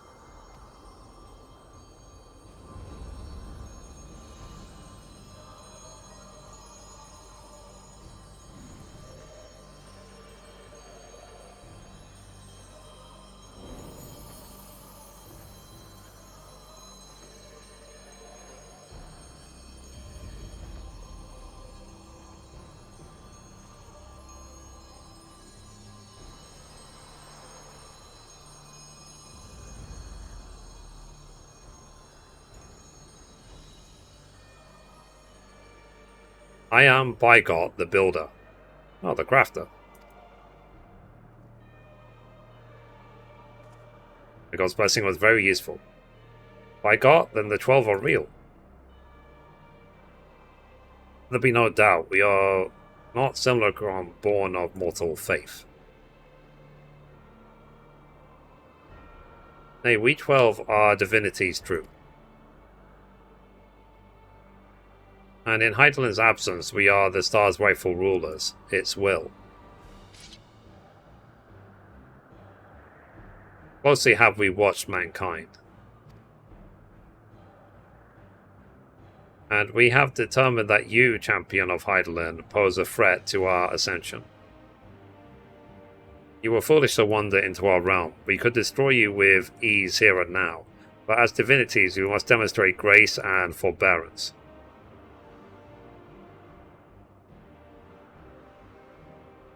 There is but one path. We must weigh this mortal's worth. Hear, hear. Let there be a trial. While the mortal would invariably be destroyed, it would be at least provide us with a diversion. What, you suddenly appear and expect us to simply comply with your whims? Protest if you wish, but mortal logic means naught to gods. You will abide by our laws.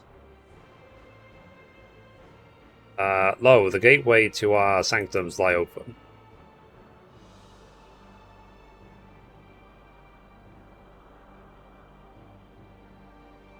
Show us the strength of mankind. Show us the honor of mankind. Show us the spirit of mankind. If man would remain the master of his own destiny, then assemble your comrades and come. Come and prove your worthiness.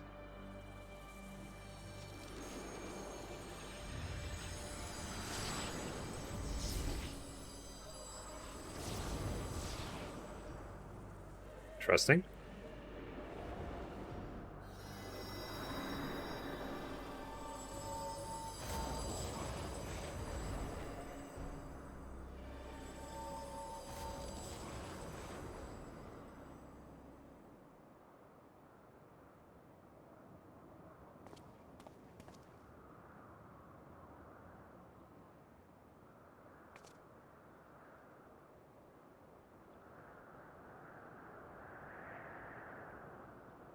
Seven Hells, during my previous forays, nothing like this ever happened. Encountered not a single soul, and certainly not gods.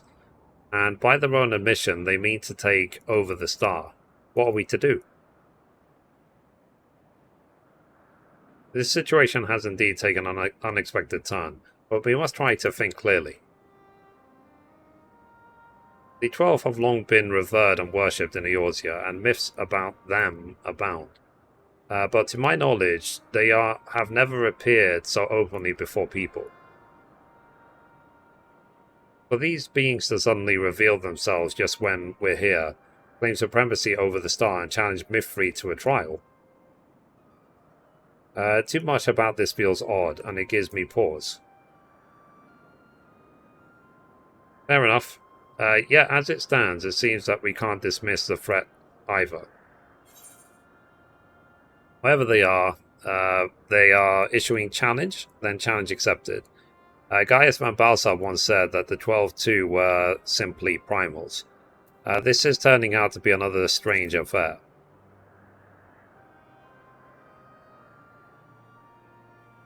It is true that even Heidel and Zodiac were primals, and we cannot discount the possibility, but we know too little to draw conclusions. In any event, if these beings seek dominion over the star, as they say, what happens here may have far-reaching implications. To that end, I believe we should take action. Suffice it to say that you are with me.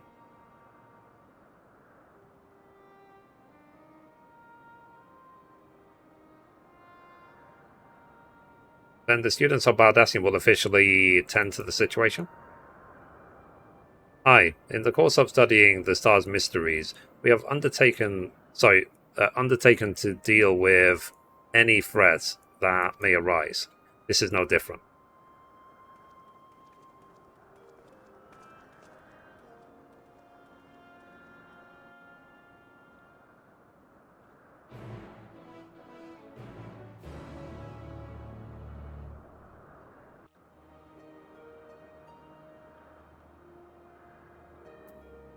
Okay, so I guess this is the first raid. Dr. Grahatia.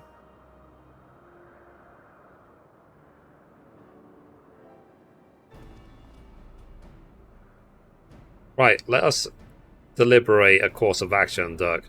Know you all of those being sanctums? Are they domains in the Phantom Realm that lie beyond each gate? I've explored them all.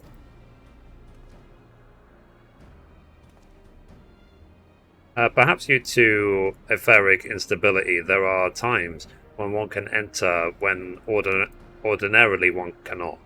While I encountered no gods during my previous forays, I saw enough to know my way around. I am but a humble explorer and cannot contend with gods, but if you would be willing to protect me, I will serve you as your guide.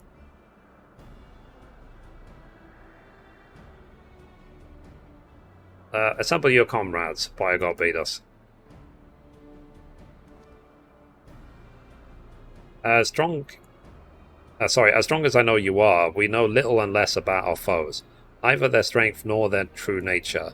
'Twould be decidedly reckless to face them by ourselves.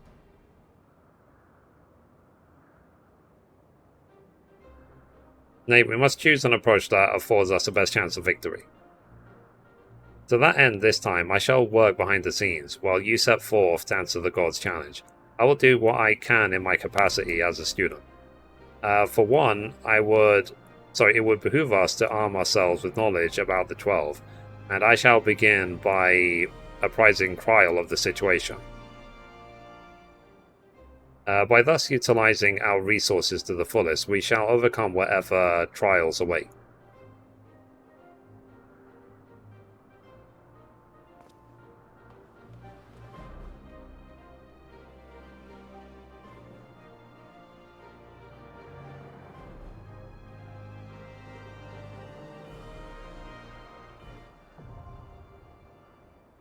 Aglea is now accessible.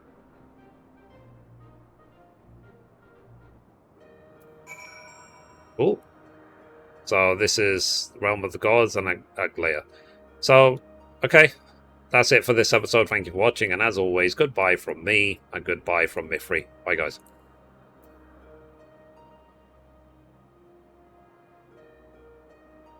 Okay. So this is the 24-man, right?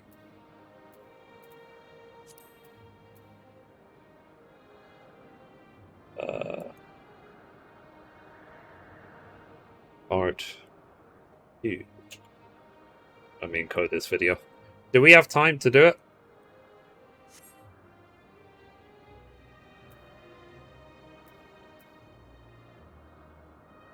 Like, can we finish it in the next half hour? Or is that not realistic? Or shall I just wait until tomorrow? 40 minutes. Okay. I think it would be a risk then. Let's just do it tomorrow. Yeah, so the question is, do I have time? Yeah, I probably don't have time. I was going to ask as well, for tanks, is it still best to just equip a ton of Heaven's Eyes direct hits as material on all the gear? Get as many crits as possible. 2, 4, 6, 8, 10, 12, 13, 14, 15, 16, 17. I need 15 more. At least direct hit ones, Heaven's Eye. 30 to 40 minutes. Okay, yeah, we'll do it tomorrow then. But either way, let me encode this video. Let's get it encoded. I can upload it.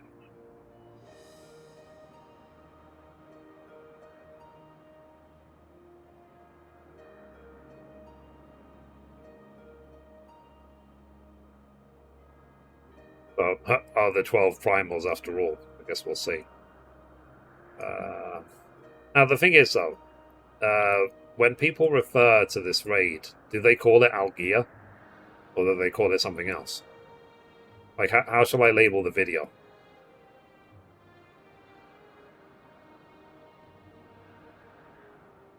Shall I say Algia Unlock Quest?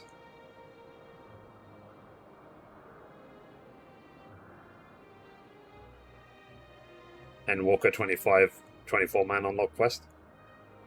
Oh. Ugly. How do you spell Aglia? Aglaia.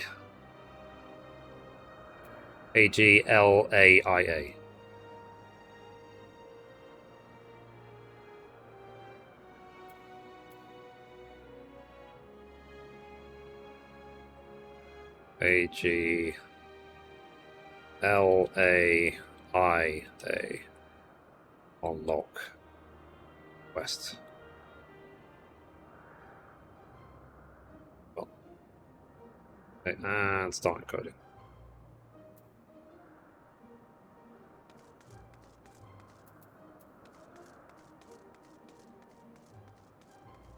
I want to know, if I leave this place, will I be able to come back? Exit to Mordona. Okay, so let's see if there's like a portal in Mordona.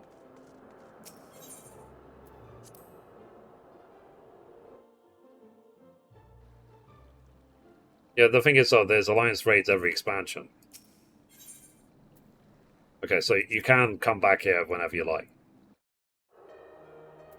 Okay, good. That's all I wanted to know. But as I said, I might just, like, chill around here and craft or something.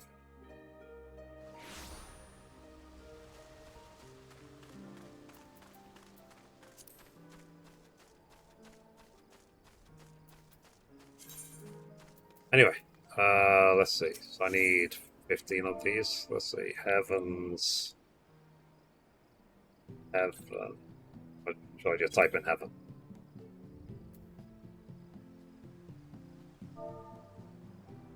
Heaven's Eye.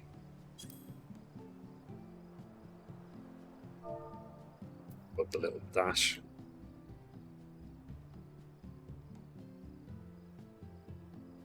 Place.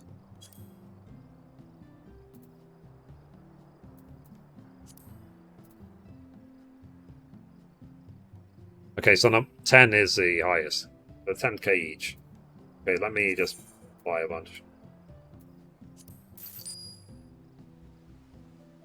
Need 15, right?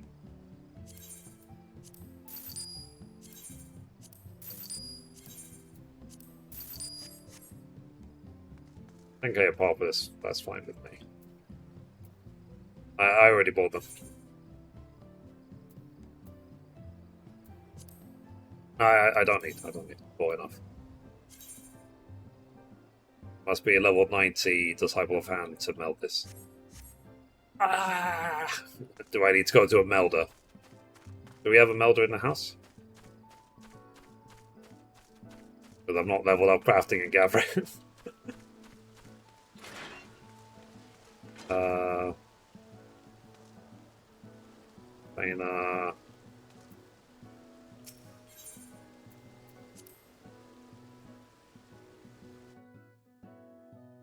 You take it for granted, isn't it? You just assume you can always do it.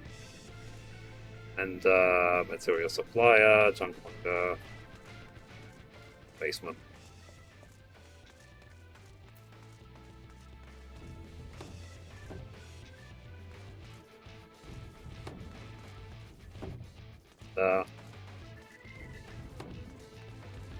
Yeah, I saw that you completely changed everything around here on the bathroom.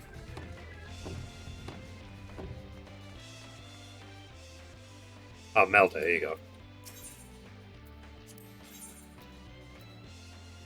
Alright, so I want the equipped gear.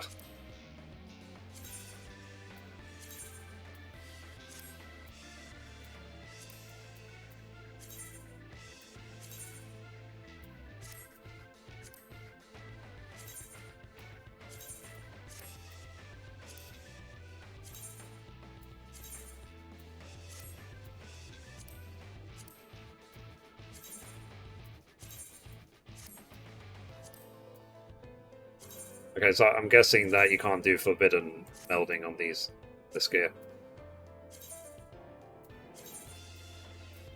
Or the over melding, whatever you want to call it. Or is that something that just doesn't exist anymore? You just not do, like, extra melding anymore?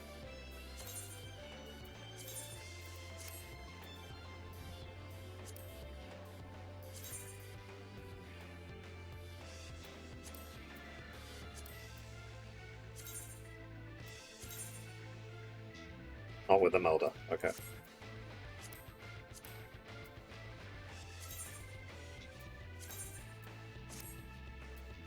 Apparently I can't count. Two, I think I need 2 more.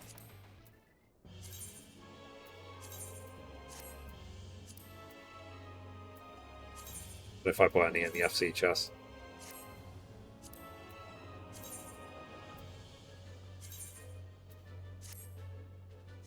Okay, let's see if there's any in the FC chest.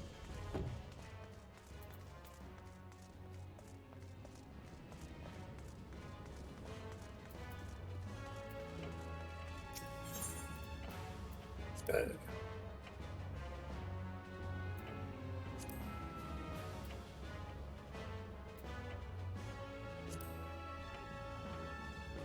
Of course, I would select like all the wrong tabs, wouldn't I? That doesn't. Were they all moved already?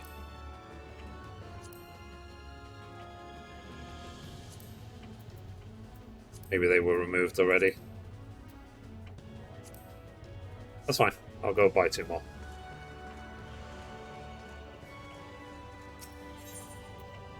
No problemo.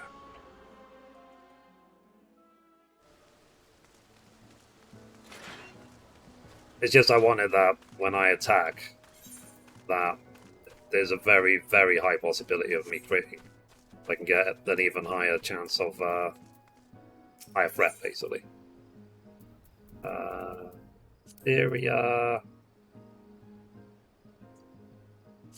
Then 2 more.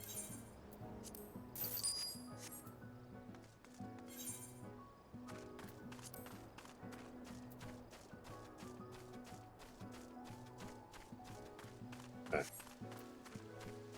The 32 each, so my direct hit might get to 1,000, yes? Before, yeah, it should be 1,004. If I get 2 more in. Oh, don't worry, I'm already done.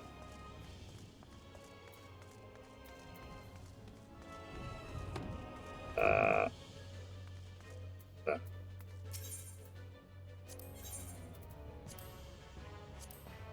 Wait.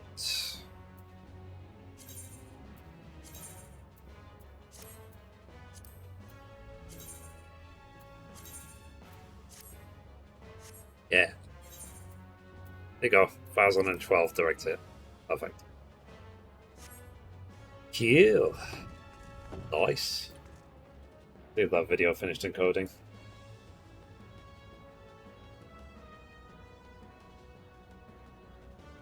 Yeah, it did. Perfection. But yeah, it was a good day. So, I finished the 6.1 story, finally caught up. I'm on the 24 man. I actually put materia into my gear. So, yeah. So, good. So,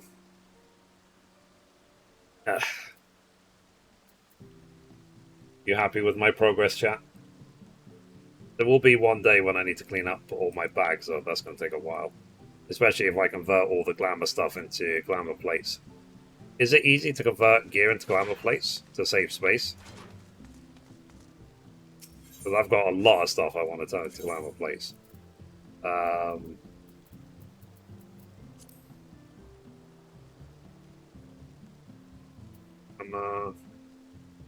It's in armory chest. Nope. Is there a limit of how many you can do?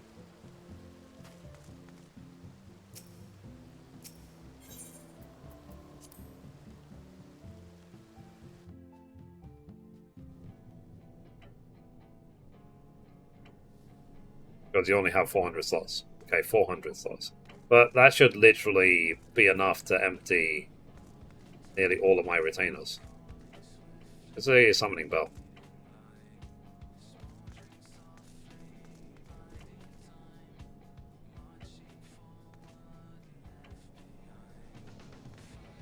Bell, hello. It used to be right next to the door. Oh, it's gone. Oh, there it is. Okay.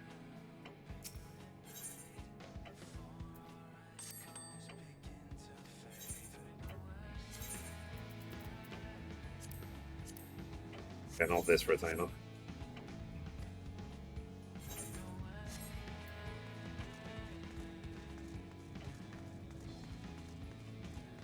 And where is the, what's it called? How do I do glamour plates? Is there something in the house that does it, or?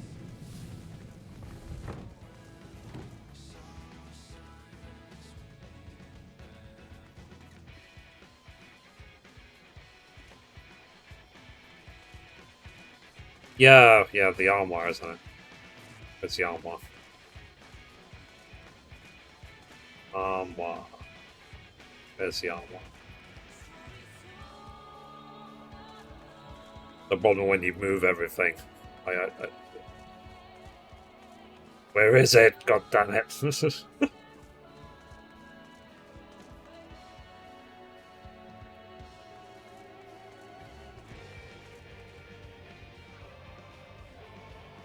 He's gone to the inn room. Okay.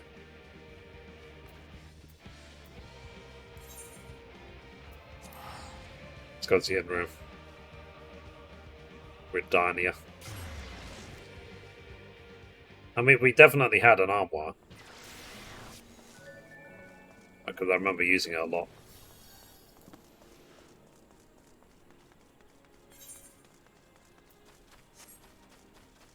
Okay, what time is it?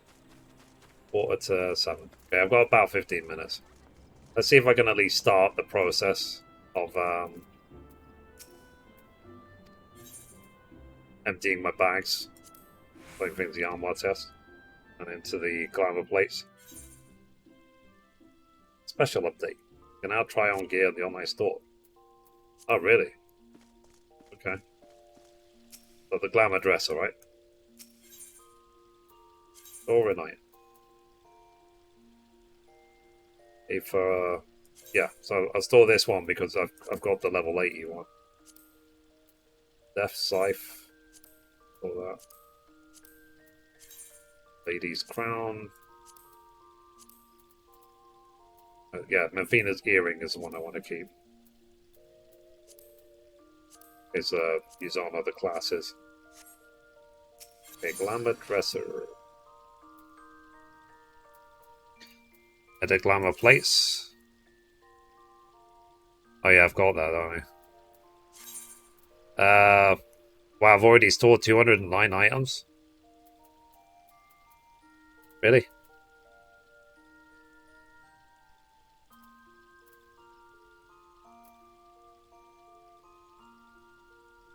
Kind of lost how I do this. How do I put things in to the chest?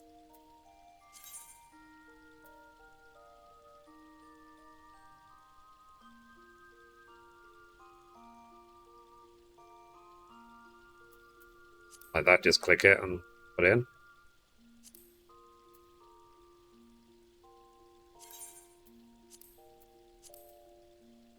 Okay.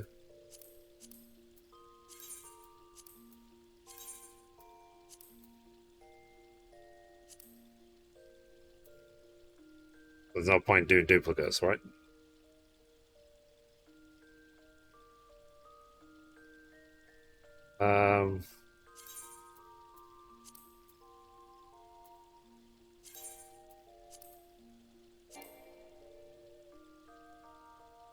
Yeah, durability less than 100. Okay.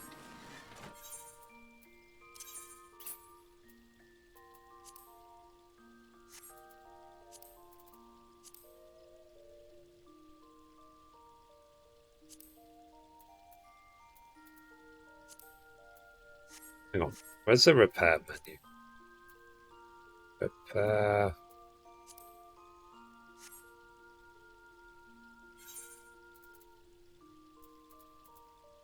General.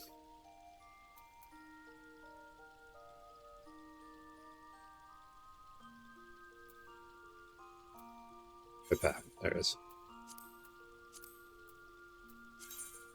Let's just repair everything so we can dump all of it in the glamour chest, I guess. Make some backspace.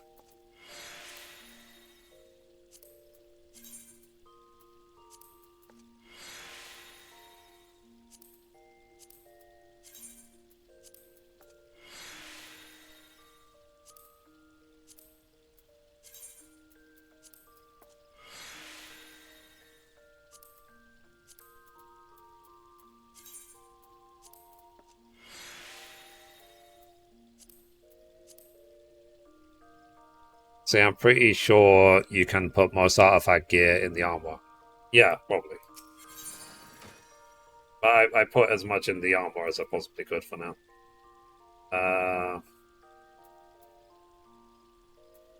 Okay, so I'm hiding all gear, which is part of gear sets. Okay, all this level 1 stuff, you put that away.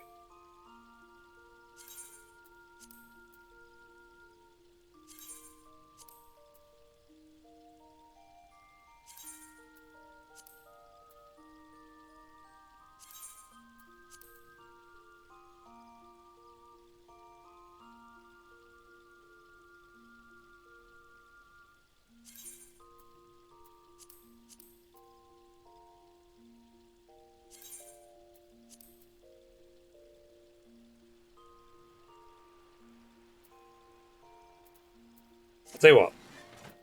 Let me change to each class. Just so I can make sure that they're actually wearing gear. Okay, my monk.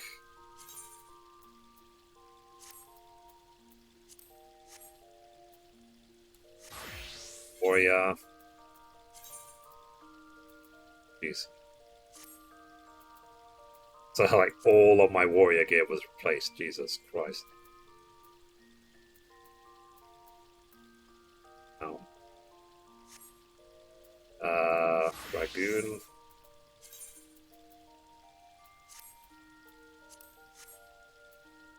Bard.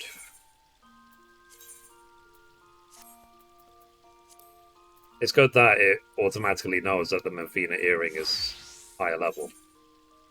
Ninja.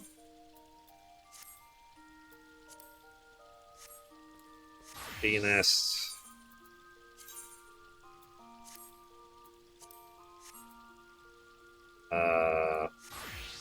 Dark Knight.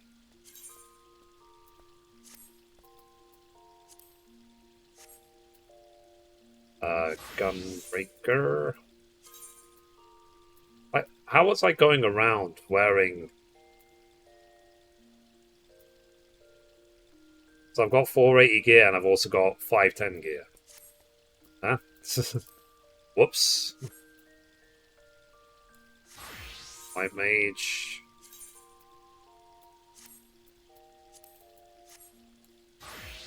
Black Mage.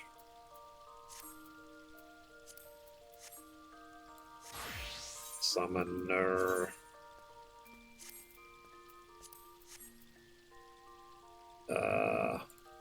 Astrologian. My god, that scared the fuck out of me.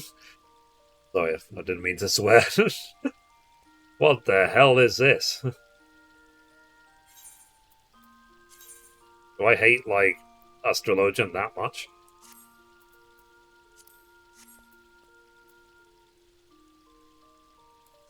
Okay, Red Mage. Red Mage is wearing the best gear apparently. Samurai.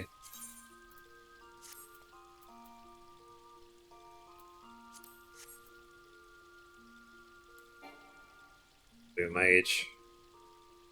Unable to equip Blue Mage because they have insufficient space. Okay. Dancer.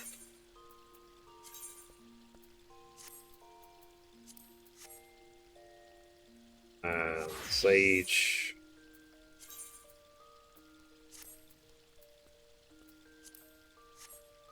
Okay. Go back to Paladin.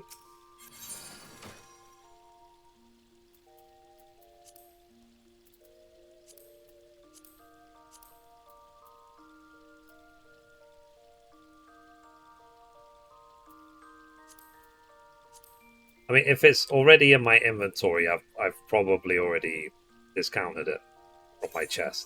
I don't want it in the chest. My army chest is there. Let me just throw everything in here. It must be in my inventory for a reason.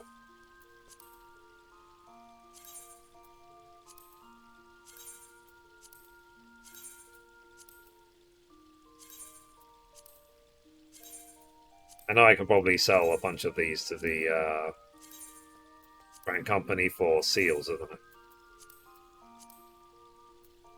The Dark Souls Astro, yeah. Like, what gear set was I even wearing?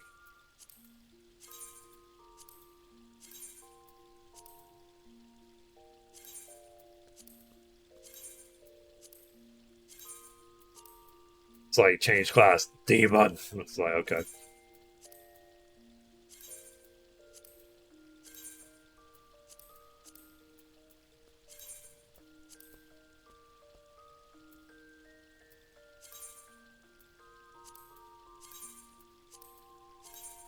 Need to see why I can't equip Blue Mage.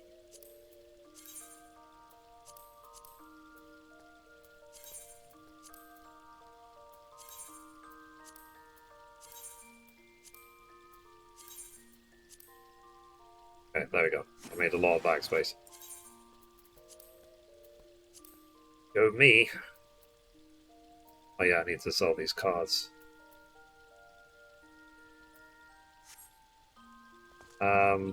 Okay, let's see. Blue Mage. Insufficient armory chest space. Okay, which one is full?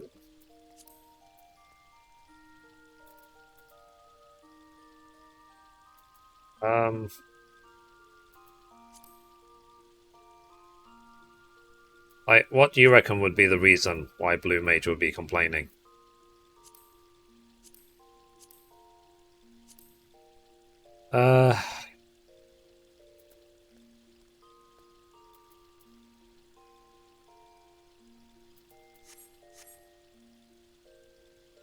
Arms gear set and upgraded. Okay.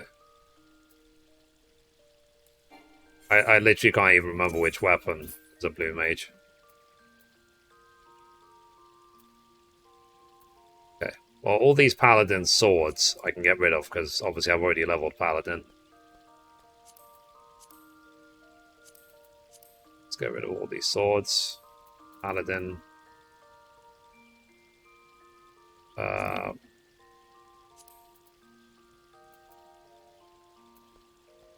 Wait a minute.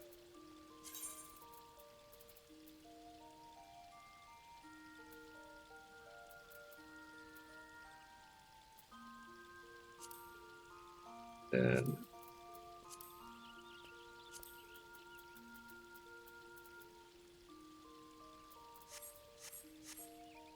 and then we put those away.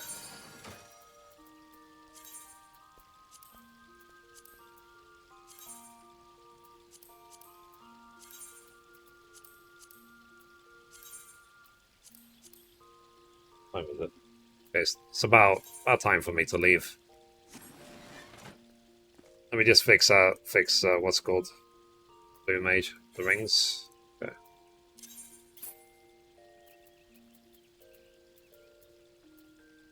But why would it, like, there is a ring slot, so why would it complain?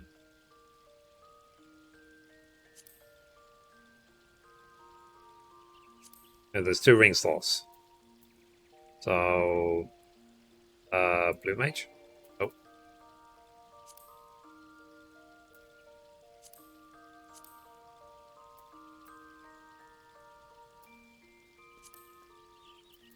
Okay, I'm confused.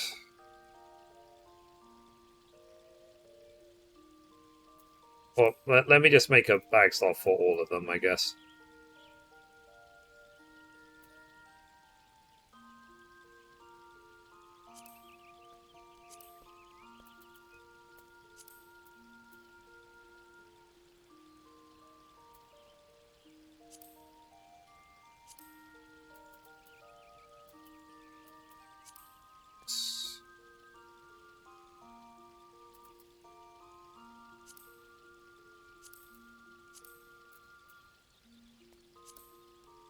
Okay, level 80 paladin gear.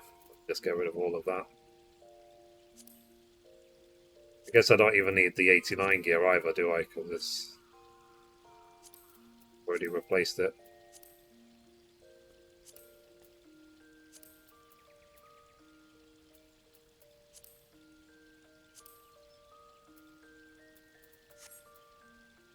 Okay, let's try again. Blue Mage. There we go.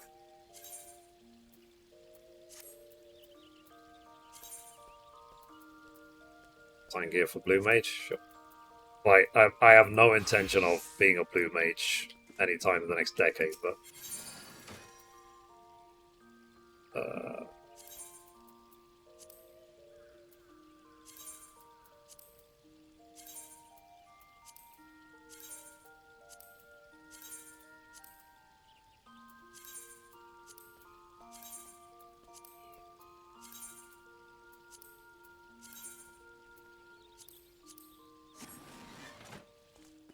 Alrighty. So guys, I think I'm going to go for the day. Yeah, we did enough. So we finished 6.1. We unlocked the 24-man. Maybe tomorrow we can get it done. And I cleared up some of my bag space as well, just a little bit. So while I'm in here, let me actually use the bed. Exit game. Oh, you know, I've not actually seen this. Try the online store gear. Another day. But yeah, that's where you get it from.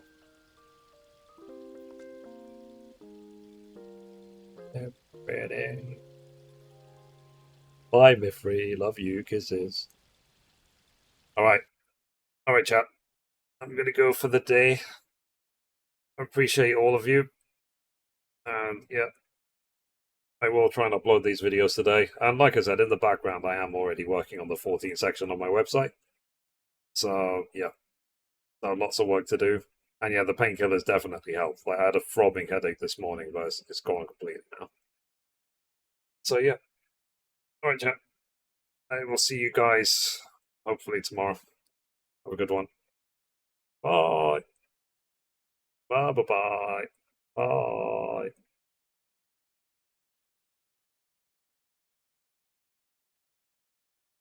Bye.